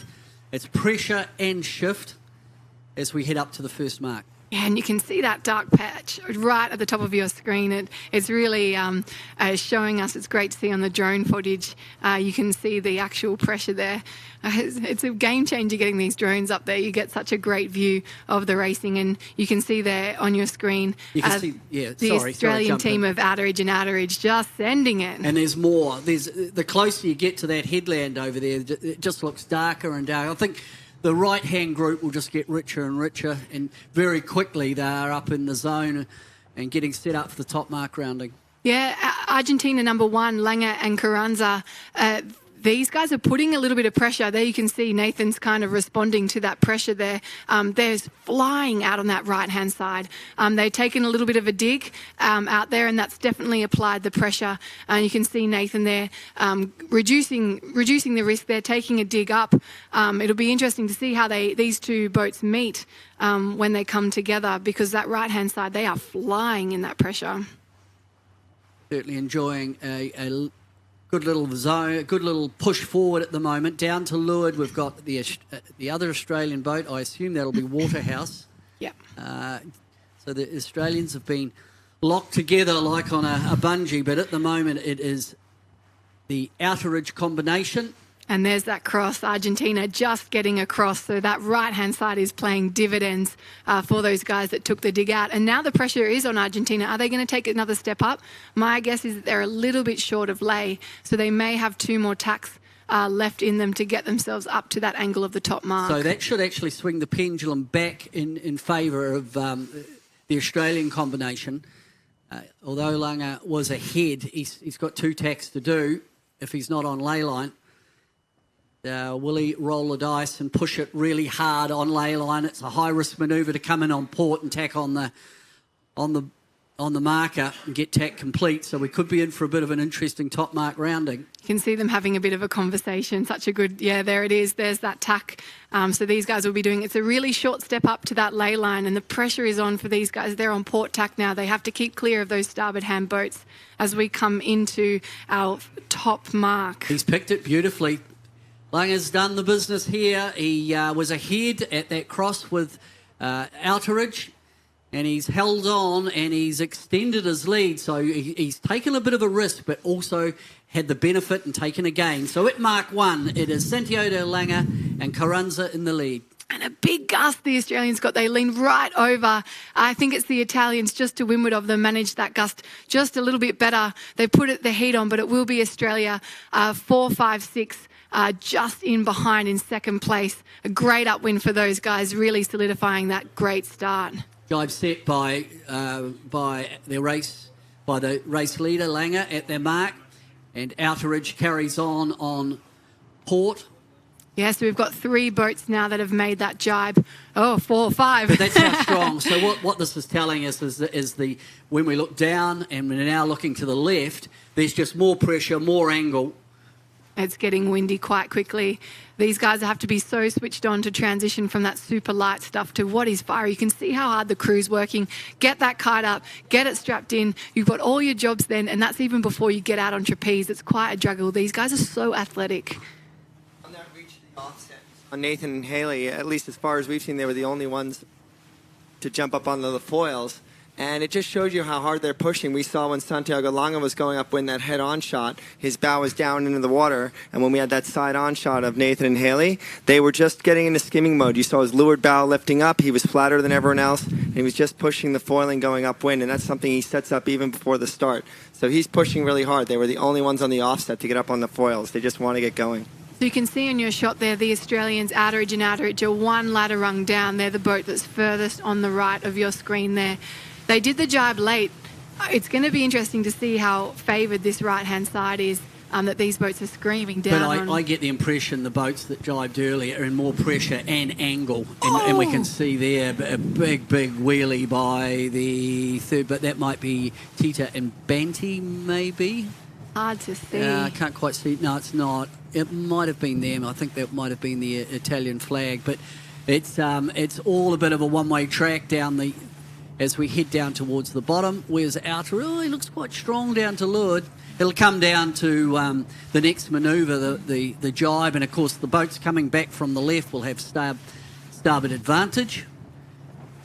It's the opposite downwind. When you're sailing in foiling mode, if you heel any more than just a couple degrees, you can really get the boat out of control, and it's a long way back from that. You really have to keep the boat really flat, and it's a really kind of narrow angle of how to deal with it downwind. You're not supposed to heel and lift the weather hull like you do upwind. It needs to be flat. Well, the old foils, especially if they're an L foil on these boats, they do not like angle of attack being skewed. Otherwise, it all ends in tears. Beautiful jibe there by Tita and Banty, and then Carranza and Langa there following suit with that jibe. Just that little ladder rung down and forwards, but Tita and Banty are really putting the pressure on the Argentinians now onto this downwind. Yeah, Tita and Banty, I think, did a slightly better job there of that manoeuvre. They're not bow forward enough yet to be affecting the flow over Santiago Langa. Next one to come into play will be where Outeridge, as they're ahead of Outeridge, so it's very close between the US and the Australians, and John Gibson is in that mix.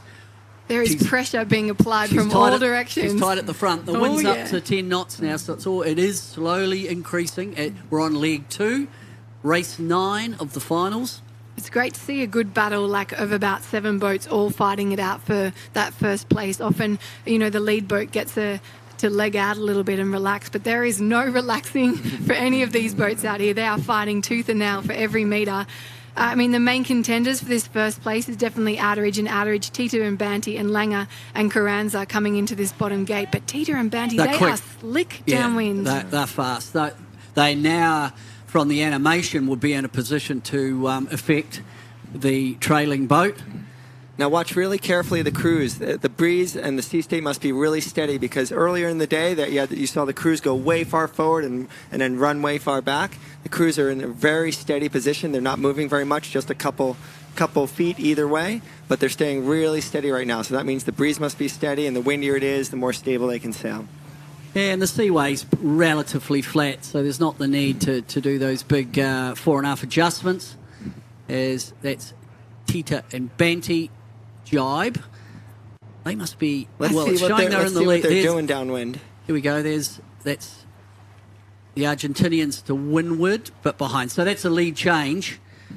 As we come into Mark 2, it'll be Tita and Banty ahead of Langer and Carinza.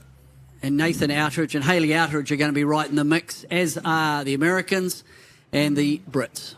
Yeah, Newberry and Lineberg, they've really put themselves into a great position on this downwind. And also Gimson and Burnett, they've really inserted themselves into this pack that's racing for that first place. It looks like Tita and Banty will get into that bottom mark from that angle there. And so it's going to be interesting to see which side these guys pick at this bottom gate, and if there'll be any splits as well. If these guys, I think they're going to be favouring that right-hand side. I'm sure they'll take the right gate if they're on ley line and head out again over towards that far side. Boats are already around the marker, the leaders. Okay, so we've just had a bit of a time jump here, so we've all caught up. I think we were a little bit delayed on our online screen. So we're going upwind with these guys now. I'm curious to see where the other Italian boat is, Vittorio. And they were right. Tita and Banty were right behind them in the previous race, and now they're launched in the lead, or at least the race leader went really quiet there. Have they got an issue? I think they've got an issue. I think they might have an issue on board the race leader. We can see it's probably weed. I wouldn't mind betting they've picked up. Yeah, they're going quite slow. They're going really slow.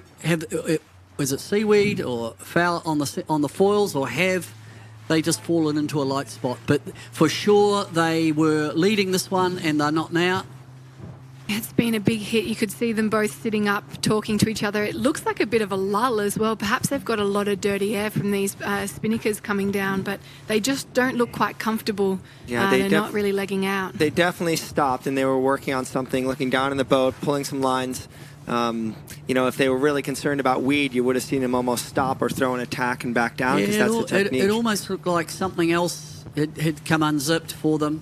Right. So that is a big moment in this one.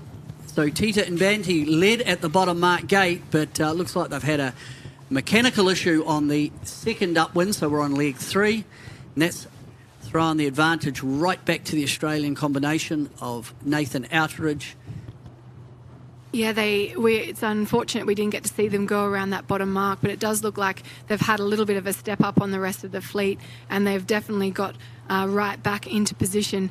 The Outteridge and Outteridge, they're super strong on the upwinds. They have to defend on the downwinds, but they're really putting themselves in a prime position on the upwinds, quite tactical, always in the correct side of the pressure and aggressive off the start line. Yeah, the Americans, Sarah Newberry and David Liebenberg, they've really had a good day. They're really starting to progress quite nicely. Even a year ago, they would have moments where they'd have a top 5 race, and then they go back into the 20s. But, they're having a really great day today, so maybe this is their time to shine. Well, they're up there in second, and they certainly engineered that bottom mark gate approach and exit very well. And they have also benefited, as have boats 1 to 4, on the mistake or the error or the mechanical issue that the Italian of Tita and Banty had. I'm sure that'll be a talking point. Someone will ask the question. Yeah, they did. They slowed right down to 7 or 6 knots when everyone was doing 11 down to leeward. I did a bit of rewinding, and that it just goes to show you've got to be on speed all the time in this game, because these guys are flying. So we're on leg 3, race 9, finals here in Geelong for the Nacra 17s. This was the race leader earlier on, but unfortunately they have had an issue, and that played for the benefit of Nathan and Hayley Outteridge. And this second beat is brought to you by McGlide. our boat wraps. Never anti-foul your boat again. Sign up for more information at 49er.org/wrap to get in touch with those guys for any of your anti-fouling, non-anti-fouling needs. The one thing I've seen through this fleet as we're on this long port tack is I've spoken with at least 3 sports psychologists for individual teams in the Nacra 17 class. And I'm sure that doesn't mean like the Nacra 17 drives you nuts. but it's a really nice little trend that we may be seeing. I know a lot of national teams have sports psychologists online, on call. But these are teams that are speaking with their sports psychologist every day for the same amount of time that they're speaking with their coaches. Well, I think it brings in, we were talking earlier just to this whole new dynamic in the sport of male-female, mixed crews, and you've got to treat it, it's a different project. Right. And so the use of sports psychs and, a different style maybe of coaching to making sure that you're getting the most out of the combinations and how you build that combination. It's different to different genders are different, and it'll be interesting in time to see how the sport evolves around that. No, it looks a positive thing for our sport. It's great. Yes, and I talked to Perrin and Atwood of the American team, and they were saying, they have a sports psychologist that's a little spread thin. It's almost like they'd like to test drive a couple sports psychologists to find the one that works, and it really makes sense. It's the same thing as coaching.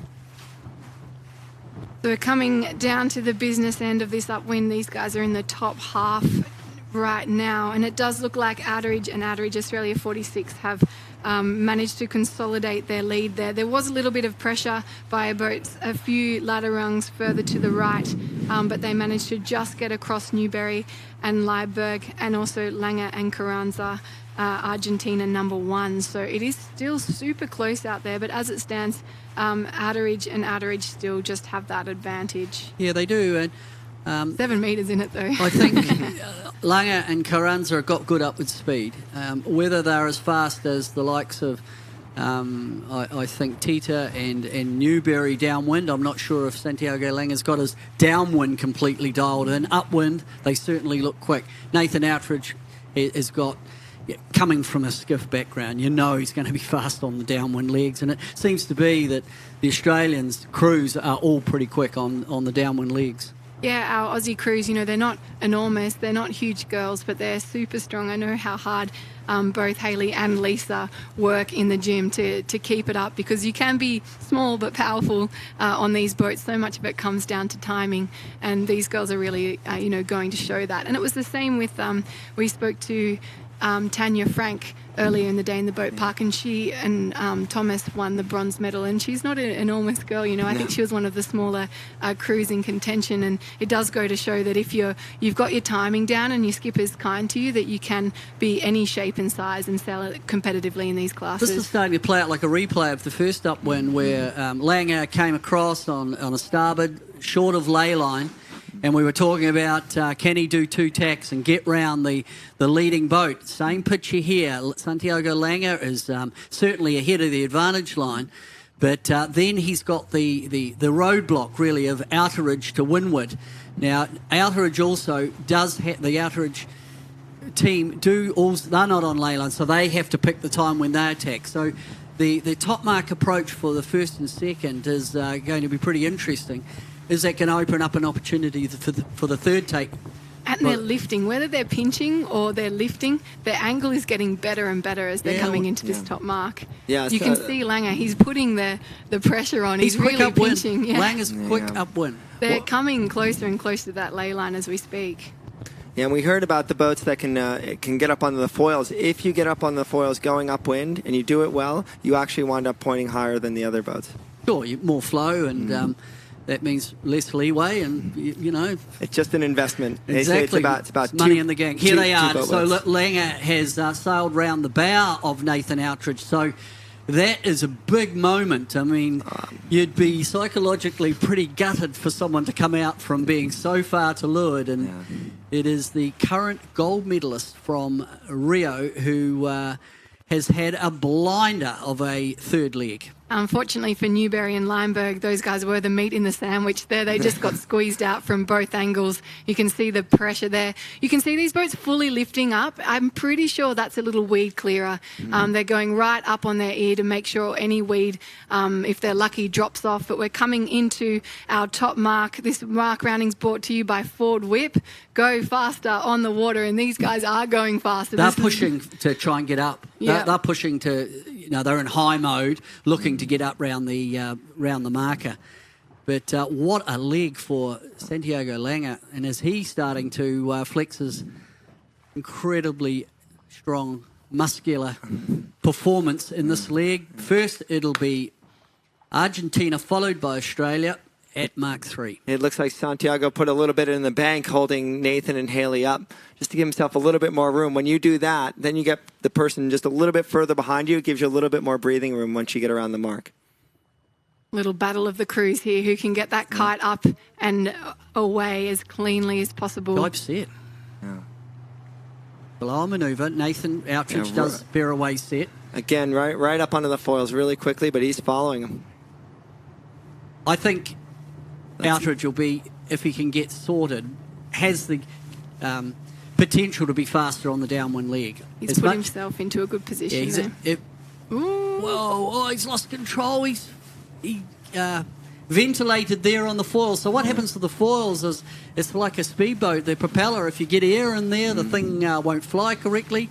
And so that was a little error there by Nathan Outridge. Yeah, you jinxed him a little bit. Yeah, often happens. Okay, we got the French after the Americans. Now they're starting to come back into their form. The French are really quick.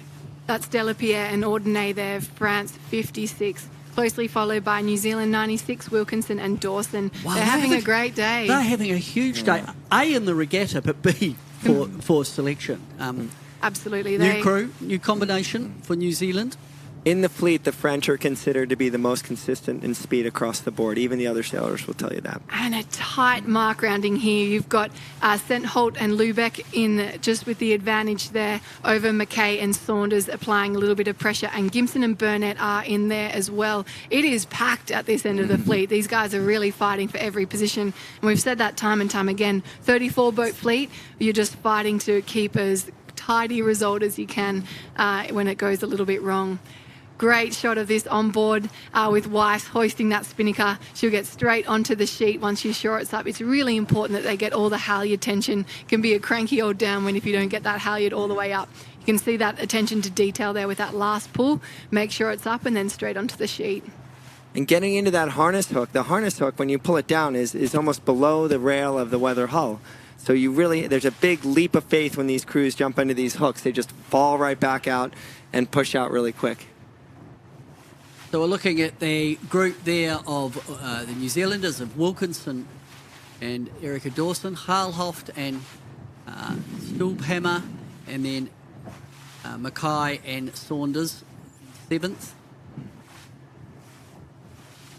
Yeah, and how that played out at the top mark. Santiago Langer, you can see that lead that he's managed to pull there from Outeridge and Outeridge there as they lead down to that bottom mark. They've got a great angle, these guys, at the moment. It is a really long jibe here. It will only be one short little jibe, so you can see why there was that urgency for these guys to get straight onto that new jibe, because it will only be a short little dig back into the finish. It's a really skewed course right now. It is long, and that's reflected in what the wind is doing. It's going right, and its pressure's in the right, hence why on the downwind, predominantly a jibe set. Can't help but think that Outeridge just missed a little trick at that top mark with slightly delayed jibe set, and then he ventilated. And I think he's got good pace, Outeridge, on the downwind leg, but Santiago Langer and Carranza have maintained their lead, but it's Outeridge has jibed out of there early. Now that creates the opportunity. Well, it creates a situation where Langer actually has to wait to get clear air before he can come across to the finish. So Outeridge is going to fight all the way to the finish here. Applying a bit of pressure there. Well, early jibe. He created a situation where the leading boat actually has to make a decision. Right. He's been quite aggressive. If there's any more breeze ahead for Outeridge, then that's a perfect opportunity. Just a little bit more pressure inserts a lot more boat speed in when you're up on the foils like this. So there's a chance that just a little bit more pressure can get you down a couple more boat lengths down to Langa's line. Yep. And just like Langa came up to them on the weather leg, they have a chance to roll them and drive down over the top. Just a quick check-in. We saw Tita and Banty having a bit of trouble at that bottom mark. It has been quite tough for them. They're in 13th place now, a little bit further back in the track. So it'll be interesting to check in to see with those guys what went wrong. We'll have to chase them down in the boat park, Chris. Yeah, absolutely. And then we want to look on the port side of that boat, and whatever they were looking down at, it looked like towards the centerboard trunk. These guys look like they're jibing in. They'll be really close to the finish line right now. There it is. Great race by Santiago Langa and Carranza. Those guys did a stellar job and just held their nerve downwind. You know, it's getting windier. There's a bit more pressure, but you can see the Aussies there really close. Outeridge and Outeridge, a great result for them in second place. Congratulations to those guys. What a start from those. It was so impressive. And then in third place, Newbury and Limeberg. Those guys had a wonderful race as well. Just being consistent and not making any errors. And it will be Delapierre and Ordonez, France 56 in fourth place. A bit of a battle of the Kiwis going on here. McKay and Saunders have caught right up to Wilkinson and Dawson. We're going to see them coming into your screen here. It should be a nice little close Kiwi finish for these two boats. But it does look like it will be Wilkinson and Dawson just getting that fifth place in. Another good notch against the rest of their Kiwi counterparts. Yeah, they've had a strong, very strong World Championship, and they're quite a long way ahead of the next boat, which will be Olivia Mackay and Jason Saunders. Big gap. So that leading group really extended. Yeah. So here's the next boat coming in. It's New Zealand, and then followed by John Gibson and Anna Barnett from GBR. They haven't had a great day. No. In terms of, they went into today leading. I don't think they will be now. No, and we're seeing there it will be St Holt and Lubeck in 8th place, and another New Zealand team, Jones and Porebski, in 9th place there. Although that looks like an Australian. That would be Waterhouse and Darman and crossing the line now, and Kohlhoff and Stuhlheimer, the German 77 team there. And we're about to see on the screen, it will be Tita and Banty. Oh, no, perhaps not. That will be one of the New Zealand teams. Yeah, I think there. that might be... Here they are, Jones Tita and Banty getting in across the finish. They had a really tough second upwind. I think something went wrong. You know, to go from first to deep, I think you might find in the wash-up of this one that they had an issue, whether it was weed or mechanical, something with the foils. Another good result for the Japanese there. They'll be thrilled with their day. Fun fact, we just heard from Olivia Price out in the water. She tried to get us an interview with Outeridge and Outeridge, but apparently the Nacra going home is faster than our camera boat at the moment. So they've absolutely sent it in. It's been a long day for these guys with those delays. So unfortunately we won't get to hear from them, but hopefully we can catch them in the boat park as we watch the rest of these guys come across the line. Peter, we're going to see a real shake-up of these results today. You know, we've seen Outeridge and Outeridge. They've put together a really solid day. You know, they haven't won every race, but they've managed to keep their lesser results solid. But we've seen a real shake-up, especially with the Spanish team, Tara Pacello and Florian Trittel. Those guys have had a little bit of a struggle today. We just saw them cross the finish line. And, you know, Vittorio Bassaro and Mael Franscari. It'll be interesting to see how all these results shake up. We should be able to get, once the rest of the fleet crosses the finish line, a bit of an update to see. I think there'll be a new leader for a start, and I think it will be the Outeridge combination. I think Micah Wilkinson and Erica Dawson have had a good keeper day. I'd expect them to... They started in 7th. I think they're going to be in the 4th or 5th. And some people have slipped the other way. And this class really is still in the early phases of people dominate. There's no one really dominating and sort of saying, I own this class, like you see maybe in the 49ers with Burling and Tuke. It comes down to... new class, new combinations. The boats are still evolving. So we'll take a little moment here to talk about our Australian bushfire appeal. This is a great way for us, the sailors and the event, to give back to those who have been devastated by the Australian bushfires over the past few months. We have a fundraiser and a raffle available. If you go to 49er.org/donate or any of our 49er FX or Nacra Facebook pages, you can please do donate, and also you go into the running to win some pretty cool prizes, which we just drew before. So we've had today's winners, but we will be drawing again tomorrow and for our final day as well. So give to a good cause, and we might give back to you as we're watching the rest of the teams come across the finish line here.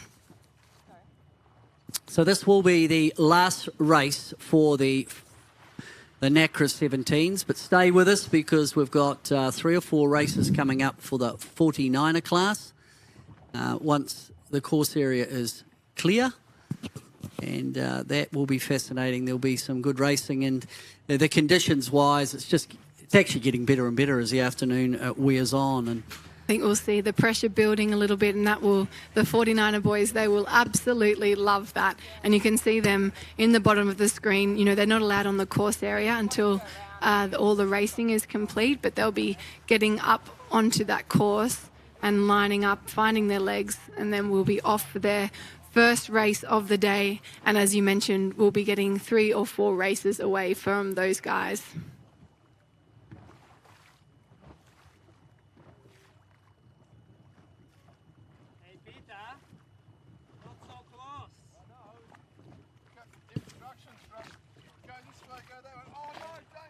So if you do get a chance, it's a great opportunity for you to subscribe to the 49er and Nacra 17 YouTube pages.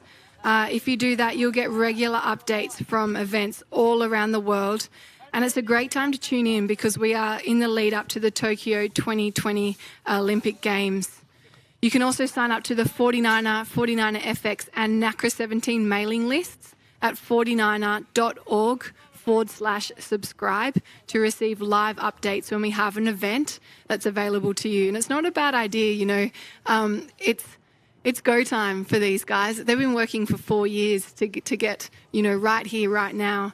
And they're getting faster and faster. The competition's just getting tighter and tighter. So it is a really great time for you to subscribe and get involved, especially in these 3 classes. They're fast, they're furious, it's quite athletic, so it's a good time. So I encourage you all. Sailing's awesome. Well, although we're working on the project here, but I must say the 49er class and the management, Ben Ramoka and his team, I think they've created a really good space for the sport, and I just hope that other, Olympic disciplines and other parts of our sport, take heed and talk to these guys of how they promote the class and put it up on YouTube and do what we're doing here now. It's the Worlds in Auckland was a great success in terms of the coverage, and it's been replicated here in Geelong, and it comes down to the passion of the guys in the back room that make it all happen for us to talk about it and bring it to you. And those guys, they're first here, they're last to leave. They love it. They're so passionate about bringing this sport to you. And this is, Auckland was the first time that an Olympic class World Championship was brought to you live. So, and we're here again a few months later to do the same thing, and they've done a great job. Nevertheless, let's get up those results from this last race and also the overall race results. We were looking for a shake-up. We'll see what's happened here. And there you go. You picked it. Outeridge and Outeridge. Yeah, they're interesting. We haven't, in second, Gimson and Barnett, we haven't talked about them a lot, but chipping away and in contention. Waterhouse and Darmanin, Bizarro and Frascari. Wilkinson and Dawson up in 5th. That's their best overall result that they've had in this class period. And Santiago Langer, after a good winning the last race, he's jumped up into a solid 7th. Del Pierre in 6th. And Zajac and Mutz in 9th. Yeah, so the big movers and shakers, I mean, obviously Nathan and Hayley Outridge, they came into the day in second place and have moved up to first. Jason Waterhouse, he's been the quiet achiever today, moving from sixth place up into third. That's a huge jump for him, and it just goes to show you can get a ninth, the keeper of a 12th. You know, he's turning those deeper races into a bit of something. It's that old adage, who are the people when they're deep and in trouble move through the field? And that's what you've got with Waterhouse. He's obviously fast, and that's a good keeper for them to get up. This is all stacking up to be a pretty interesting back end, isn't it? You know, we've got more racing tomorrow in the Gold Fleet, and of course the finals on Saturday. And you can see these sailors are still only carrying that one drop, and I think that will stay that way. And it really is it keeps the pressure on those sailors. There's no space for breakdowns. There's no space for being over the start line. The pressure is really on. And as soon as you get any, let's say, alphabets in your scorecard, it really puts the pressure on. And you can see that with Santi right there. He's had a UFD. And so it just means that 20th that he's carrying hurts. Big time. It Absolutely. Hurts. And, you know, you look at scorecards and you look at them and say, who's in the single digits? And if you can stay in single digits, you're very happy. You're a happy camper. It's the big scores that are painful. And Wilkinson and Dawson, what a day for them, 6-4-5. I mean, that is a really nice, you know, they're not high risk. They're doing all the right things there. And they've moved up. They started the day in 7th. And so that's just so impressive for them to take on the day like they did. And they only won, couple of points off getting up into the podium. So and they're very likeable. They're young. They're loving being here. And I was lucky, and I know Erica Dawson's dad, Peter, did a hell of a job with their regatta, their Worlds, when it was in Auckland. So family affair. You know, Peter was he was in charge of the Auckland regatta, and his daughter's out there doing it. I just think it's wonderful. Yeah, great to see. Well, it's tight as well. Let's talk about the scorecard. You know, we've got Outridge and Outridge with 37 points, Gimson and Burnett 48. It's still pretty close then between third and fourth with Jason and Lisa. They're on 56 points, and Bisario and Franscari, they're on 57, closely followed by Wilkinson and Dawson on 58, and an equal tie there with Delapierre and Ordonez on 58 points. So it is super tight between third and sixth right now, and it's all up for the taking. Right, tomorrow is the big day, and right now Outeridge with that, what has he got there? He's got 11 points. That in context of what's going on here, that's a pretty big lead. Yeah. But he's not safe. Nobody's safe. Great. So you're seeing in the background there actually some of our 49er sailors tuning up. I'm sure that they're having to wind down their rigs, probably leaving the shore in quite light air settings, and probably having to crank down their rigs a little bit to prepare for the racing. We're sitting on 12 knots. It's quite a big jump, and I'm kind of expecting it to build a little bit further. Yeah, it's a building breeze, though. We're still got, I thought we'd see 13 by the end of the Nacra race. And for these guys, they're going to start wanting 13 knots, and they might even see 16. So in terms of what's going on right now, it's about thinking, hey, what's our game? Because rig settings on 49 is a real big deal. But it's all preset stuff. They know where they need to have the settings, and it's about how do you want to optimise the rig setup for that wind strength.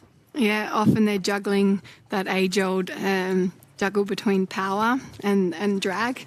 And so these guys are trying to find, the high risk is to go super flat in this flat water, but you run the risk of if you fall off the cliff, you've got to reset and really rebuild your speed. And so something, a little bit deeper in their sails, maybe a bit more bulletproof if the racing is super close. And that's really the juggle that these guys are going through on a flat water day with their rig. And the other thing they play with now, and I'm sure we'll see it, attack heights on the jib. So they'll actually, it's a technique that has evolved through the class of floating the jib a little bit higher if they are looking for a high mode, or cranking it down and looking for a flatter setup if it's breeze on. So combination between rig tension and tack height and jib tension, barbel hauler tension, they are really sophisticated because the boats have been around a while now in terms of how they set the boats up. And it's impressive walking around the boat park and just looking. You have a look at how a modern 49er is set up. It's pretty impressive. They're all like mathematicians and physics instructors. These guys are super intelligent. Well, the physics of yachting, how's that changed? Whether you're doing it at this level or right through to America's Cup or Volvo like you've done. Yeah. It's a massive change for our sport. So we're lucky enough that our shore team has managed to catch up with Outeridge and Outeridge for an interview, considering we couldn't quite keep up with them on the way into shore. So we're joined by Chris out in the boat park to talk to our race winners of our probably boat of the day for the day, Nathan Outeridge and Hayley Outeridge. Chris, are you there? Here we are on the beach off to the third race of the day with the Nacra 17s, and we're getting ready to chat with Nathan and Hayley Outeridge, Australia, who ended up second in the last race behind Argentina, Santiago Langa and Cecile. And they just were the most consistent boat today. They're still winning the regatta. I think they've extended their lead. Santiago moved up the race course a little bit, moved up the standings a little bit, and we saw some really strong performances from the Americans today, from the Austrians today. But it's our leaders, it's our fleet leaders here, Nathan and Hayley, and I think they're just really, really consistent, and they're just really finding their form right now. So let's talk to them as they move up the beach. Hey guys, I know you're working hard, but you had an awesome day. How do you feel? Relieved that's on over. The first two races were quite tricky. And pretty happy we got an abandonment, and then the last one was good, so just keep chipping away. Awesome. The one thing that we noticed is, on those top reaches, you guys were one of the only teams to pop up on the foils on the top reach and then carry that on through. Is that indicative that maybe you guys were working on foiling upwind as well with your setup? Yeah, we had a few moments of upwind foiling today as well. It wasn't really windy enough for it, but definitely if you can get it foiling on the reach, then you get ripping downwind. So yeah, how come no one else was doing that on the reach? Maybe they had weed on. True. And did you guys have to do any pop-ups to get some weed off? Yeah, constantly. Every sort of couple of minutes you're doing what you can to get the weed off. So whether it's a back down tack or a big high fly. And just tell us really quickly on that last upwind, you had Santiago come up from to leeward of you, and is that a little bit demoralizing when he was so far to leeward on that ley line? We had actually a chat at the top mark. We overlaid, he got it perfect. And I said, you got some really good eyes to pick a ley line from about 1 kilometre away. And he's like, what? He's like, oh yeah, thank you. I was very proud of that ley line. One tack. Yeah. So it wasn't really him pinching up, he just crushed the ley line? Yeah, it's quite shifty, and the first upwind we tacked before the pack, and they all wound up inside us. Right. So we thought, we'll go a little further this time and make sure of it, and they slipped around the other side. So 1 point's not really a major for us. As long as we're getting top threes, we're happy. And then following that, on that downwind leg, you guys all did a jibe set, and you were chasing them down. It looked like you stuffed it a little bit. Peter Lester was saying you ventilated. Maybe you can tell us if it was some type of ventilation or something else. We're probably just trying to get the weed off. Every like 30 seconds, the percentage of weed on the foils goes up and up. And basically we started clear, and after about 30 seconds we're like 20% full, so you can clear the windward one by going big heel, but when the leeward board keeps crashing, it's because there's weed on the other side. So he got away from us, and I think we cleared a bit and caught him a bit, but it was really hard to get past him. I think the downwind before that was a bit more passing going on at the front, sort of 4 or 5, but happy to get through that bottom gate in a good shape and get a top 3. Awesome. Well, we'll let you go, but keep up the good work. You guys seem pretty relaxed. Yeah, thanks very much. Cheers. Awesome. Well, I think that's about it for right now. And the person that we really want to talk to next, and where really things changed, was the leader of that race, Tita Imbanti from Italy. They're in a selection trials with their other Italian team, who was really deep down in the fleet. They were winning the race outright, doing great, and at some point on that beginning of that second beat, something happened. They had a mechanical issue on the port side of the boat. They got almost stopped dead in the water. I think they got down to like 7 knots when everyone was doing like 14 knots or something like that. And so we really want to find out what happened to them. And they dropped all the way down to 13th, 14th, 15th, somewhere in there. The good thing for them is that the competitor that they were, Vittoria, the other Italian team that they were trying to beat, was 14 places behind them. So if they continued in first place, there would have been a 20-something point swing between those 2 Italian teams trying to get Olympic selection. So that's all I have for now. We're going to go try to find that team.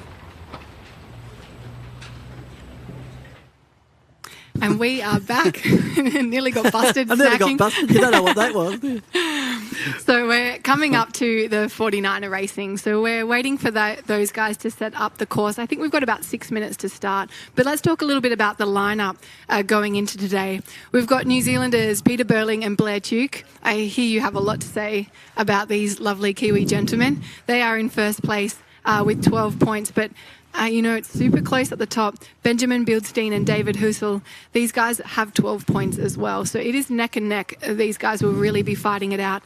Diego Boten and Iago Lopez Mara, they're on 19 points in third place. So it's really close at the top, especially between those top 3 boats. They've been performing really well. But they've only, as we said, 6 races to get themselves into that gold fleet. And goodness, this fleet is competitive. To make it into that top 25, there's no room for error, and a lot of hearts were broken coming into today's racing because you go from 3 fleets to 1, and so it's really brutal with 6 races to make that cut. It was really tough. Yeah, and I think it's just testament how strong the field is in terms of someone new getting into the class, young guys getting in. The first goal is to get into the silver fleet, even when you're 20 or just out of youth classes. But to crack the gold fleet is a huge achievement for so many of them. And you sort of look down through the field a bit of it, maybe around 10th, 11th, 12th. That the ones to watch out for in the long game, not so much here, will be the likes of, and again, Logan Dunning-Beck from New Zealand, Simi Vantala, who obviously is the gold medalist and a world champion in the 49er and a gold medalist from 470s. For me, he's one to watch out for. And then there's a whole bunch of young guys that are in there. And so we watched the overall, but I'm also fascinated. Who are the new stars? Yeah. Who are we going to be looking for in 2024? Absolutely. So we're going to head out on the water now. We've got about 4 minutes to start. We might get the leaderboard up so you can get a picture of what we were talking about with those overall results. As these guys line up. So with about that 4 minutes to go, these guys, they're looking upwind. They're trying to find which end of the start line is closer to that top mark. They probably were watching that last race and the huge amount of right-hand bias on the course. So they're looking to see if the race committee has, I wouldn't say corrected, but squared the course up a little bit to that big right-hand pressure that did come through, and what they think is going to happen next up the course. So here is that leaderboard we were speaking about. It is coming up on your screen. There we go. So we did say those top 3 teams, the New Zealanders, the Austrians and the Spanish, are super close in points, but it still gets closer. I mean, Dylan, Fletcher Scott and Stuart Bithell, those guys are in 4th place. They had a bit of a struggle yesterday carrying that 13th position overall, but otherwise have been flawless, and they're on 13 points. And Heil and Plossel, those guys came second at the last World Championships in Auckland. They're in 5th place, and I'll be keeping my eyes on those guys as well. We're going to have a quick look at our course for these guys. They will be doing a really similar course to the Nacra class, but there will be no offset for the 49er guys. They get around that top mark and they can go directly downwind. They still have that bottom mark gate rounding where they can choose either mark to round, back up to the top mark, and then through. We've got a downwind finish for this class as well. And it's blowing, we've got 12 knots at least on the race course, and I think these guys will really, really enjoy it. The boat handling is all under control once you're in that gold fleet, and so these guys will be at absolute full send in 12 knots, and hopefully we'll watch to see if the wind builds a little bit. It's absolutely perfect conditions, building, sea breeze. There's a little seaway running. Things I tend to look out for is who consolidates quickly off the line, and then who can construct a downwind tactical opportunity on the downwind leg, and the guys that are masters of that downwind, when to pick to jibe when you come from starboard to port, have been Burling and Tuke. To me, they're the benchmark downwind boat, and in some ways I think that sets them apart from most of the fleet. But there's some wonderful sailors in here. Eric Heil and Thomas Plusel, in my mind, could have won, should have won in some ways the last World Championships in Auckland. They're certainly worth looking out for. I'm really looking forward to seeing Simi Fantella and his brother here. I haven't seen them race. They didn't race in Auckland because of injury, nasty injury. Simi's brother, Mahoville, had to have his spleen removed after making contact with the wing of a 49er. Big operation, and he showed me the scar yesterday. It made me feel sick. So, look, there's a whole bunch of stories in there that are just fascinating, and the quality is top notch. It's a stacked fleet. It absolutely is. And we have 40 seconds now to that start. And you can see it is a little bit shorter, the start line, than with the Nacra course. And there is only space for one boat up on that start line. There will be probably a second line in that, because this racing is a little bit more condensed. But evenly split, hey, you've got Denmark number 9 right up close to the screen. They've got their work cut out for them. They've got 20 seconds now to the start to hold on to that position. But there you can see from the aerial, they've got a little bit more space than we first mentioned. A few boats going for that port hand tack start, and they do just wait and sit back on port tack, and they'll pull the trigger very shortly. These guys are off in 3, 2, 1, and you can see them rock their sails down to leeward, pump them flat down to windward, and these guys are at full stretch really quickly. They build their speed quick, these boats. Certainly too. Good pit-end start there by the Danish combination, and I think that is, as I quickly look for Denmark 9, it's Jonas Wara and Jacob Jensen. Good start by Denmark at the pin end. Immediately at the other end of the line, the boats that started, and there's a big gaggle of them there, they've tacked. So this pattern of I want the right. If I start at the committee boat end, I tack and I'm gone. And it's the German combination at the moment. Look of Heil and Plusel, second at the last Worlds. And the Fantella brothers as well, right up there with them. No surprise there. So this will settle down now. Let this first piece of the pre-start or the start settle down, and let's just see. I'm sure when we come to live pitches, we'd expect to see Burling and Tuke in the mix somewhere. So they are sitting 2 boats up from the pin end. So they did have a dig at that left hand there. They are on your screen there. New Zealand number 1, reigning world champions. They only got it for a few months, that title, before they have to defend it again. And they have gone for that pin end. So we've got a nice little split on our hands now, with about 50% of the fleet gone for that early tack. That group started out, there was a little bit of line bias. So what David Campbell-James has done, he said, well, I'm going to offset, the trend has been right. I'm going to offset that by giving port end, 5 or 8 degrees of bias. Now, a few of the boats, and this boat here, number 9, that's Wara, who's currently showing will be leading, and Burling and Tuke down there, have said, we'll take that, we'll bank that. But the key will be, can they actually put it in the bank and get back with that right-hand group? That tack is really tough. You've got to be sure that you're going to cross those boats, because a duck you can sell a lot of boat lengths having to put the bow down and duck. But it does look like they'll clear their Danish teammates. It will be the New Zealand team that will apply the most amount of pressure for Wara and Jensen to make that tack across. Well, as it sits up there, so Wara and Jensen in the lead. Then you go back and you've got Lubeck and then Burling and Tuke to windward and on their hip. I wouldn't mind betting if Wara is ahead, and I think he is ahead of the 2 boats behind, the New Zealanders will tack early and take the lane back over to the other side. Clearly, Burling and Tuke are being affected now by both. Yeah, bang, they're out of there. Boom, there they go.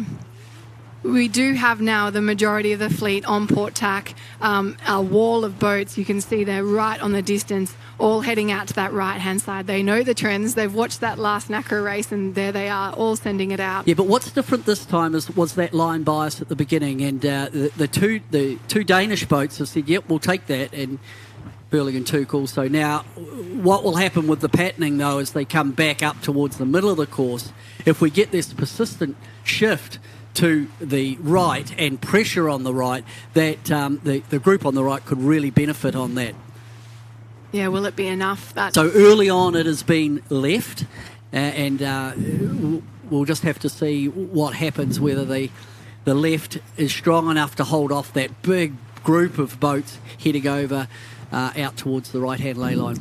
Needham and Turner, you can see their flag just popping up there on your screen, Australia number 40. They've done a nice little tidy job there. They've just got their bow clear of that right-hand pack. They would be one of the more standout boats that are heading out to this side. There's also the Brazil team, number 15. Those guys are the furthest out on that right-hand side. They're really having a stab. Yeah, and I think the other boats have started up towards the committee boat end, and you've still got to believe, given what's been happening here today, you'd be a brave person to say, hey, they won't come back and be really strong against the group that started on the left. Here's the current world champions. They've won the Worlds 5 times. They've got a gold medal from Rio, silver medal from London, and of course they've got a thing called the America's Cup also tucked under their belt. Very busy sailors, and the variety of boats they sail, they set the standard for modern yachting. So that's Peter Burling and Blair Tuke, and really they, in my mind, set the benchmark for not just this sort of yachting, maybe yachting in its entirety, in terms of what these young sailors and the modern sailor can achieve in our sport. Just checking in on the Germans, we said they had such a great boat end start. They really leapt out of the gun, but they've had a little bit of trouble with their speed. They've found themselves a little bit deeper in the pack, maybe squeezed off by another boat over on that side, and it has put them in a little bit of a compromising position. I can see right over in the corner that they've got a wall of dirty air. They're really going to have to work hard to consolidate. We keep talking about these consolidating positions, and for them to keep a score that's going to be in their favour, they've got to put the bow down, they've got to get their speed up. You can see on the shot here how condensed these boats are, and there's not much space. If you slow down, you have to bear away to get your speed back up, but sometimes you just do not have a choice, and you can see a great example of that. It is the French off the Americans. They're just having to fight for every inch of height there to stay off the hip of the Americans, and that battle is happening all across this race course. So the boats now come back together. We'll get a good grip now on what side of the track we like. We're seeing the 2 Danish boats, Warra and Lubeck, Somerville and Simpson, Jack Simpson from New Zealand, Dylan Fletcher Scott and Bithell, Burling and Tuke are up in the mix as well. But an interesting one here is that they've actually done a tack off, so they're heading out to the left for another dig there. Maybe they didn't have as clear air as they thought, so they'll be having another little step out onto the left-hand side to try to get a nice lane to take them into that top mark. They've got a lot of sailing to do on port. Yeah, a lot of sailing and a lot of congestion for the boats that'll come back from the left. As we come here, we look at Germany 59, and that's Schmidt and Bomi. It's tough living in the middle of the pack here. The guys in the middle of the fleet, that's who we're driving across on the drone here. These guys are really battling it out. It's really quite compact in the middle. There's a little bit more space on either end of the fleet. We're talking about New Zealand number 1, Burling and Tuke. They have tacked now back on a bit of a better rung, so they've got some clear air. We're going to see that those 2 fleets come together here. We're in the top third of this beat. We're going to see what's happening. Going to be tight at the top, but it is the boats that started down towards the pin end of the line that have capitalised. That's Warra and Jensen, and his countryman Lubeck, then Burling, then Needham and Turner from Australia make up that top 4. Yeah, Needham and Turner, they're quite both really young guys, and it's great to see them putting together a really good result. Out there today. They'll be really happy. Well, I just think this whole 49er class is brilliant, where you've got the old guard, well, they're not that old, but and then you've got this whole bunch of people that are just lining themselves up to give this class such a rich, tapestry when we look at the future. And Joel Turner, he was a skipper and he's handed over the stick to a younger Aussie, and he's now crewing. And I spoke to those guys, and it's an interesting. I'm like, does he harass you, a lot now that he's an old skipper as a crew? And it's cool to see guys transitioning even in between positions, but also boats. Crews becoming skippers, skippers becoming crews. We've got such a diverse group of sailors here that you could throw them in any boat. And massive skill set. Yeah. Because it's not easy to change roles. Now, the two boats that are leading are really capitalising, those two Danish boats from... there was a bit of line bias, and they took that advantage. So it's Denmark 1 and 2. That's Lubeck leading with Bull, and Warra and Jensen in second. Burling and Turk are thirds. Then the USA Snow. And it looks super close. We've got a close cross here. It looks like Warra and Jensen will put that tack just in ahead of their teammates Lubeck and Hoffman. Look how close it is. Great shot there from the drone. And then you've got Peter Belling and Blair Tuke in third place. And they are screaming into the top mark. And this top mark, it's brought to you by Ford Whip. Go faster on the water. Get out there. Go faster. And they're certainly going fast. So at Mark 1, it will be the Danish combination of Warra and Jensen. Then Lubeck second, bear away sets, tidy by sail number 9. I love watching the crews of the 49er and 49er FX. They keep that boat on the dime flat and then manage to sweep up, pick that spinnaker up. They make that manoeuvre look so effortless, but this boat can be a brute. What's interesting there, look at the wake. Look at the wake line. They come around the first three boats. They come round, they sail deep to get their hoist on, so that unloads the rig. And then once they get Jenica set, bow goes up 10 degrees, she's game on. Because if you come around there and go straight on course, you are going to wear it. The wing will go in the water and you'll flip over. Well illustrated there with looking at the wake track lines. And, if the skipper turns up at just the right time, as a crew, you've just got to pick up the sheet and it feels itself. There's no pulling or tugging or anything. It's just this perfectly timed thing, and we're watching it happen time and time again here. Well, and at this level, Gold Fleet, you just know people's boat handling is impeccable. Bit of a stack up further back in the track. These guys are rounding 4 deep. Look at the density back here. And Brazil just sneaking inside. I love that little manoeuvre. Brazil 15, just having that nice little jibe set, saying goodbye to some of that density. They were rounding 4 deep. That is how close this racing is out here today. But it is the two Danish teams. They have a nice firm lead, and they've continued to sail straight out of that top mark on starboard jibe on the way down here. Now let's just talk about what you're going to see at the front here. Burling and Tuke, on starboard downwind, always soak to leeward. And what they do, they're fast downwind, but they set themselves up so that when the boats ahead of them jibe, they immediately put them in their gas. Time and time again, you see this tactic from the current world champions. They'll come down that top reach, they'll sail deep, and they're fast, setting themselves up for a jibe. Now we're post the jibe, we've caught up to real time. Textbook. They're certainly in a position here, the New Zealanders, to take the lead.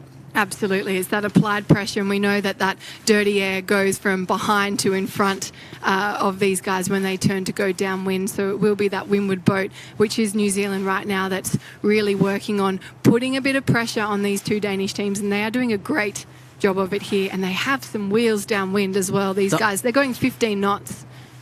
Right now, downwind, quick. Yeah, 15 knots, and they tend to sail at a couple of degrees lower. But we're looking here at the Danish boat. It's Lubeck, Hoffman and Bull. As they head down. So we're on the second leg, down to the bottom mark gate. Good race by USA 31. That's Nevin Snow and Dane Wilson. Those guys have put themselves into 4th place. It's also Austria 6, Bilstein and Husserl. Those guys will be really happy. They're in 2nd place overall, and they've got a keeper under their belt. And also Dylan Fletcher-Scott and Stuart Bithell. Those guys are in 6th currently. Good race by the Phillips boys. Australia 66, they're in 7th. And New Zealand 5, Beck and Gunn. Those guys are in 8th. Good rate. There's a lot of Kiwis up in that top 10 right now. What's happened in New Zealand with this class is because of Burling and Tuke being who they are, it's dragged a whole bunch of interest into the class, and they're out on the water all the time, learning the craft. So New Zealand will be well served when Burling and Took move on, and I'm sure they will, perhaps even after, if they're selected for Tokyo, and I think they will be. So here's bottom mark, jibe by the New Zealanders. The Danes are still in the lead. Yeah, Lubeck and Hoffman Bull, they've managed to defend against that Kiwi attack. But Warra, Pritch and Jensen, those guys have just let the Kiwis sneak just inside them there. It's going to be a close little mark rounding. So the bottom mark, yeah, that was a set move by Burling and Took. You see it downwind. The next pinch moment will be the bottom mark, and it's about how you approach the bottom mark and how you execute the manoeuvre. I was wrong about those results. It's changing all the time. You can see there that the Austrian team, Bildstein and Husel, they've put themselves right into the money there. They are the boat with the red spinnaker just to windward of the two black kites, and it is New Zealand, Burling and Tuke with the red spinnaker on the centre of your screen as well. So the pressure's being applied from all sides here. Boats are kind of condensing at the bottom mark. That is a great shot. Now you get a really good perspective of what's going on. It actually looks like Burling and Tuke have had to take a jibe out to clear some air, perhaps from what's been going on. And Snow, Wilson, Fletcher, Scott and Bithell and Bildstein and Husel are applying pressure to that top three. Yeah, it's a good setup for the bottom mark, and it looks like maybe the two Danish boats will be back in control. It's going to be close at the bottom mark. Good downwind leg by the Dylan, Fletcher, Scott and Stuart Bithell. And Bildstein and Husel, they're going to be taking that right-hand mark looking upwind. They have inserted themselves into second place, which is a really impressive downwind. And they managed to defend. So Burling and Took did not manage the bottom third of the downwind as impressively as you'd have thought. And it was the two Danish teams that are back in first and second. So at Mark 2, you've got Lubeck leading from Bildstein, and then Burling and Warra make up the top four. Really close racing, and we've seen about a 50-50 split. So you can see the Danish team sailing towards us. The two Danish teams actually have followed each other around that left-hand mark, and it is the Austrians, Bildstein and Husel. They've taken that right-hand gate in the lead, and they're closely followed by Peter Burling and Blair Tuke just in behind them. But interesting to see a split right there, and Fletcher Scott has also taken that right-hand mark. The team that had the blinder with the Austrians on that downwind, they absolutely nailed it. And to take a lead around a gate as well. Where gives were you they that at clear the first air. mark? I think they might have been fourth. Yeah, I can probably pull that up. And they have come from fourth to first on the downwind, I think. We'll just check that. Fifth. They were actually fifth. So our current race leader, Bildstein and Husel, they were fifth at the first mark, first at the bottom mark. That is impressive. Really impressive. They've got some wheels downwind. Yeah, and I think when the bit of byplay was going on with Bithell and the New Zealanders and the Danes, it just they could pick their lane, pick their angle, and they took that advantage and said thanks very much. So these teams are now just checking in with one another. Austria 6. Bildstein and Husel, they've made a tack back into the centre, and also Denmark 9. Those guys are just checking in with one another, whilst Denmark 1, 3, 2 still heading out to the left, and New Zealand 1 still heading out to the right. So a little check-in, some guys sending it, some guys checking in. We've got all the tactics happening out there today. Well, certainly there's plenty of leverage for the Danish boat on the left-hand side. Lubeck came around the mark and just said, right, we're caught in this zone, we'll just milk it all the way to the corner, and they've jumped back on the animation, I've got to say, into first. But there's nothing in it. There's probably that top 4 or 5 boats, there's 2 or 3 boat lengths in it. So this second upwind is brought to you by McGlide. Check out McGlide as an alternative to anti-fouling your boat. But I was hoping we could check in with Olivia out there. The wind is building. I want to see how you're going out there, Olivia. What are you seeing? What's happening to the weather? And have you seen any action out there? Yeah, hey guys, it's consistent wind out here.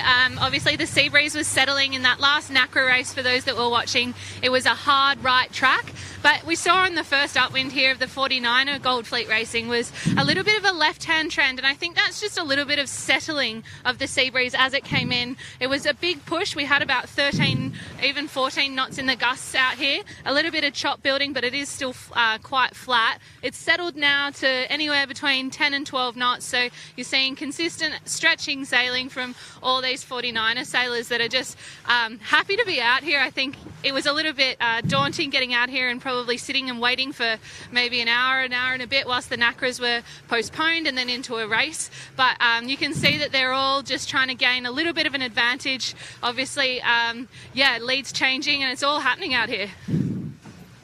Thanks for that update, Olivia. A bit of a move here happening in the scoreboard is that Denmark 9, Warro Pritch Jensen, those guys have fallen a little bit down the leader track, and I don't think it's of anything other than them doing a few more tacks up the middle than some of the other guys that have been legging it out a little bit further on the edges of the course. So they've, as it stands, I know we don't know until they get up to the top mark, but it looks like they've dropped down to about 10th or 9th there. Let me just jump in there, sorry. We just see a weed clear there by Bithell. So as they came across, you saw the helmsman go back to the rudder. And, of course, if there's any seaweed or fouling on the rudder before it really affects the performance. So there's a cross coming up there between New Zealand and GBR. So that'll be Burling and Fletcher Scott. And they're on the animation, they're fighting it out for the lead. It's the New Zealanders just in the lead. Going into this... Bilstein and Burling were locked together, although the countback it gave it to Burling. They are the current regatta leaders. That's Austria and New Zealand. Yeah, and they're having a nice little battle out there at the moment, you know, with the GBR number 3, Fletcher, Scott and Bithell. They're all like right up there in that top 3 having a fight out. A bit different to the Nacra racing that we saw, was super mixed up. This comes down to the subtleties of accuracy of tactics, obviously, and boat speed. I think the speed is very even, but it comes down to, pick your moment. And pick your moment, you can't take every moment.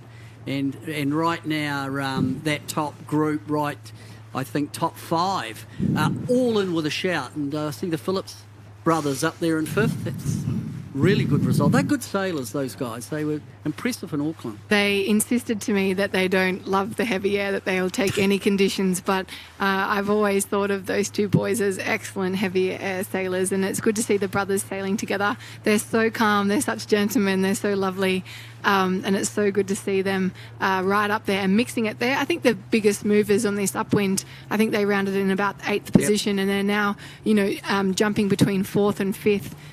And it's been a tough upwind for the Danish teams. They're now down to 5th and 6th, and they were the top 2 boats around that top mark. So I wonder with Lubeck, Hoffman and Bull, and also Warro Pritch and Jensen, if those guys have had a bit of weed or a little bit of a trouble. But I did see a few of those teams doing a few more manoeuvres up the middle, probably not quite decided on which side to hit. Burling and Tuke in the lead. The other thing, looking at the current world champions, Burling's tall. Yes. And he weighs around 80 kilos. Blair Tuke's a little bit shorter, a little bit lighter, so their crew weight is in that 145 kilograms. But with Burling being a little bit bigger, you notice, and it's a real feature of their sailing, they sail a little bit stern down. And especially on the downwinds, when they get a gust, the boat goes back to level. So their starting point often is, and it's probably only a degree or 2, is stern down. But for me, it's quite noticeable. It's a different look, and they really capitalise on that. And for all those young aspiring sailors, tuning in, just watching how steady they keep their rig going through the water, and no gust, no wave, nothing will tip that boat. It is just smooth sailing. The other thing to look at with the Kiwi setup, see the tack height on the jib? So they're flying their jib tack a little bit high, so they're sailing with a flatter setup. They're in that pointing mode. I don't think anyone is more tuned in to setting up a 49er than these two. Yeah, they've been around for, this will be their 3rd, at least, campaign in this class, if not 3rd and a half. Yeah. They've been in there for quite a long time and had quite a strong training crew going into London 2012, where they won the silver medal, and they were obviously training with Nathan Outteridge and Ian Jensen, and those two worked so closely together, maybe too closely for Outteridge and Jensen, who had to defend, the Olympic title against them in the Rio Olympics, where Burling and Tuke stood up and took that gold medal. But you might as well go and play with the best. Yeah. If you're going to be good at this game, just go out and get against the best in the world and try and figure out what they do. But I think the differences are very, very subtle. They're all fast, this fleet, but the current world champions, really their refinement of the craft is sets them apart. They are all setting up a little bit to the left hand of this top mark, so they will have to do another little dig across on Port Tack. But they're all having a bit of a go, a little bit of a step up to this side. So it shows me that there might be a little bit at play that we could see for this downwind, a bit of bias to that left-hand side. So we're on the third leg. This is mark number 3. They go around the mark, bear away set straight down towards the finish. Been a fascinating race, and right now it's Burling and Tuke from Fletcher Scott and Stuart Bithell. We go back to the New Zealanders. They pride themselves, this could be the commentator's curse, pride themselves on crew work. I know Blair does, and we'll just see how they handle this top mark. They come through. The Phillips brothers have worked their way up into 4th place now as well, so they're having a really nice upwind. Textbook. Wow, your crew work's impressive. And that's a big lead. They've smashed it on that upwind. Really stretched out a little bit. So second, it'll be Dylan Fletcher Scott and Stuart Bithell. Of course, they're already selected for Tokyo Olympics. So strong upwind performance by them. Then we've got this congestion at the top mark. Cut 2 Danes and an Austrian. Great comeback from Warro Pretsch Jensen, Denmark 9, to work their way back into that. And it is Austria, number 6, Bildstein and Husel rounding in 5th. And it will be USA, Nevin Snow and Dane Wilson getting around in good shape as well. The Phillips brothers snuck around in there as well, so they're in 4th place. You can see them just a ladder rung to leeward there.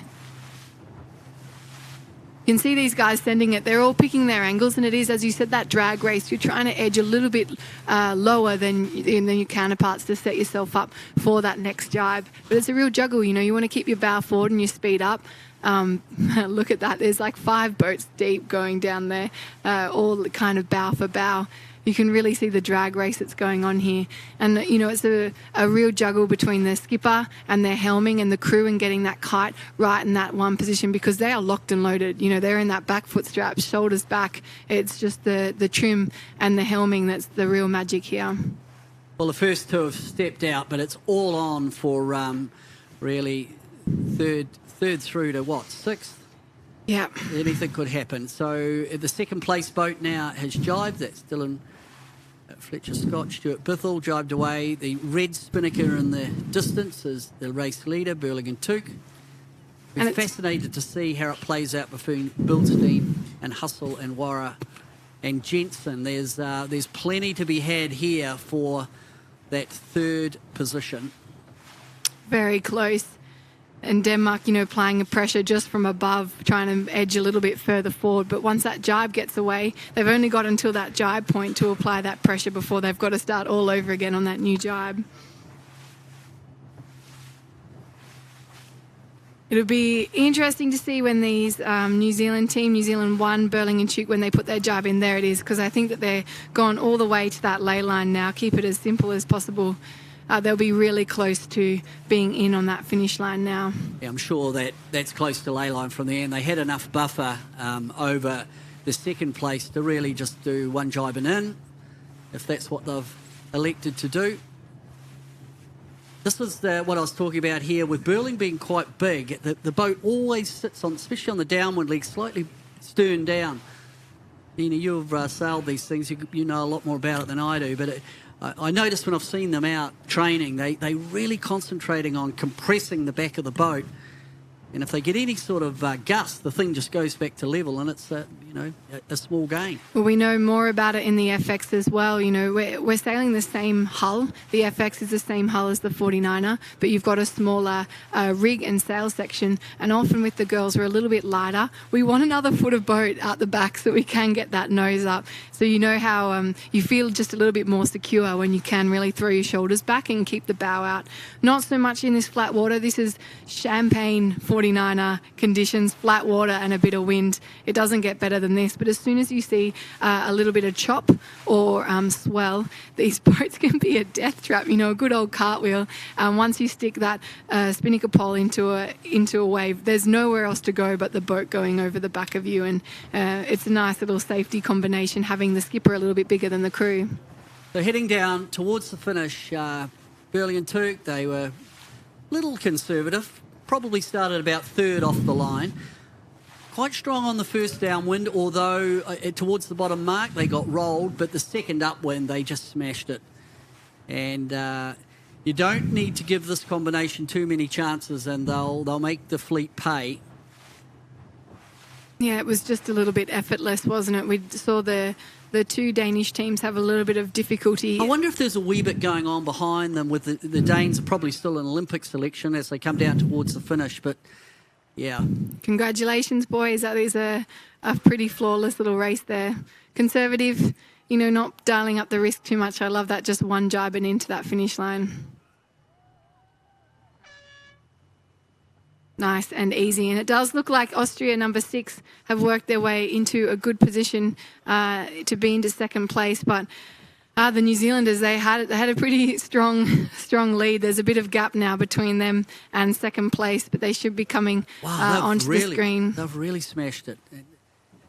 The other team that are fast on the downwind is currently in second in this race, and I think second overall. It's Benjamin Bilstein and David Hussell. They seem to make their move on the downwind, so that's something to watch out for in terms of the patterning. So the Austrians have good downwind speed as they come round. They came from 5th to 1st on the first downwind, and I think they've come from not from 5th but maybe 4th through to 2nd. A great race. As they go over, that's a very tidy race by the Austrian combination. Then it is the Brits of Dylan Fletcher-Scott and Stuart Bithell.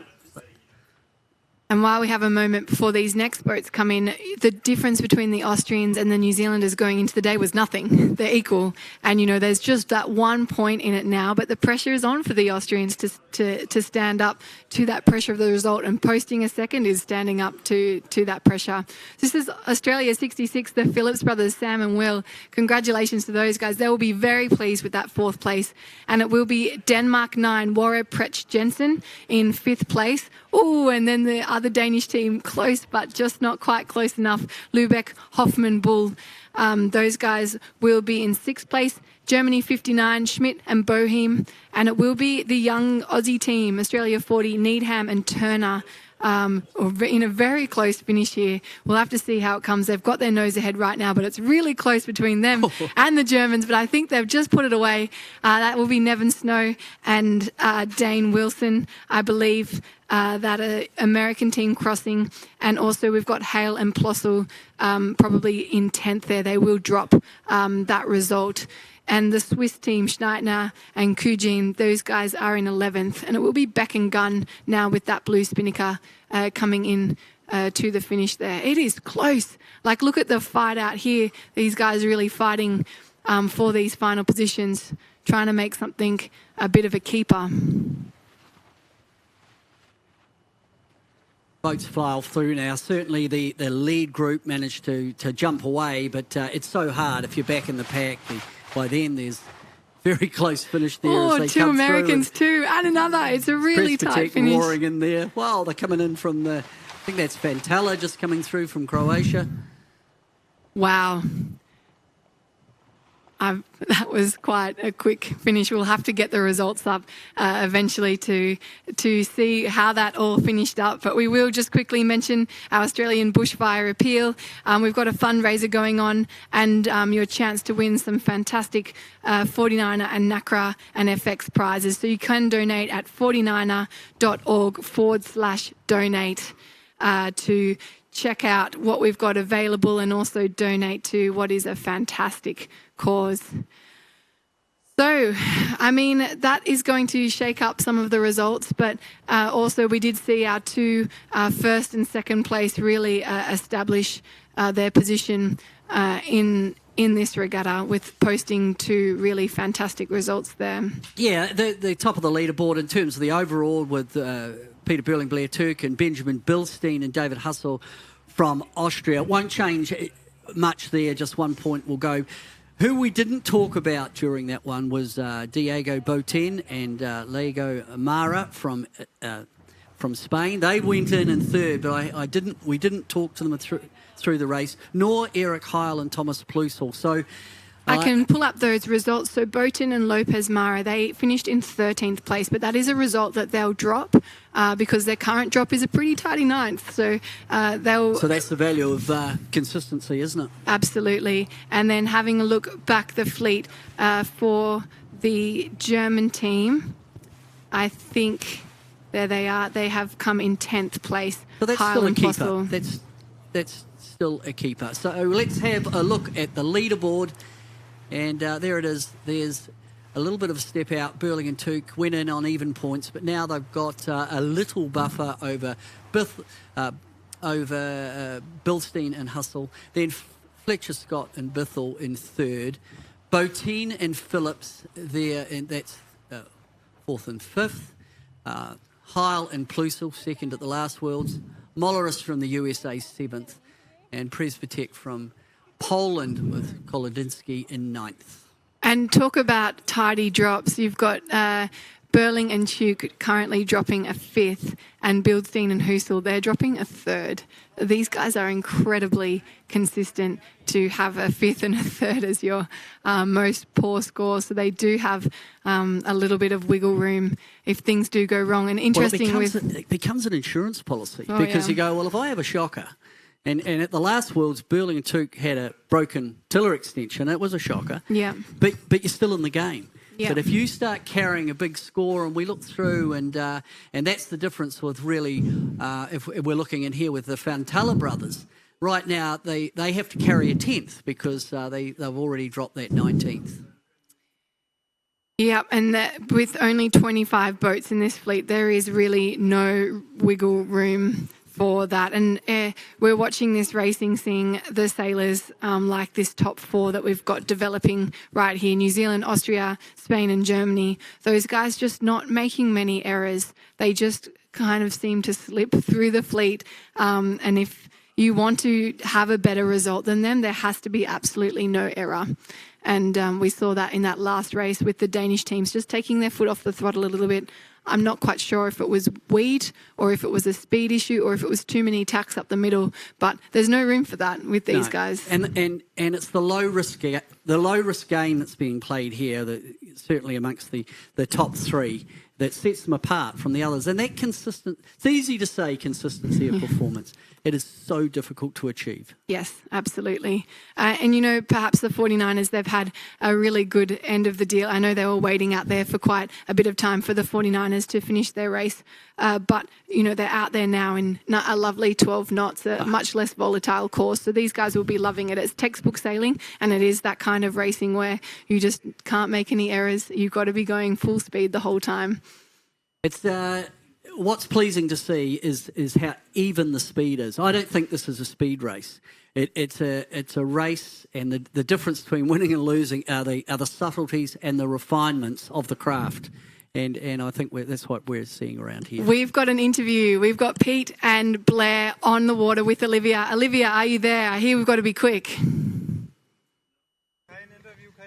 Yeah, so I was just on board with Pete and Blair, but because we're a little bit late with the racing here today, they've gone off and prepping for the next race. Start line is set, little bit lighter breeze, but it's obviously consistent out here in the sea breeze. So everyone's getting their prep ready with the 6-minute warning just going up.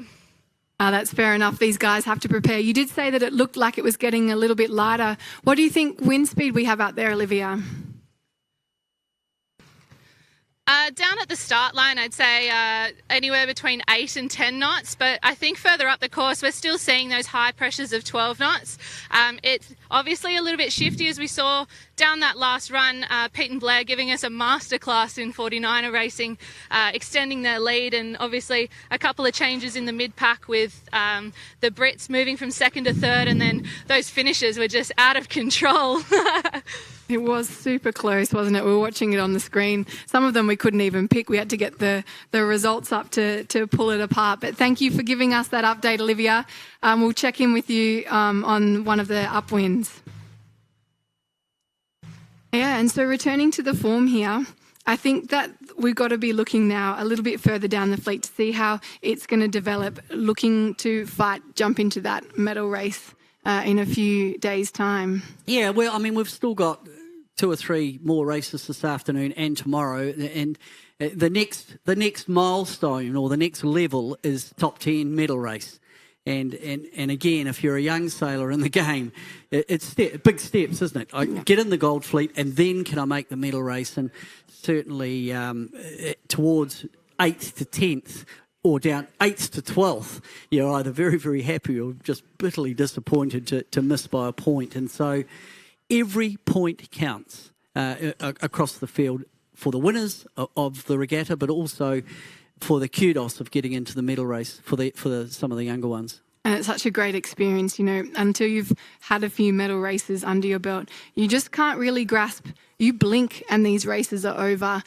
They are shortened, obviously a really short format. And I've been in a few myself, and honestly, if you're not fully dialed in and on the ball by the time that the gun goes, you can just blink and miss it, and you have to be fully fired up and ready. And it is an experience that a sailor, you know, hoping to transition into winning medals, they have to get a few of these medal races under their belt. I just saw there the wind direction is 165, course 2, so that's 2 laps of the windward leeward. I think we've got AP up over, so looks like there might be, I'm not sure if I'm reading that correctly or not, I don't think I am, whether we've just got a slight delay as we come round. Whoop, down it comes. There it goes. So we are in sequence, and yeah, pretty short, punchy course. So the wind is actually, drift. That's why they like the ride. It's actually, what were we talking earlier in the day? 140. Now they've got this one set up for 160 degrees, so effectively there's 20-degree wind shift. And in the last race, there was that start line offset that the Danes and the New Zealanders took advantage of off the line. And that was one of the telling points, wasn't it, in terms of that group then were able to dominate the race, although, you know, Stuart Bithel's obviously pretty quick. He came through. And, yeah, it's the subtleties of the craft that we're seeing here with the 49ers. Yeah, and I'm really curious to see if we get the same kind of setup in this start line.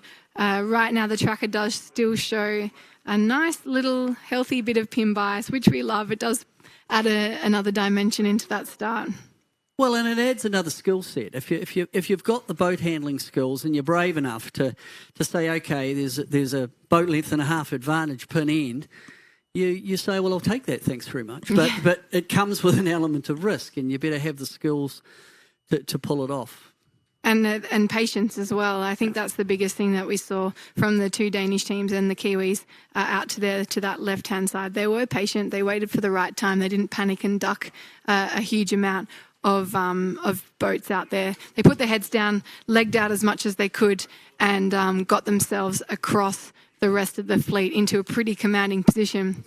We are down to 2 minutes and 15 seconds until the start there. You can see the flags flying on the race committee boat. Kudos to them for turning over this race nice and quickly. Even though we missed our interview, we'll be able to catch those guys later. It is good to just roll in, because we had planned 4 races, you know, for these guys, and so they're going to have to be pedal to the metal to get the races in. And there goes the U flag there on our screen. So what that means, if you're over the line in the last, if you're over the line, the U flag in the last minute, you will be disqualified. However, if there's a general recall, you're back in the game. It's almost, my terminology, it's a bit of a soft black flag. You know? Lovely. Black flag, you're gone. See you later. Thanks very much. It's brutal. So we've just had a bit of a time correction on their screen if you pick that up. So we do have 3 minutes and 20 seconds down there. As you can see, with a bit of disorganisation, you know, these guys want to go for a bit of an upwind, A, to make sure that their boats dial in if the conditions have changed, but B, to also get a feel for transits, ley lines, what the angles are going to be on the upwind. And often if you're just standing there on the start line and looking, you're not going to get as much data as you do when you pull on the sails and have a bit of a burn upwind. And so you can see those guys have done that. They're making their way back down to the finish line. They've got a quick decision to make, you know, boat, pin, which side. Well, right now it is decision time because it determines what zone of the start line you're going to set up in, and with 2:45 to go. Certainly our animation is showing a bit similar to the last start. There's a bit of pin-in bias. So this end of the start line is closer to the top mark, and it wouldn't surprise me at all to see it worked last time round, and I can already see one of the Danish boats setting up. I think Burling and Tuke is setting up bottom third of the line. And the people at this level will take a one boat length advantage if the race officer is kind enough to give it to you. And it does come with just an element of risk in terms of being pinched out down towards. But what it has done, the bias has done, is cleared the committee boat end of the line with congestion with boats. I love watching these boats in the pre-start. You can see all the double tacking happening here, and the amount of skill. To give you an idea, if you put this boat in the water and let go of it, it capsizes. And so these guys are up on their feet, moving around their boat to keep the boat as flat as possible. They're making tiny little changes to their sail to try to keep flow happening over their foils. And this part of the race is exceptionally technical. They can't see the line. It's not drawn in paint on the water. They're guessing where that line is with their transits and other homework. And they're doing their very best to keep their boat right up on the line. What's nice to watch here are the two Danish, and I can't quite pick their numbers out. I think it'll be the same as before. It's probably Warra, and to windward of him it will be Lubeck and Buhl. They liked it. They controlled the first one, but then coming in, it looks from behind. Here comes Burling. Now Burling and Tuke, their boat handling is spectacular. So they say, we want the pin in this time. Now the trick now will be, can they hold enough separation between themselves, the New Zealanders? Or was that the Brits? That's it is Bithell. The Brits, yeah. That's interesting. That's an aggressive move by Dylan Fletcher Scott and Stuart Bithell. So you've got the two Danes and Britain right down here at the leeward end. Aggressive move. Don't know where Burling and Tuke are. They tend to play it quite conservatively, but this is going to be game on at this leeward end this time, to the extent we can see one of the Danes pulling out of there. Reversing back, getting out of there. But that was a big move by Bithell to come in, by Dylan Fletcher Scott and Stuart Bithell to come in there quite late. I think it's setting up quite nicely for them at the leeward end. They are into the final seconds here, 5 seconds to go. The boats that have bailed out, they're desperately scrambling for a gap. You can see them pulling out of that start as these guys pump their boat to leeward, pump it to windward, and we are racing. That is really close to the go, but Stuart Bithell and Dylan Fletcher Scott have had an absolute screamer of a pin and start there, kind of stealing it off the two Danish teams. And we've also got, I believe it is New Zealand number 1, Peter Burling and Blair Tuke, just sitting off their hip. Another great start from those guys as well. Yeah, that was interesting, eh? We hadn't talked about Burling and Tuke the whole time through that, but when the gun went down, they played the low risk game, bang, they were there. It's Beck and Gunn, I stand corrected. It was Beck and Gunn, well. Beck and Gunn. At number 5, so they are really aggressive. Logan Dunning-Beck, he's one of the rising stars in the 49er class. He's lived in the shadow of Burling and Tuke for sure, but he's always fast.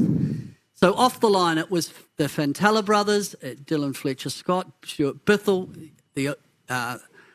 As we just have a bit of a good start by Logan Dunning-Beck and Oscar Gunn. Here comes those ever-important crosses, and it looks like they're going to be able to put away a few of these teams. They've definitely crossed the bow of the Americans and their following pack, but it will be that next pack you can see right up on the middle of the screen that's going to be applying the pressure. Yeah, they look to be bow forward. So the boats that were up towards the committee boat end, I think, are quite comfortably in the chance. Presbytech, Polodinsky is showing to be bow forward from Poland. We'll just let it mature a little bit and settle down because the animation does jump around. Bildstein and Hustle are in there again. The density, though, is outrageous. These boats are just within lengths of one another and also tacking and kind of scrapping for a clear lane here. As we come across this boat here, and it's a Dane, just tacking, they look real strong.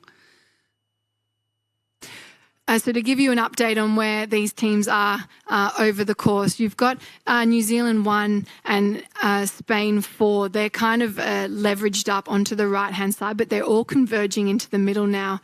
You've also got Denmark 9 a little bit bow forward in the dead centre of the course. We've also got Australia 66 just to leeward of them, and GBR, we saw them on your screen there, making that manoeuvre from the pin end, consolidating a little bit, taking a few sterns and stepping out to the right. Yeah, it didn't really play out as strong on the left as it did in the first race of the day.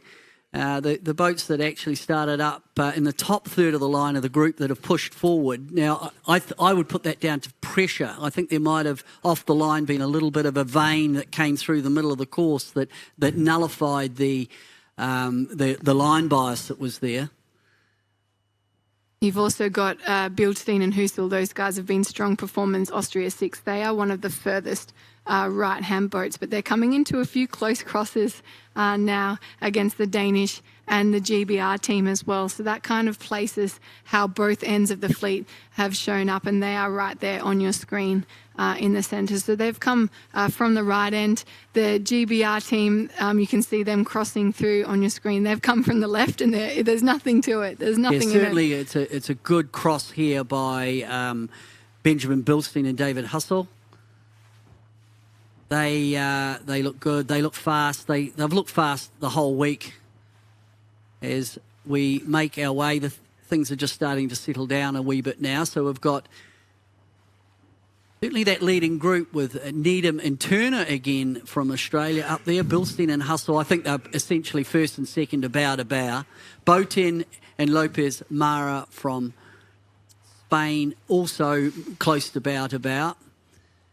It's good to see them back up in the top group because they came in today in third place. So a much more, I would say, on-performance result for those guys. It's been great following the Austrians out here. Well, I don't know if you feel the same way, but I feel like the boats that wanted the right have crossed to the left, and the boats that started in the left have crossed over to the right. We've seen a real switch, especially from some of the strong teams in this fleet are kind of changing their mind. Yeah, I just, the patterning for the day is the 50, I think it's a 60-40 deal. I think 60% of the time or 55% of the time the right has been really strong. But every now and again there's a little snippet from the left. But right now, as we sort of get later in the afternoon, I think it's pretty even over the course.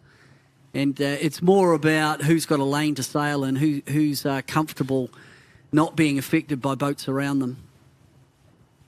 This top mark will be the teller of all as they kind of converge up the top of this course. We're still only halfway up this course there, but they've seemed like to be converging quite early. They're not splitting too far away from one another here.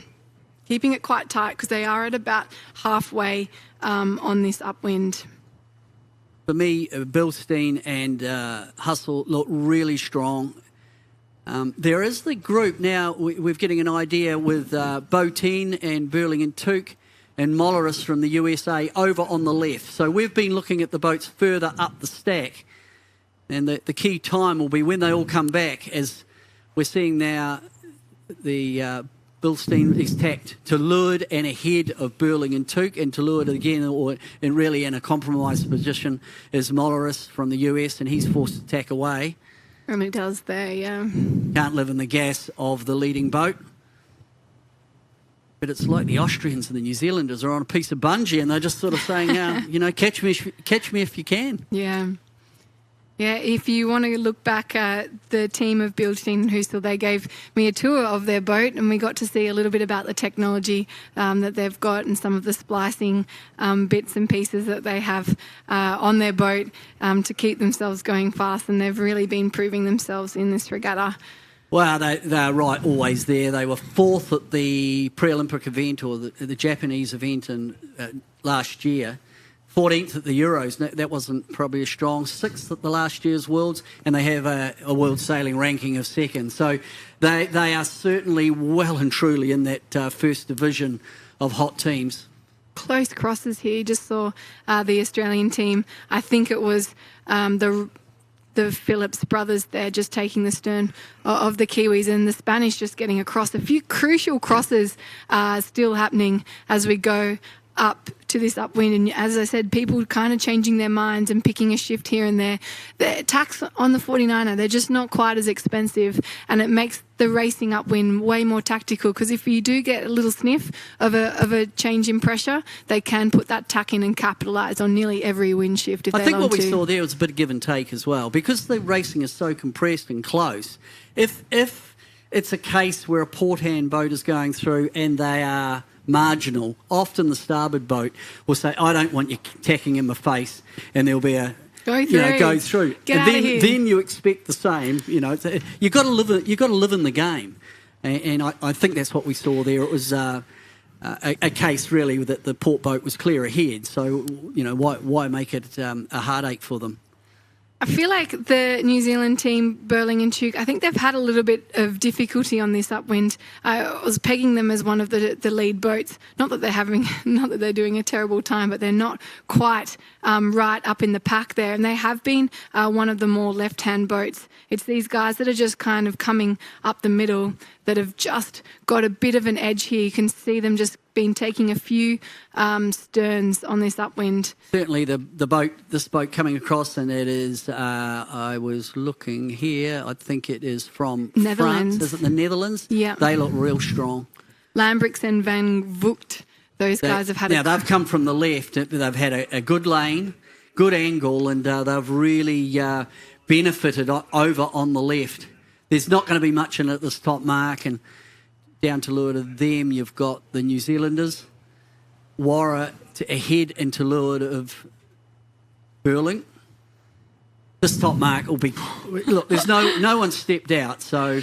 They've kept each other on a very tight leash on this whole upwind. Nobody is giving anyone a metre, but it does look like Netherlands number 8. These guys are in a great position, a little bit bow forwards as they come in on this left-hand side. It's been quite powerful for them. Yeah, no, they've been strong, and they went into this finals in 5th position. And right now they've got a lovely little buffer over the Danish team.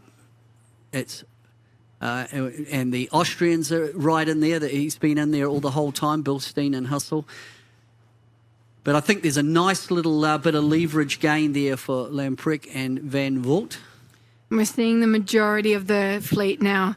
They're on port tack, so we're seeing a little bit of an advantage to the guys that can be on port tack right now. They've got a nice little angle into that top mark. So we're going to be seeing, it looks like the Netherlands team here on your screen, if they continue, they'll just be doing a really short tack and then a rounding. It's quite a technical manoeuvre. You don't want to wash off too much speed.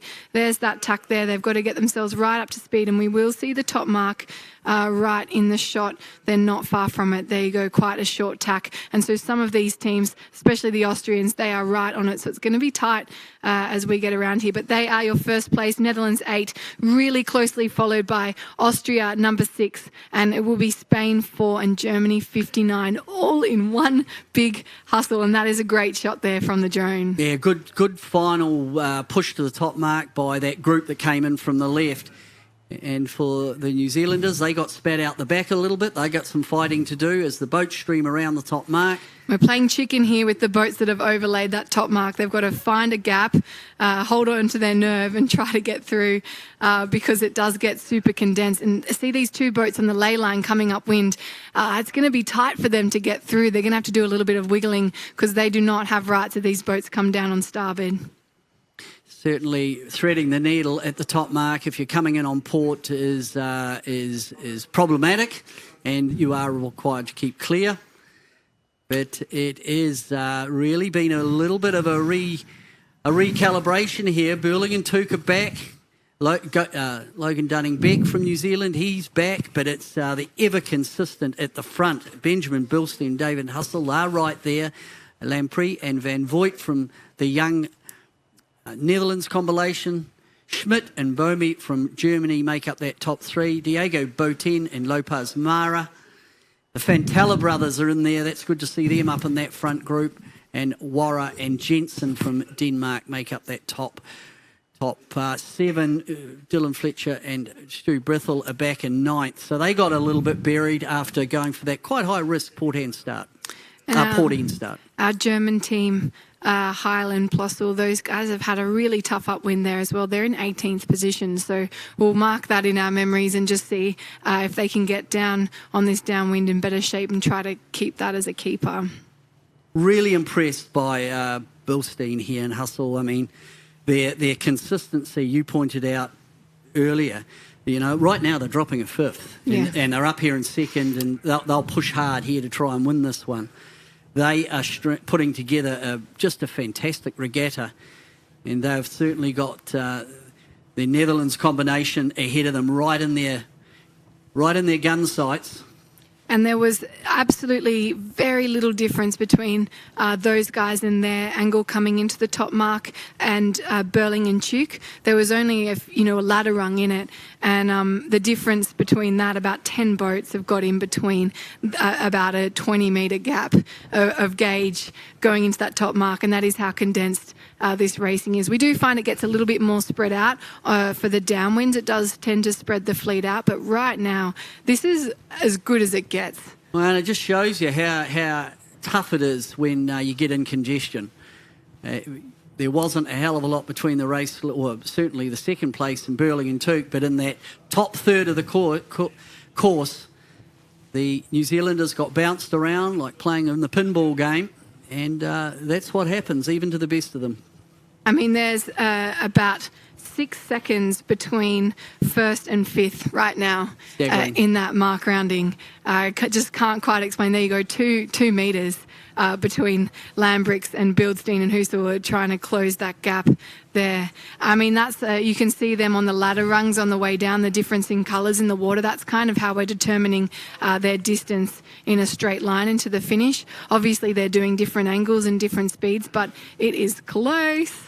So we're on leg two, bottom mark gate coming up, and it's all on for young and old here. Bilstein has set himself up here to take the lead. So the red Jenica of the Austrians, they went round the top mark in second place, but they're really putting the Netherlands combination, so that's the blue Spinnaker over to the right, the advanced blue Spinnaker. They were leading at Mark 1, but I think it could well be, we may well see a lead change here with Bilstein and Hustle.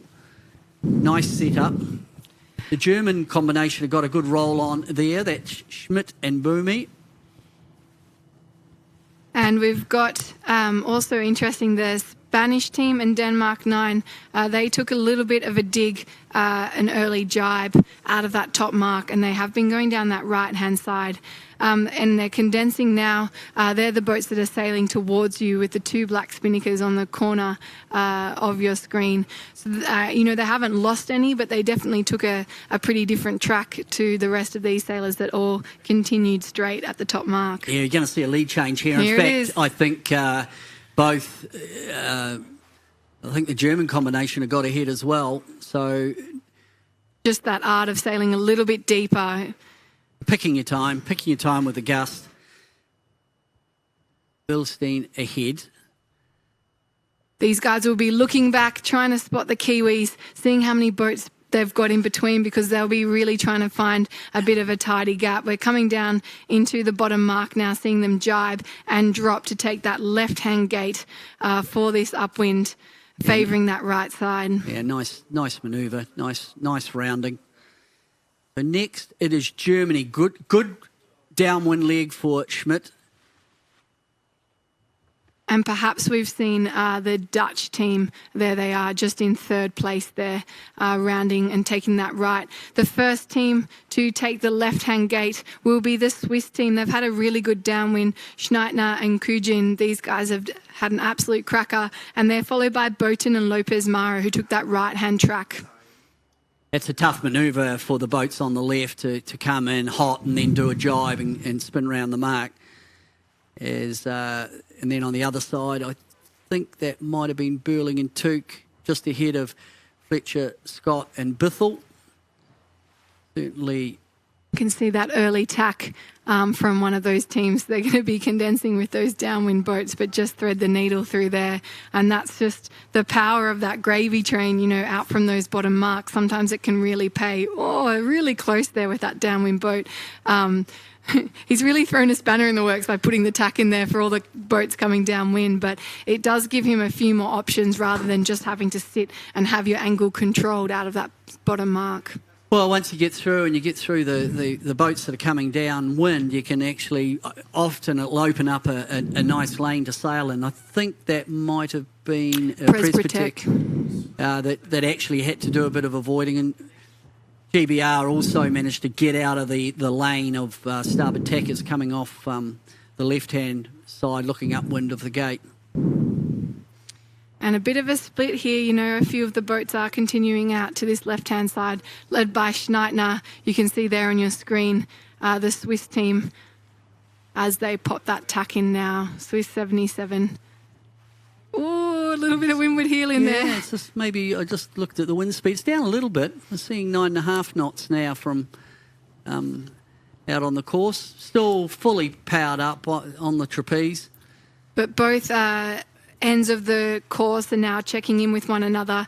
The guys that are furthest advanced have both put a tack in, a little step up into the middle of the fleet to keep check on the rest of them, and that was the Austrians number 6. They continued, they've done a little step up, but now they're heading back. I think they're pretty confident in that right-hand side, so they've chosen to go bow forwards and lead the way over to that side. So after the excitement of the bottom mark gate, they head up leg 3. And it is now in the lead from Swiss Combinate. I know, Bilstein back in the lead. Yeah, the tracker right now is really it jumps around a little bit. And that's why with the tracker, it's the averages that we should be looking at. And then we go back to, you know, the 3D graphic, and we can look out over towards the right. It is the Austrian combination are really controlling that group. Very strong position. And they've got the group around them really pretty well contained. And a lot of the fleet on port tack now. They're all choosing to be on that tack and sending it. And you can see there it is Fletcher, Scott and Bithell who have taken that first tack, going against the grain a little bit because everyone seemed to be on port tack for quite some time. Yeah, I think they might have been affected by, if I look up, it'll be Lamprey and Van Voigt. As we'll look at Fletcher, Scott and Bithell coming back on cross on starboard. The teams that took that left-hand mark seem to have made a bit of a dent in the fleet. The Fantella brothers, Botten, Lopez, Mara, and the Swiss team as well, just inserting themselves into that top 3 kind of game with a little bit of an advantage out to that right-hand side. Still early days. But this second upwind is brought to you by McGlide. Check out McGlide as an alternative to anti-fouling your boat. We've heard that it's quite performance-based as well, and it is pretty much a adhesive film for below the waterline of your boat. It's coated with silicone paint, and it's quite quick by the sounds of it. So check out those guys for any of your anti-foul needs.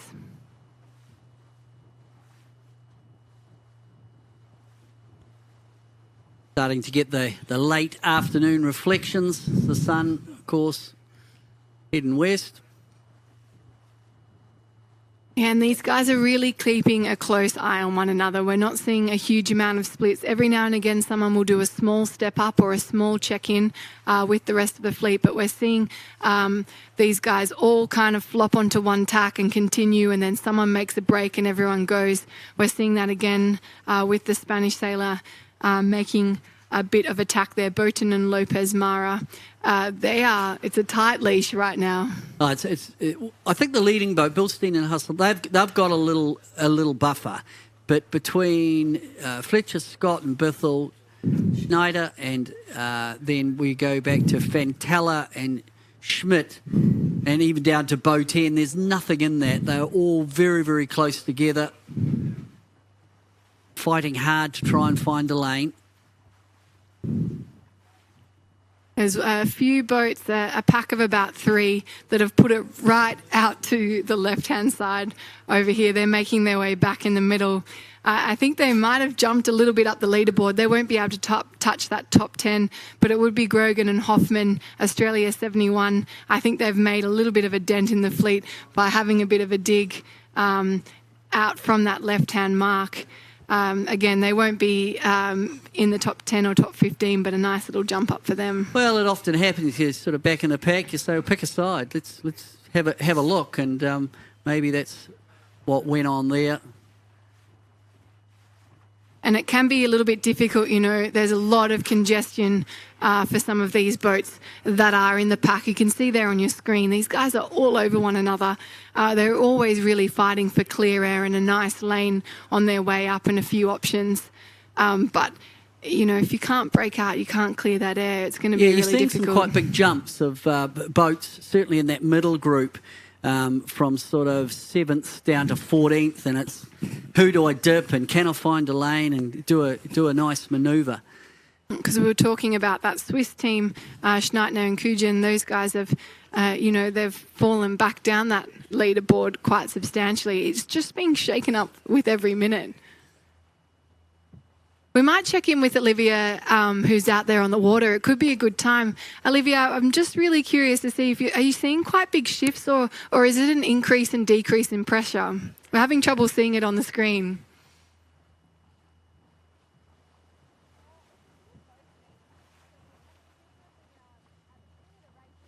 We'll have to try again with Olivia out there, but I am really curious because we are seeing such big changes in our leaderboard, and we don't get as much of a good perspective of it from the footage that we're given, but maybe on water we would be surprised. I think there's quite a lot happening out there. Yeah, I think there's pressure. I'm not sure if there's a lot of angle in it now, but it's generally lightened off, but it's become a little bit funky, but not funky for the race leader, and they've got a good buffer near Bilstein and Hustle, and Fantella is showing, and the Fantella brothers are up into 2nd, Bithell 3rd, good comeback by Lamprey and Van Rooijt into 4th. We are also, it's worth mentioning, you know, we're in around that 8 to 10 knot mark. That's our wind range out there. And these boats have a real surge, I guess. If they sail into 8 knots, the speed decreases like quite rapidly. And as soon as the boys can get both shoulders out and really start to flatten out their main, the speed, we call it like that inversion, is quite significant. And so that could be something that's in play. Whilst the wind pressure, the difference isn't that much, we're just right on that cusp where these performance boats have that leap in speed. And so perhaps, yeah, we're seeing the teams, especially like Austria 6, with a really good performance, just managing to get the most out of their boat as possible in what is like a really tricky wind range for these boats. Well, this is the leading boat in this race. They've sailed beautifully. They took the lead on the downwind leg with good downwind positioning, good speed. They went into today in 2nd position. They trail Burling and Tuke overall by just a couple of points. Long way to go yet in the regatta, though. We won't get into doing the mental mathematics until tomorrow night, but certainly it's a very strong performance by Bilstein and Hustle. And you've got a great shot of them there. They are heading in on port tack into that top mark. And that's as it stands. The only people that could apply pressure to that top 3 boat would be Fletcher, Scott and Bithell and Botin, Lopez, Mara, who are just the bow forward boats on a pack, you know, one ladder rung down to leeward. But they've got a nice firm hold, and there is a bit of a stack of boats now lining up. Not so much on the pin, on the top mark ley line on port. Here they go. So that is Mark 3, bear away set. They came in on port. Good, solid lead for the Bernstein and Hustle. Definitely looks like it's getting a little bit lighter out there. These guys aren't throwing their weight straight out. But it will be Croatia, 83, the Fantella brothers. They will be in second place getting around this top mark. And it will be Germany, 59, that will come around in third. There's another boat in there, Netherlands, Lambrix and Van Vogt. Those guys have also had a great upwind in there as well. It will be Boten and Mara getting around that top mark, as well as Denmark 9, Waroprech and Jensen. It is close. Look at that stack up of boats. There's not even a boat length in that. Certainly it is that leading group, the group just behind the leaders is it's impressive. The jibe set, then it's Burling and Toot coming in there. They certainly haven't had their strongest race. They'll be very conscious of trying to protect their drop performance. Right now, they're back in, I think they're back in 10th, so that would in fact be their drop. They've got a 5th up their sleeve as their current drop. Early jibe by Bildstein and Husel. That's quite an interesting one to see those guys make that break out, but it's nice because they can clear their air. There's no one's expecting a jibe. They can get out and get a bit of clear air. And the rest of the fleet following suit there. Good comeback by the Netherlands combination. They're obviously going all right upwind in this. They got a little bit tied up at that bottom mark, but right now they're showing to be in second, but it's very close.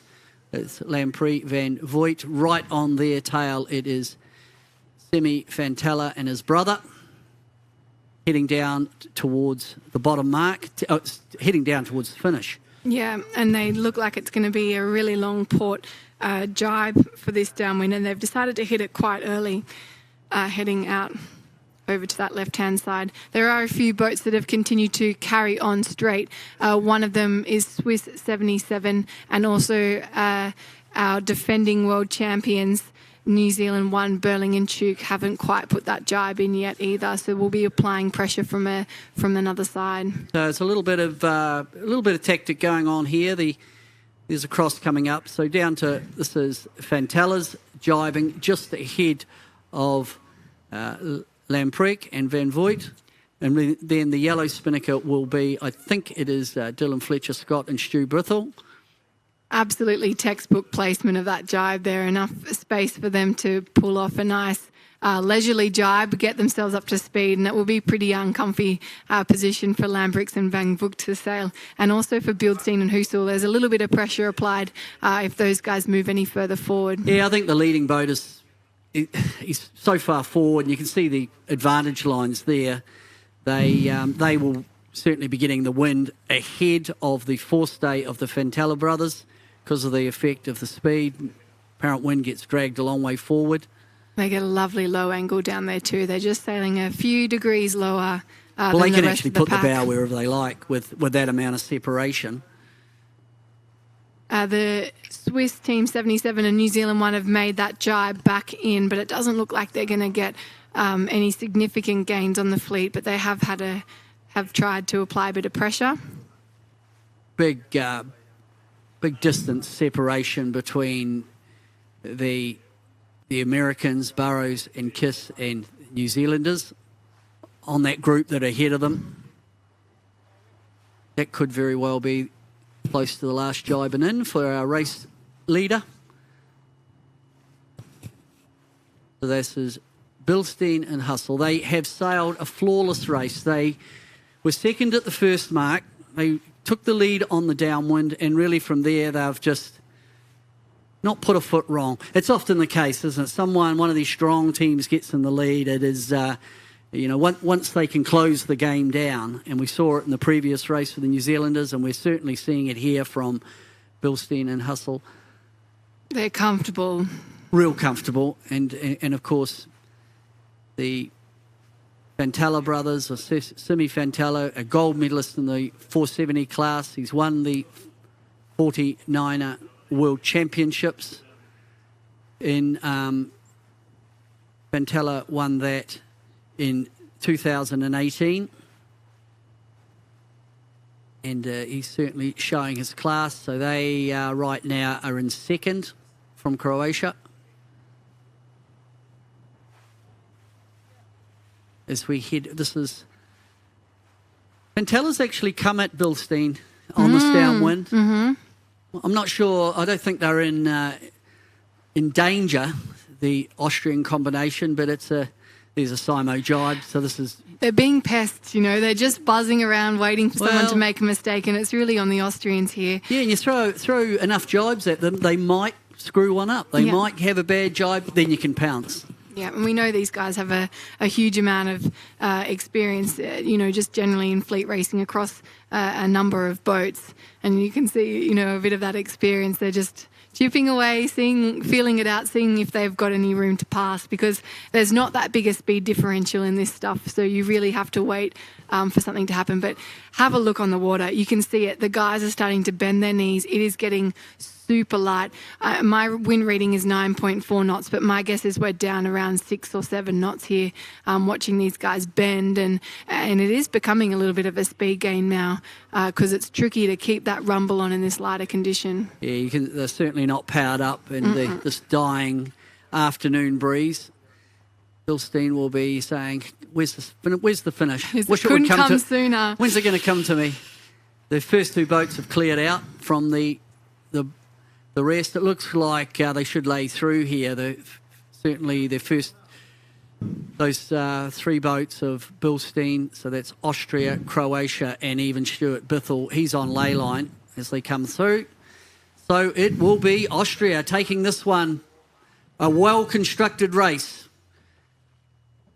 Absolutely, and these teams are dropping a third, and that's another win under their belt. You cannot fault their performance so far. They are so consistent and just fast, both upwind and downwind, and not getting into any trouble off that start line.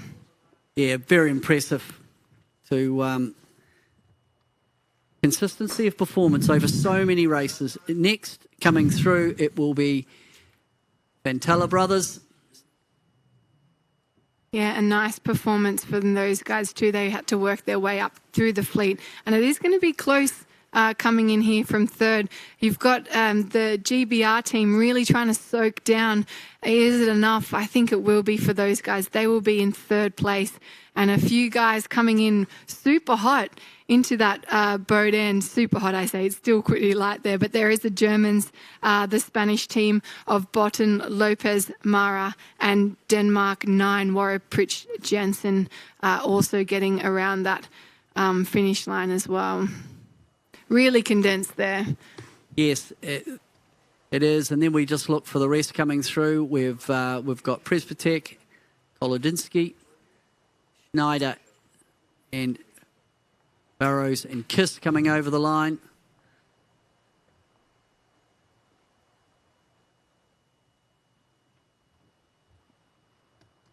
Yeah, it is getting really light out here on the race course. You're watching these guys bending their knees. Their kites are floating out. These guys are coming in on a super hot angle there. Nice little bit of pressure for that team. I think that is the Swiss team of Schneitner and Kujin. And also you've got USA 76, Barrows and Kiss also getting in across the finish line. Denmark 277 and France as well getting across this finish line. Really tight, they're just in little packs keeping an eye on one another and finish very close together. Yeah, and there's some big names have not had a good race. Burling and Tuke. I see the Phillips brothers are back a little bit, and it's a case of that leading group get launched, and then you're just fighting for the scraps if you're back in the pack. As we look at more boats, Molleris, there's Lubeck coming through. Burling and Tuke, they didn't quite make that early jibe like the rest of the fleet, and I think it was a suffer. This is a really close finish. It will be the Americans just getting in there. We might see a protest situation out of that if they actually had room to squeeze in there, but they definitely got across the line first.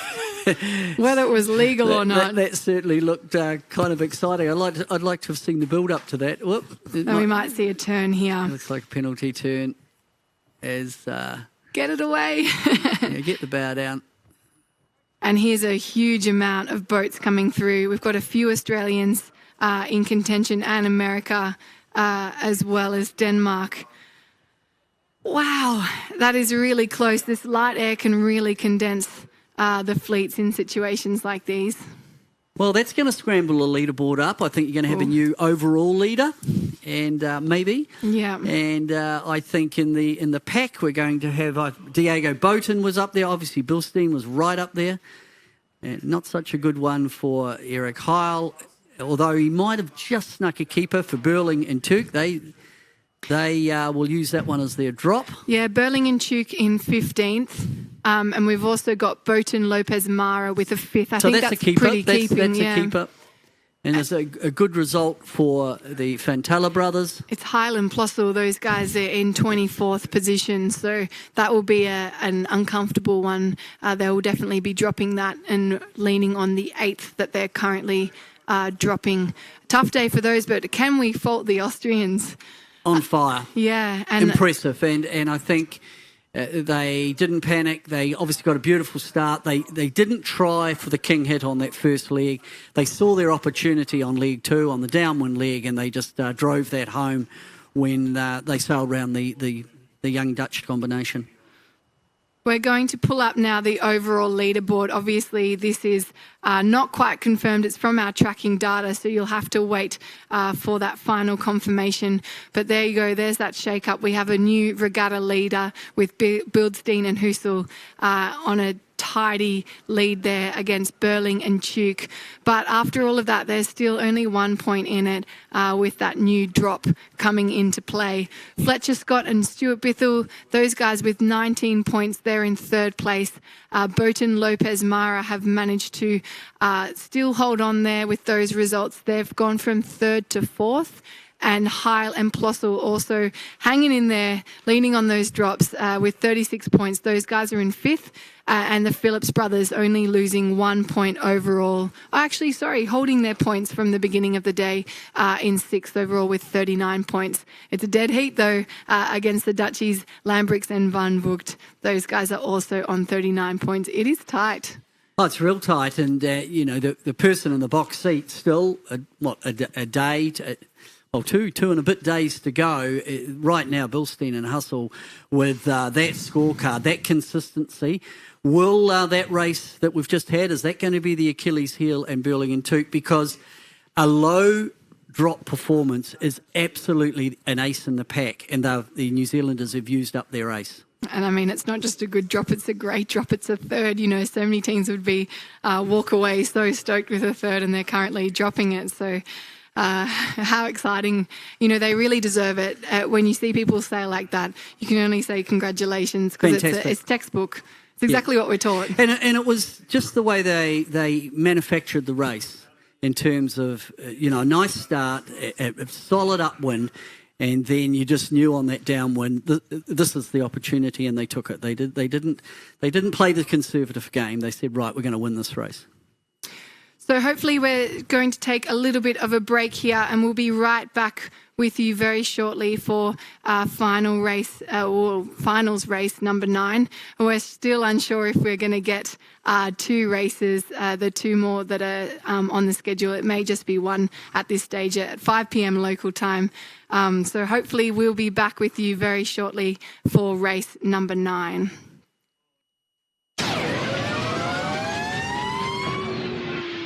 Well, I'm here with Ben and Dave from the Austrian team. These guys came 6th in the 2019 World Championships, and we're still waiting for you guys to go out and get some racing in this morning. But I was wondering if you could show me a little bit around your boat. I kind of wanted to start here with your trapeze hooks, because I personally never had enough faith in my splicing ability to pull something like this off. But do you want to talk us through, for some of maybe the aspiring sailors, a little bit about the technology on the boat and what you guys are running? Yeah. All right. So maybe we start here. Basically, 49er is a pretty nice boat and one design. So there's not too much we can do, but in terms of the lines and stuff, we can choose a bit what we like. And yeah, in general, I think most of you know that many people had one purchase more in here, but 49er sailors mostly just went down to 1. So it makes you move up and down much faster. You maybe need a bit more power or a good technique, but yeah, it pays off. And for what we had here is also that we made our own hook. They're produced in Italy. The old ones, or the classic ones, used to break sometimes. and then you can get serious injuries if you're in the foot strap. So we have one that is really designed strong. It will hold, and we actually made a really nice splicing connection.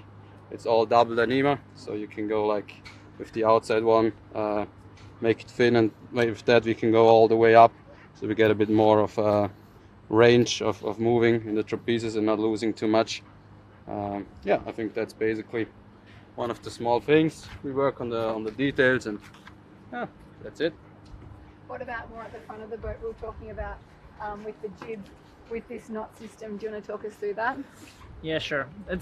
I think we seen it first time when we moved into the 49 actually, a couple of years ago, and it's quite smart because you have a loop and you have a lot of knots, and you can adjust the height of the jib, and you can always put it to the same height. So okay, you put it on the third knot, on the fourth knot, and you exactly know which height it will be. It will not move from there.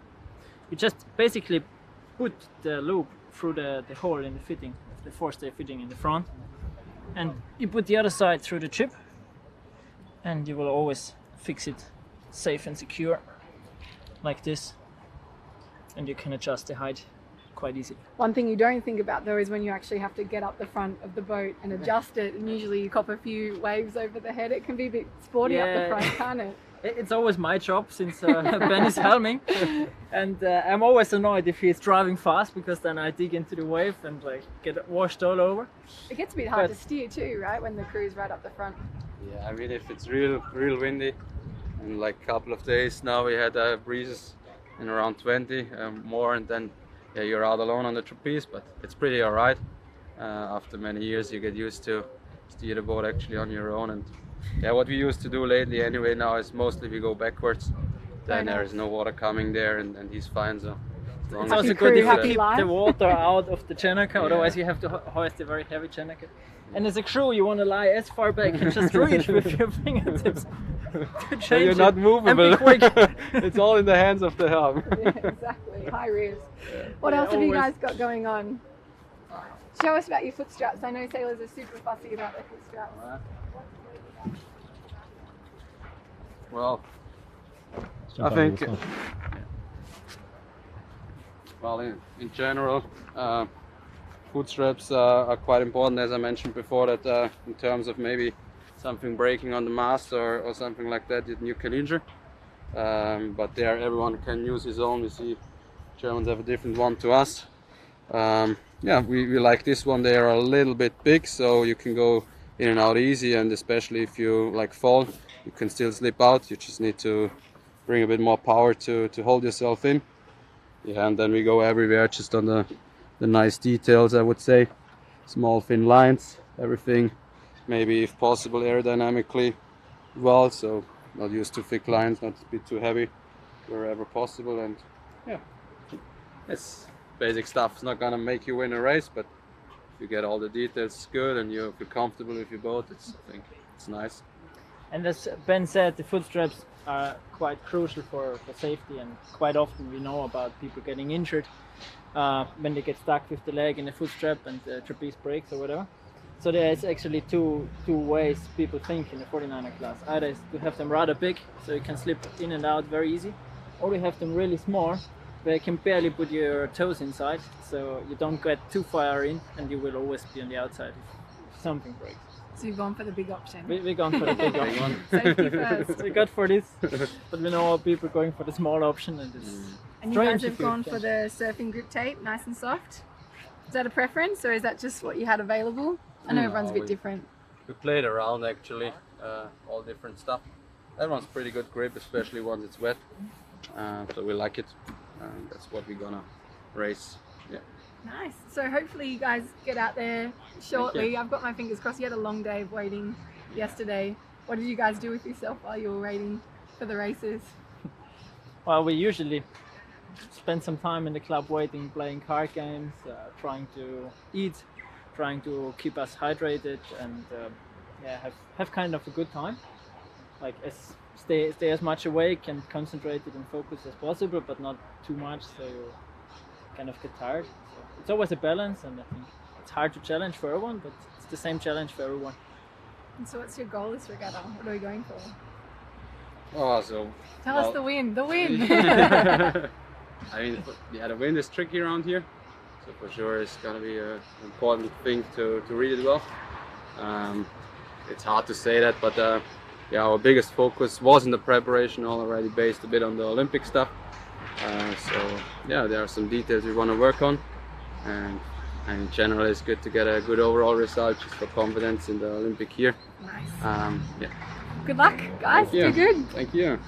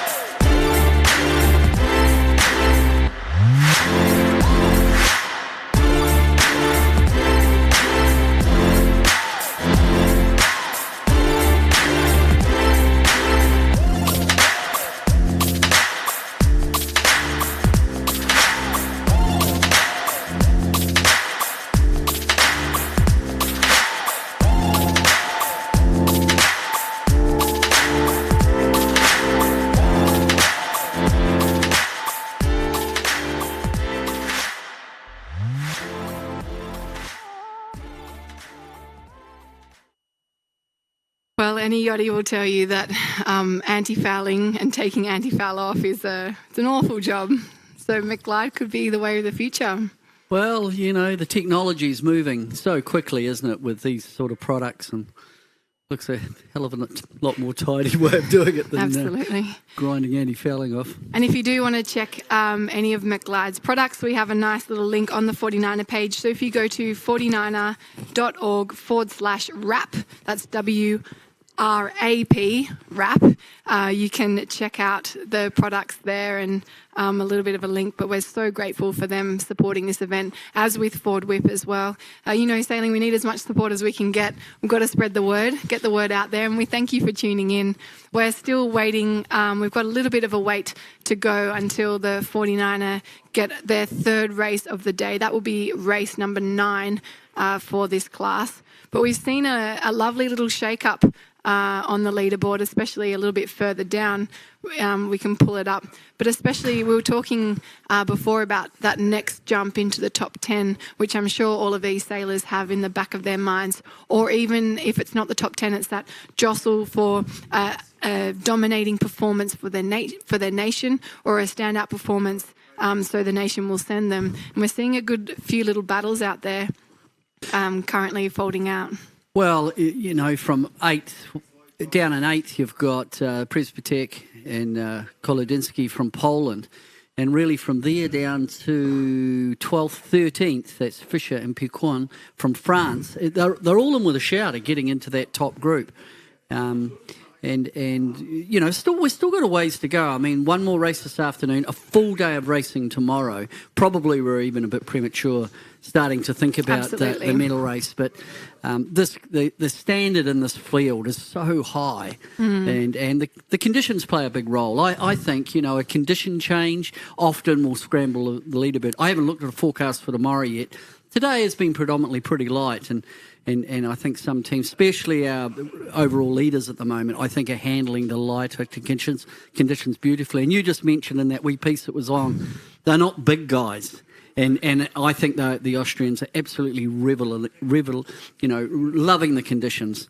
And it comes to them pretty naturally, being Europeans, as some of the people like Botin. I think the Mediterranean people love that light to moderate, funky stuff. Maybe crews from down our way, you know, the Aussies, the Kiwis, even Stu, you know, Fletcher's.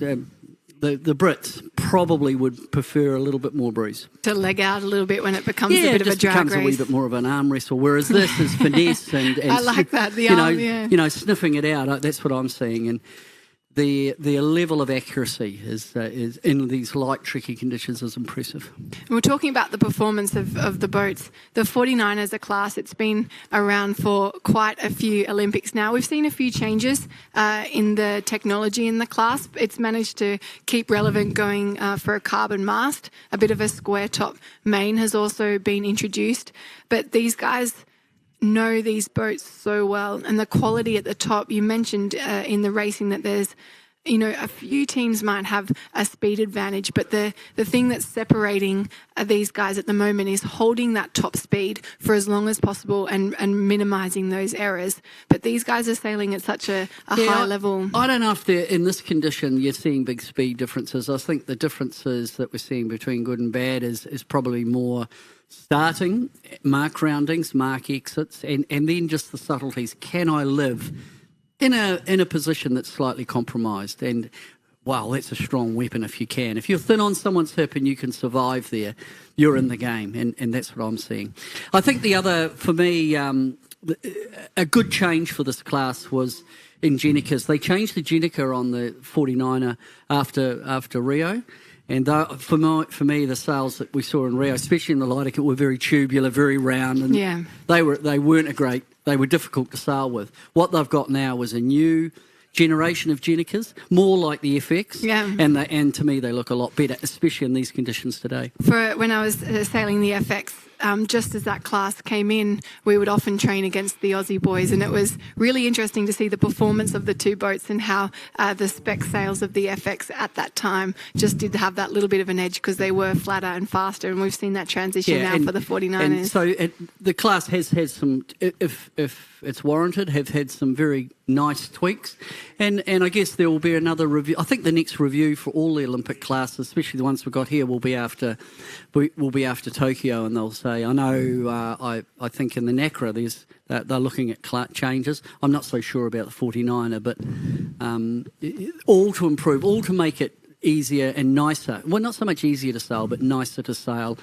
It's keeping up with the times. Yeah, and reflecting what your sailing's about at the moment. Yeah, it's impressive for a class like the 49er to stay relevant for as long as it has. The class has been around for quite some time, and it's just those small little tweaks that's kept it super relevant, very physical, it's such a...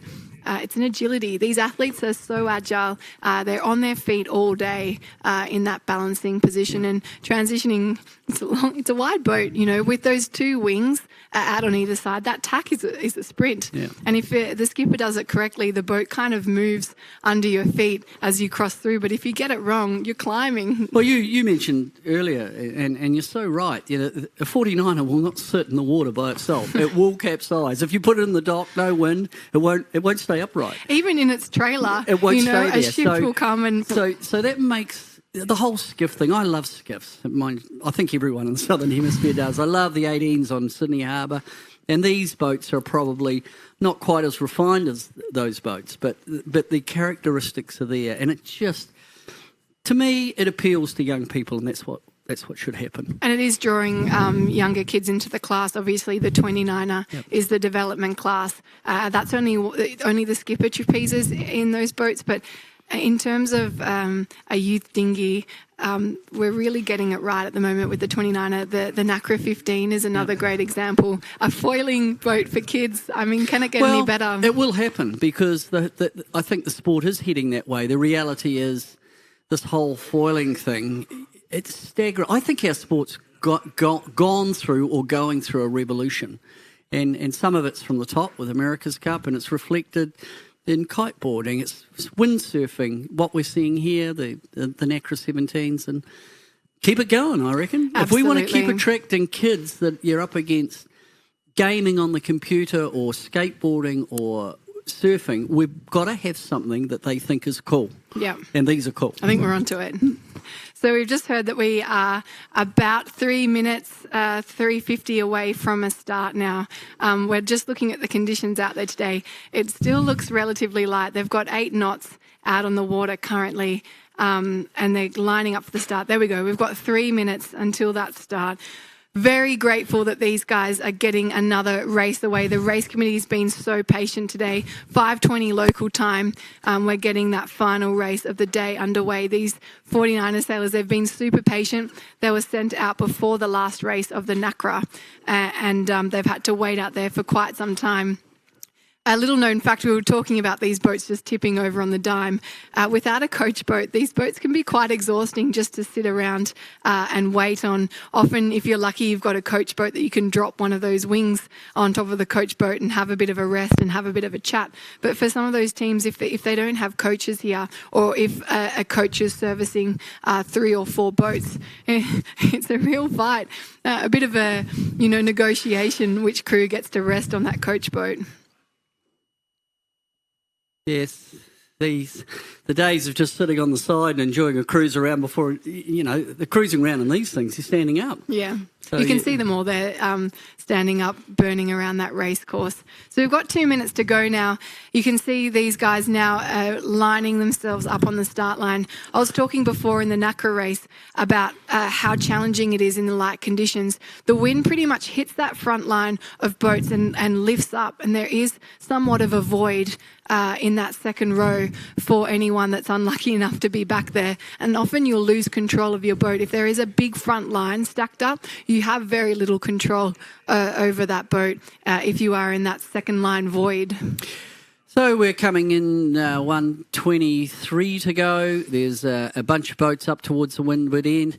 You can see the big bow in the line, which is all comes about because of judgment. It's very hard to determine a reference point if you're in the middle of the line. It's easier when you're at the extremities.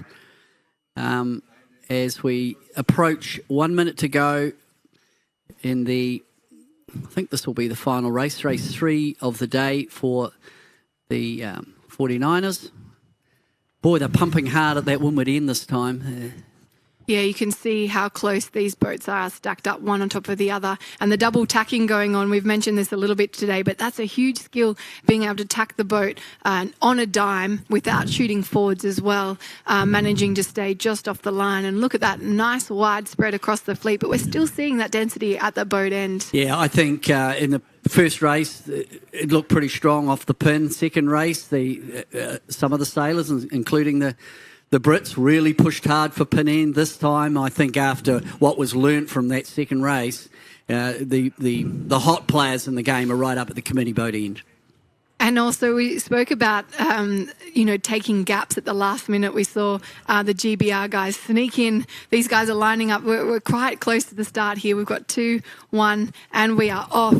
But as I mentioned, you want a gap, but you don't want a gap too big that someone comes in and steals it. You've got the Swiss team, number 77, having a cracker off the pin there. And Australia 40 as well, just 1 boat length above. Tough start for the Polish team. You can see them already starting to suffer with a little bit of dirty air. You can see them bear away straight away and try to consolidate a little bit of a better start off that start line. Yeah, what was interesting there, right, when we came into shot, Dylan Fletcher Scott and Stu Bithell just come hammering a line, dipped the whole fleet. They just said, right, we want to go hard right at pace. And I'm not sure if they got there without having to dip, but their game plan was very interesting. They didn't want to get in the lineup. They wanted to go right, and they just said, right, we'll go there and we'll take sterns, and we'll just monitor them, how they turn out from that. It was a pretty gutsy call. But off the line, we've got Irwin Fisher out in the lead. Heil and Plusel having a better start. Warra and Jensen, Denmark, make up that top 3. The Danish team are strong with Lubeck also in the hunt. And so Dylan Fletcher, who dipped all those boats, dipped the field to go right, he's showing in the leaderboard to be 5th. So that was an interesting tactic. Not a bad one. And we're seeing our German team, number 2, Highland Plossel. Those guys have won that boat end. They were the first attack off at the boat. So they are leading out to that right-hand side to keep you updated with that team. GBR, they've actually tacked now back onto starboard. They'll be meeting head-to-head with some of those boats that are now tacking onto port. And we're seeing a few guys have to duck their stern. What they did must have been a little bit of magic. Well, I think they went and clear out. And the main thing they did that's really really dominant with a skiff. They went there at pace. They didn't go there half-heartedly. If you're going to take a bit of a risk, a high-risk manoeuvre, do it with a vengeance, and they certainly did that. Looking for the Austrian team, they are also making their way out to the right, but they're right in the centre of the course. You haven't got them quite on your screen yet, but they're making their way over to the right-hand side. So we're seeing a bit of a majority of the fleet now tacking onto port, and you've got that pack now up on your screen. They're all in one line. They're all heading out there.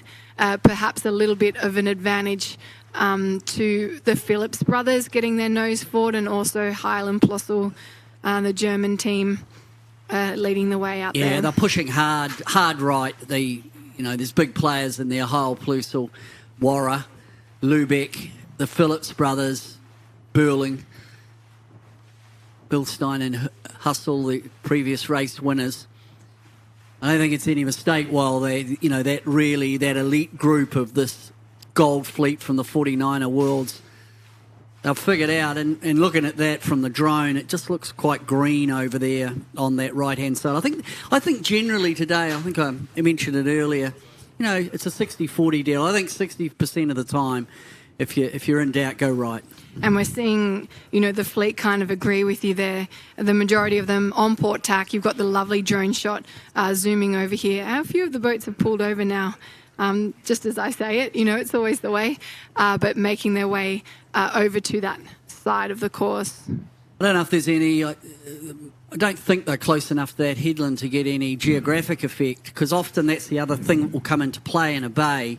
If the wind is rolling over the land, it will want to come off the land at 90 degrees, so it will bend. You get this geographic effect of bending the wind.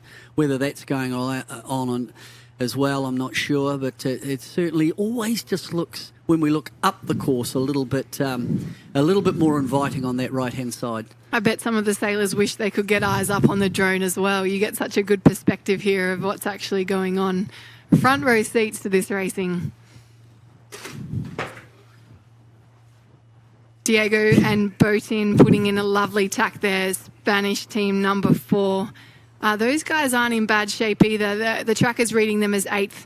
They're just about to take the stern of Burling and Tuke, who have been working their way up the middle. Burling and Tuke and the 2 Danish teams, Warra, Pritsch and Jensen, and Lubeck Hoffman. Those guys are always quite tight in with one another. They certainly have this sort of very healthy proximity. I just got to watch what I say now. A healthy respect for each other. They sail in a very same part of the water, don't they? They're together, which is probably no surprise. Obviously, Jonas Warren, a gold medalist in this class from the Beijing Olympics in spectacular fashion as well. It's one of the, I know there was controversy at the time. To me, it was one of the lovely stories of our sport that, someone had a massive gear breakage, used someone else's equipment and won the gold medal. And to me, I know at the time it was quite contentious and about using other people's equipment, but to me it was the right thing. And I never have a problem with, stuff like that going on. I think it's right. Nice to see a bit of, sportsmanship. Well, yeah, in this age, you sort of think, sends a good message, I think, to people that compete. Nice little condensing of the fleet here, seeing the 2 Danish teams we were speaking about before just make their way across. Some of the guys that were a little bit further over to the right-hand side. The Phillips brothers taking a few sterns there, and Heil and Plossel as well. They're just taking a little dig back over to the centre of the course, and notably you've got Peter Burling and Blair Tuke also making their way over to the left. Yeah, they're hanging it out. I mean, that's sort of going against the grain a wee bit. And the one I'm looking at that I quite like position-wise is Botin, Lopez, Mara. They've gone quite a lot. Well, on the animation, they're past the ley line. I'm sure they're picking up the correct angle to the top mark. But that right-hand side of the course in the last third looks pretty strong. Burling and Tuke are really hanging it out on this left-hand side. And they're not alone. They're out there also at GBR number 3 as well. They are actually another step further out, but on port tack now, making their way over to the middle. These guys will be quite close to that port hand Yeah, I ley think line. what's interesting with Burling and Took is that they want to be. It appears to me they want to be in the same piece of real estate as the overall regatta leaders, Bilstein and Hustle, and as they come back now, they look quite strong as we go. As we look at this cross coming up, so this is number one's Burling and Took. They're ranked first, so Germany tack to Lloyd. Here's a cross. I don't think Burling have got a piece here. No, they tack as well. So that would indicate they're on ley line or close to it. Nice little tack there by the Phillips brothers, getting their boat up to speed. They will have a nice little pressured tack to get back up to that top mark. But that group in the top of the screen, they'll be clear ahead. And that'll be Warra, Boten and Lubeck. And we were speaking of our race leaders, Austria number 6. They're currently a little bit deeper. We might see them as we scan over here on the drone.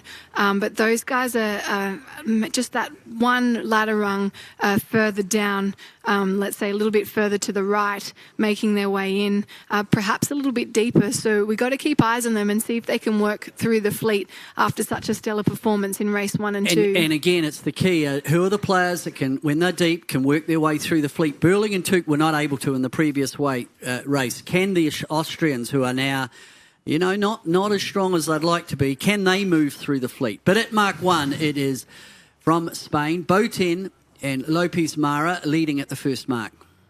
And it will be the 2 Danish teams, Warra Precht Jensen and Lubeck Hoffman Bull. Those guys are getting around alongside the Phillips boys, Australia 66, Germany 2, and New Zealand number 1, Burling and Took, putting themselves back into the game here. It is close at this top mark, brought to you by Ford Whip. Go faster on the water, and these guys are really trying to go faster to get around this top mark. Yeah, a bit more pressure at the top mark. It's, they're fully stringed up now on the trapeze. And I thought Boten did a really good job at the top third of that course when he still liked the right, and he picked his time to come across and cross ahead of Warra.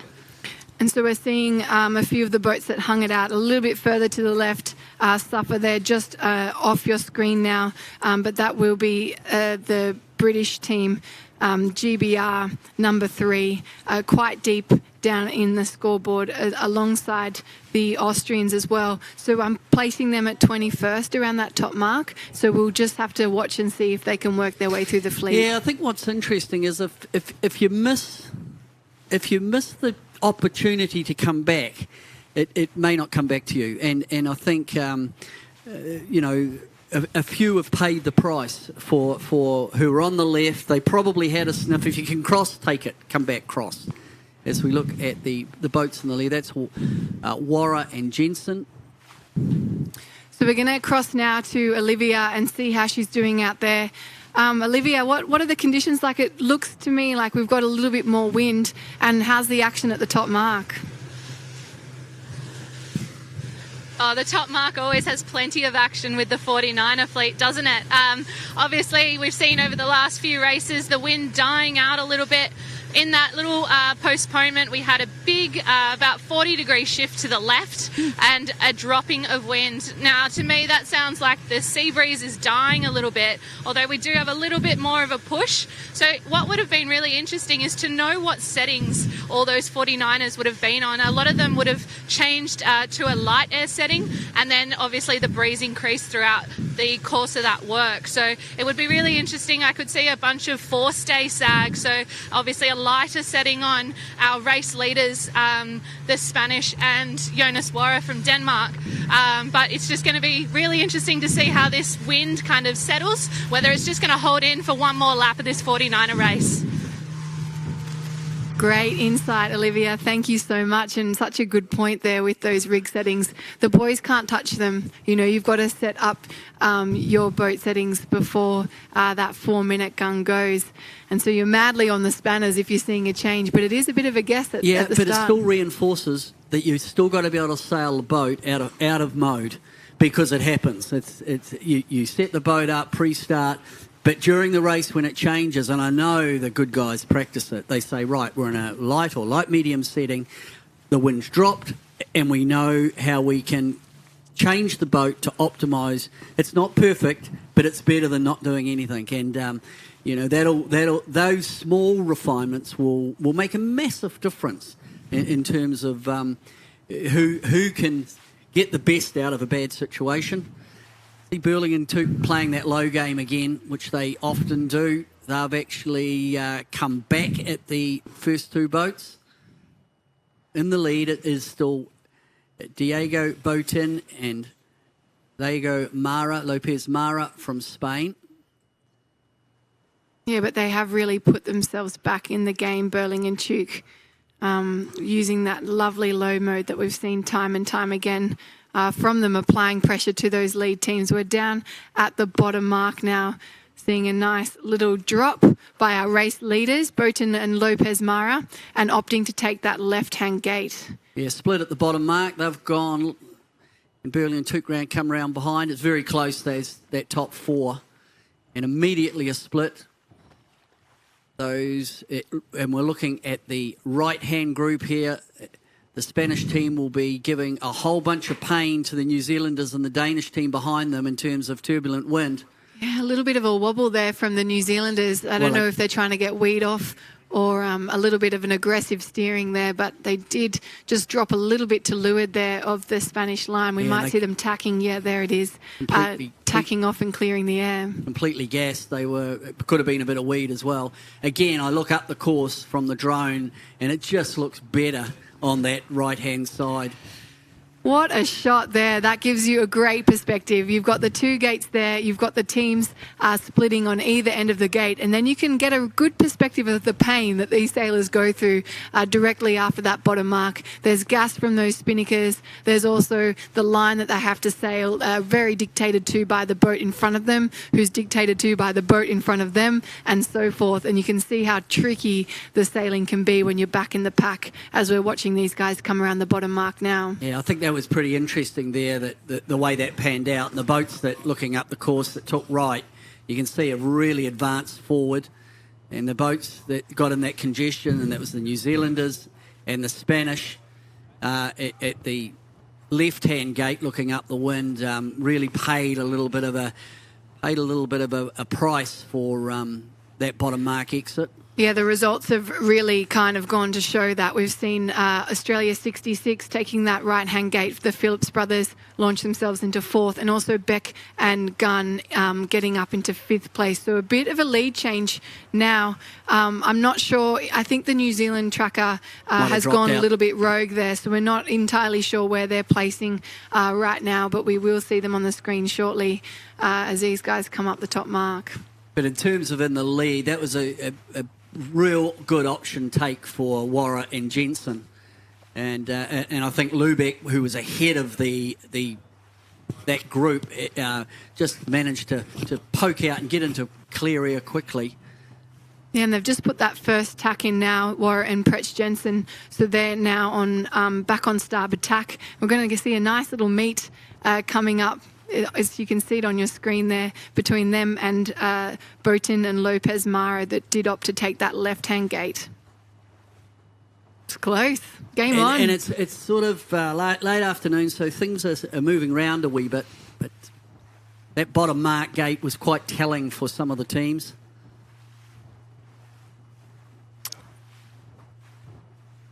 But in the lead, it is been the Spanish combination, Diego Botin, Diego Lopez Mara. They were certainly strong getting up. The first one would be in terms of positioning. This time they're going to have to keep the aerials up. They're under attack a little bit from the left and the right from the Danish. The Vikings are coming from both sides. From both as well. sides. It's such a tricky one, once you're in the lead and you've got people splitting on both ends, you really have to lean on your own, take on what's going on out there and kind of back yourself when it happens like that. There's no tidy fleet management going on. It's a bit of a scramble. Interesting cross coming here between the two Danish team members. This will tell you whether this is Olympic selection friendly or not. Lee Bautek from Lubeck. I think it will be pretty hard for Warra to live that thin on the hip of his countrymen. So that would suggest to me that there is some Olympic selection stuff going on with the Danish combination. But what that has done with the teams fighting it out is the race leader from Spain has he's done what 4 less tacks than the boats behind him, and hence that has translated into quite a comfortable lead. Yeah, he's definitely spread out a little bit. We're in that second half of this top mark now. You can see those ley line corners on your course there. That shows these guys that, another decision point's coming, and it's a big old one to make, this far away from that lane. You've got to make it a nice one. Yeah, but I think they got so much because there's been a bit of jostling going on behind, especially with the Danish teams. That has meant that the Spanish boys have jumped out, and they'll be looking to pick up this ley line, I think. But even if they have to do 2 extra tacks, I think it's so comfortable for them. Barring a commentator's curse, I think they are comfortable. And nice breeze there you can see building, and we have been talking about that nice little dark patch that sits up off the shore there in the right-hand side, and these guys are fully stretched out there. You can see they're fully lowered on their trapeze lines now at max power. You're trying to get a bit of a send going on. Always got to be impressed in this sort of 10 knots to 12 knots stuff, maybe a little lighter, how good the Mediterranean sailors are, and it's bread and butter for them. If you're sailing in Barcelona or in Palma, they sail in a lot of this stuff, probably more seaway than wind. They know how to power the boat up, and it really is comfort zone stuff for the way this is playing out for Diego Botin and Diego Lopez Mara. I think they've done a good job of just engineering their way out into the lead. The one that we haven't spoken about at all, and I don't know where they are, is our overall leaders, Benjamin Bilstein and David Hustle. Are they looking at getting their first drop on the board? Yeah, we checked in on them at the last top mark, and they're in 21st, and they're still again. And it just goes to show these guys have been absolutely magic all morning. But if you're buried deep in what is a very high quality fleet, it's going to be difficult to dig your way out of. I wonder if there's anything in terms of what went on pre-race, and Olivia alluded to it. There was a lot of going on with altering boats. I wonder if they got caught in the wrong mode and they just haven't felt comfortable. Because I would have thought, given what we saw earlier, they'd be absolutely dynamite in this condition, but they haven't been. You just got a little glimpse there of Peter Burling and Blair Tuke making their way over, but they've got a long way to go to catch these guys. The Spanish team, number 4, Diego Botin, is in a nice little lead there, rounding the top mark. Fantastic effort by those guys. Absolute textbook to get down in good shape. Yeah, they came in there on quite a comfortable ley line. They didn't take any risks, so it was tack complete. They're around the top mark. They're now on the downwind to the finish. And put this one down to that first upwind beat where they just were absolutely superb, and they've cleared out. Then we've got the Danish combination. There's the Danes coming in. That looks like Burling and Tuke next. I think Lubeck is already around the mark. And Beckingun just getting that double tack in. And they've got the luxury to be able to do that before this next pack, which looks very condensed, come around that top mark. It looks like a bit of a fight here. Maybe perhaps a few boats just slightly overlaid. They're absolutely screaming into this top mark, so maybe a late shift to that right-hand side. I think pressure. The right has been, it's the old numbers game. So it is Schmidt and Boehm around. It will be the Phillips brothers next, and USA 31, Snow and Wilson, and Australia Needham and Turner, as well as Swiss number 77 getting around there right now. USA Moleris and McDermott, and also Brazil Safatari and Borges getting in there as well. Well, it's all on for young and old with that group sort of in the about 7th through to 12th. Very tight. A few opportunities for guys to recover a nice result out of that nice density. Heading on the last downwind, this will be the last downwind, down to the finish. Out in the lead, it is Spain, the two Danes, New Zealand, and a couple of Kiwis. Schmidt and Bomi from Germany. Then you got the US, two Australian teams, that's Needham and Turner, and the Phillips brothers, Heil and Plusel, make up the top 10. And they're really keeping it simple on this downwind. These guys have extended the whole way. The first break point will be that jibe. And we've just seen the Spanish team, Botin and Lopez Mara, make that first break. And the other guys just maybe extending a little bit further. Yeah, I think of this group, it'd be barring calamity. I think that's pretty well locked in. What'll be really interesting, I'm sure you're going to get excited, the finish when the bulk of the field comes through.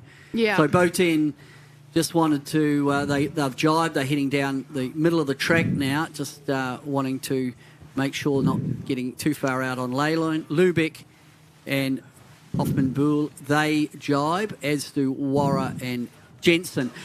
I think what's going on between the two Danes is the other game, the Olympic selection game, and really they're saying, Botin, you're gone. But for Lubeck, he just wants to get a point on his countrymen. And these guys are neck and neck into the results going into the today, with Lubeck and Hoffman-Buhl coming in 16th, and Jonas Warra and Pritch Jensen coming into the day. There's only, there's not 10 points in between them, and so you can see that kind of playing out. And we've seen them neck and neck all day. They're never far from one another. Lubeck certainly has, he's got a little buffer, and he'll get a wee bit more from this one. As a strong Danish team, there's a group of them that are lifting the bar on each other all the time.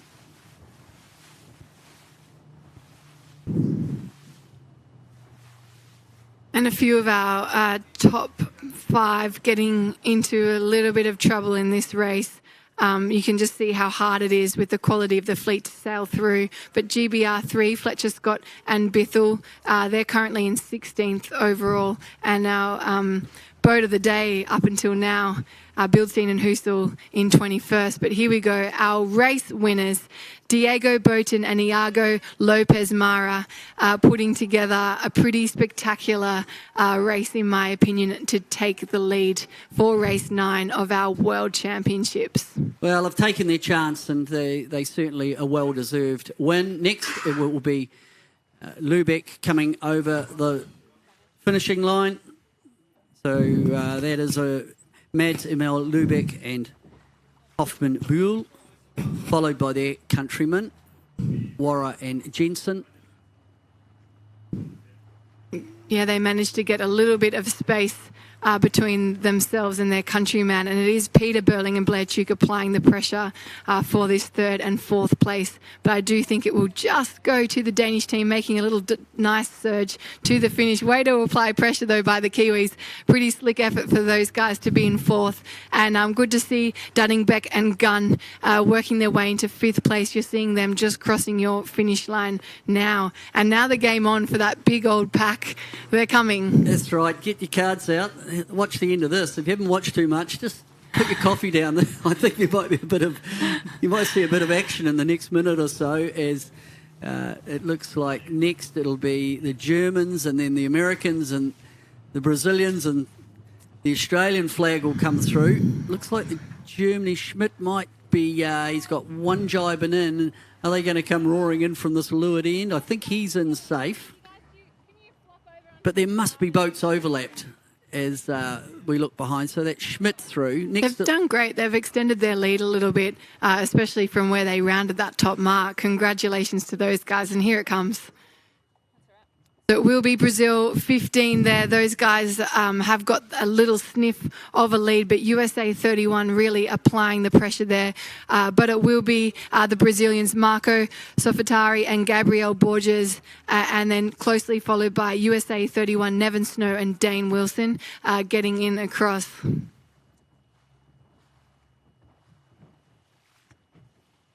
Well, it wasn't as punchy as I thought it was going to be. There was enough separation.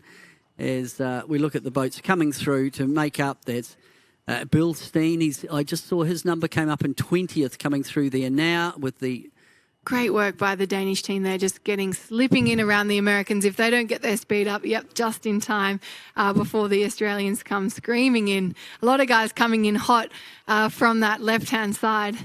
Really close finishes there. You see GBR 3 getting in around there. Austria 6 in there too. Bilstein and Husel just getting across the line there. They've worked their way into 19th and Australia 71.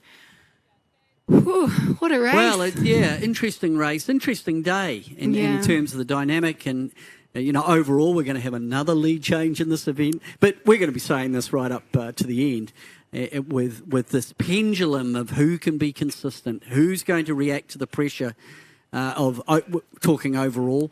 And I think tomorrow night I'll be very interested. Who can make the top 10 cut-off? Who of these young sailors that we're going to be looking for in the future can sneak in to be in that very elite, illustrious group of being in the top 10 medal race at a World Championship for the 49er class? So we're going to go quickly now to Olivia. She's with our race winners, Diego Boten and Iago Lopez Mara. We'll hopefully catch them just in time before perhaps rolling into another race. Hey, Nina, have you got us? Yes, go ahead, Olivia. Yeah, I'm with the Spanish winners of that race of the 49ers. How is that, boys? What did you enjoy most about that? Well, we had a bad start, and we were quite lucky with the line we got after the start, and from there I think we managed quite well the shifts and the seaweed also. What were the conditions like? What were you expecting, and was it what you expected? Yeah, you're right. That's a good question, because in the morning we're like on shore saying, okay, maybe we are preparing the boat for a strong breeze or light breeze. At the end, yeah, we had to wait a lot till the Nacra's finished. But yeah, I think that's the super nice conditions for sailing. Yeah, textbook sailing, and you guys have got a big year coming up. What are you most looking forward to? Obviously, a couple of big highlights. Yeah, obviously the biggest highlight is the games, and the games mainly. Full focus there. Yeah. Well, all the best. We'll let you go before they rush into another one, but all the best for the next racing. Thank you very much. Bye. Thanks for bringing that, Olivia. It's great to see the boys who've got such big smiles on their face, and they really do deserve every accolade for putting together a pretty impressive result. If you're still with us, Olivia, what's happening with the conditions, and do you think there'll be another race? The conditions have held in, actually. So what we were looking at in that race was anywhere between 8 and 10 knots, and it seems to be about the same, still from similar direction. The race committee is definitely looking at doing another race. They're resetting the pin end of the line, and all the 49ers are sitting here waiting for their last race of the day. It's been a long one, Nina. I bet you've been on the water. We've been chatting. We just think we all deserve medals. Good job. Keep up the good job, Olivia. Keep your eye on the conditions. We'll be checking in with you if they go ahead with another race. How are you holding up, Peter? Oh, well, that's good. One thing you learn in this game, isn't it, that they are going to be long days. But no, it's been great. And I think for me, what's hitting me right now is the subtlety of what's going on. And it's great. If we get another one off, that's a bonus, because they're always really keen to keep pushing if they can, the race management guys, because you never know in the game. You might wake up in the morning and there's fog, or it's not suitable. So you can get ahead of the calendar, and remember, on the first day of the regatta, you didn't get any racing. So they've really been fighting the calendar from day one. So I can completely understand why race management want to try and push ahead. Okay, we're just going to see if we can get our updated leaderboard up on our screen to see the bit of a shake-up that's happened with our results. It's great to see Bilstein and Husel. They have taken the lead as the day has progressed and perhaps etched out another little point, but that wasn't their greatest race. They are dropping that and carrying their third place there. But it is still enough to give them a 1-point lead over Burling and Tuke, who are carrying a fourth. So ideally they're picking up a third and a fourth after that race. But again, there's that pressure. A 20th is a big one to carry. Yeah, so it's going to be 20's huge. So both Burling and Tuke now and Plusel Bilstein and Herschel how are carrying a big one. That actually brings the game almost back for some of the other players in the game. Boateng comes back into contention. So, yeah, we're into it. If they race another one tonight, I think it could actually be a moving race in terms of the regatta because of the high point scores that some of the teams have got. So we're going to have to wrap the show here right now. So we'd just like to thank all of the sponsors and the supporters who have helped make this event possible, including McLeod, Ronston, Boating Central, Sailor Sunscreen, Barwon Water, Victorian Government, City of Greater Geelong, and of course our host club, the Royal Geelong Yacht Club. That's quite a lot of supporters. How good great, for us. Great support. And remember, tomorrow we'll start racing at 11 o'clock. So that's UTC time plus 11. And we're in for a big day again tomorrow. And, it's been great bringing it to you. Yeah, absolutely. We really do hope you tune in. So make sure you follow the 49er Class Association and the Nacra and the FX. Get on board and subscribe. We really want to support our sport as much as we possibly can. So do make sure you subscribe, especially to the YouTube pages. And that's where you get updates from all the events around the world, as it's crunch time with the Tokyo 2020 Olympic Games just around the corner. Remember, it's the last Worlds before the Games. Yeah, it's all on. So we look forward to bringing you all the action tomorrow, and thank you so much for tuning in.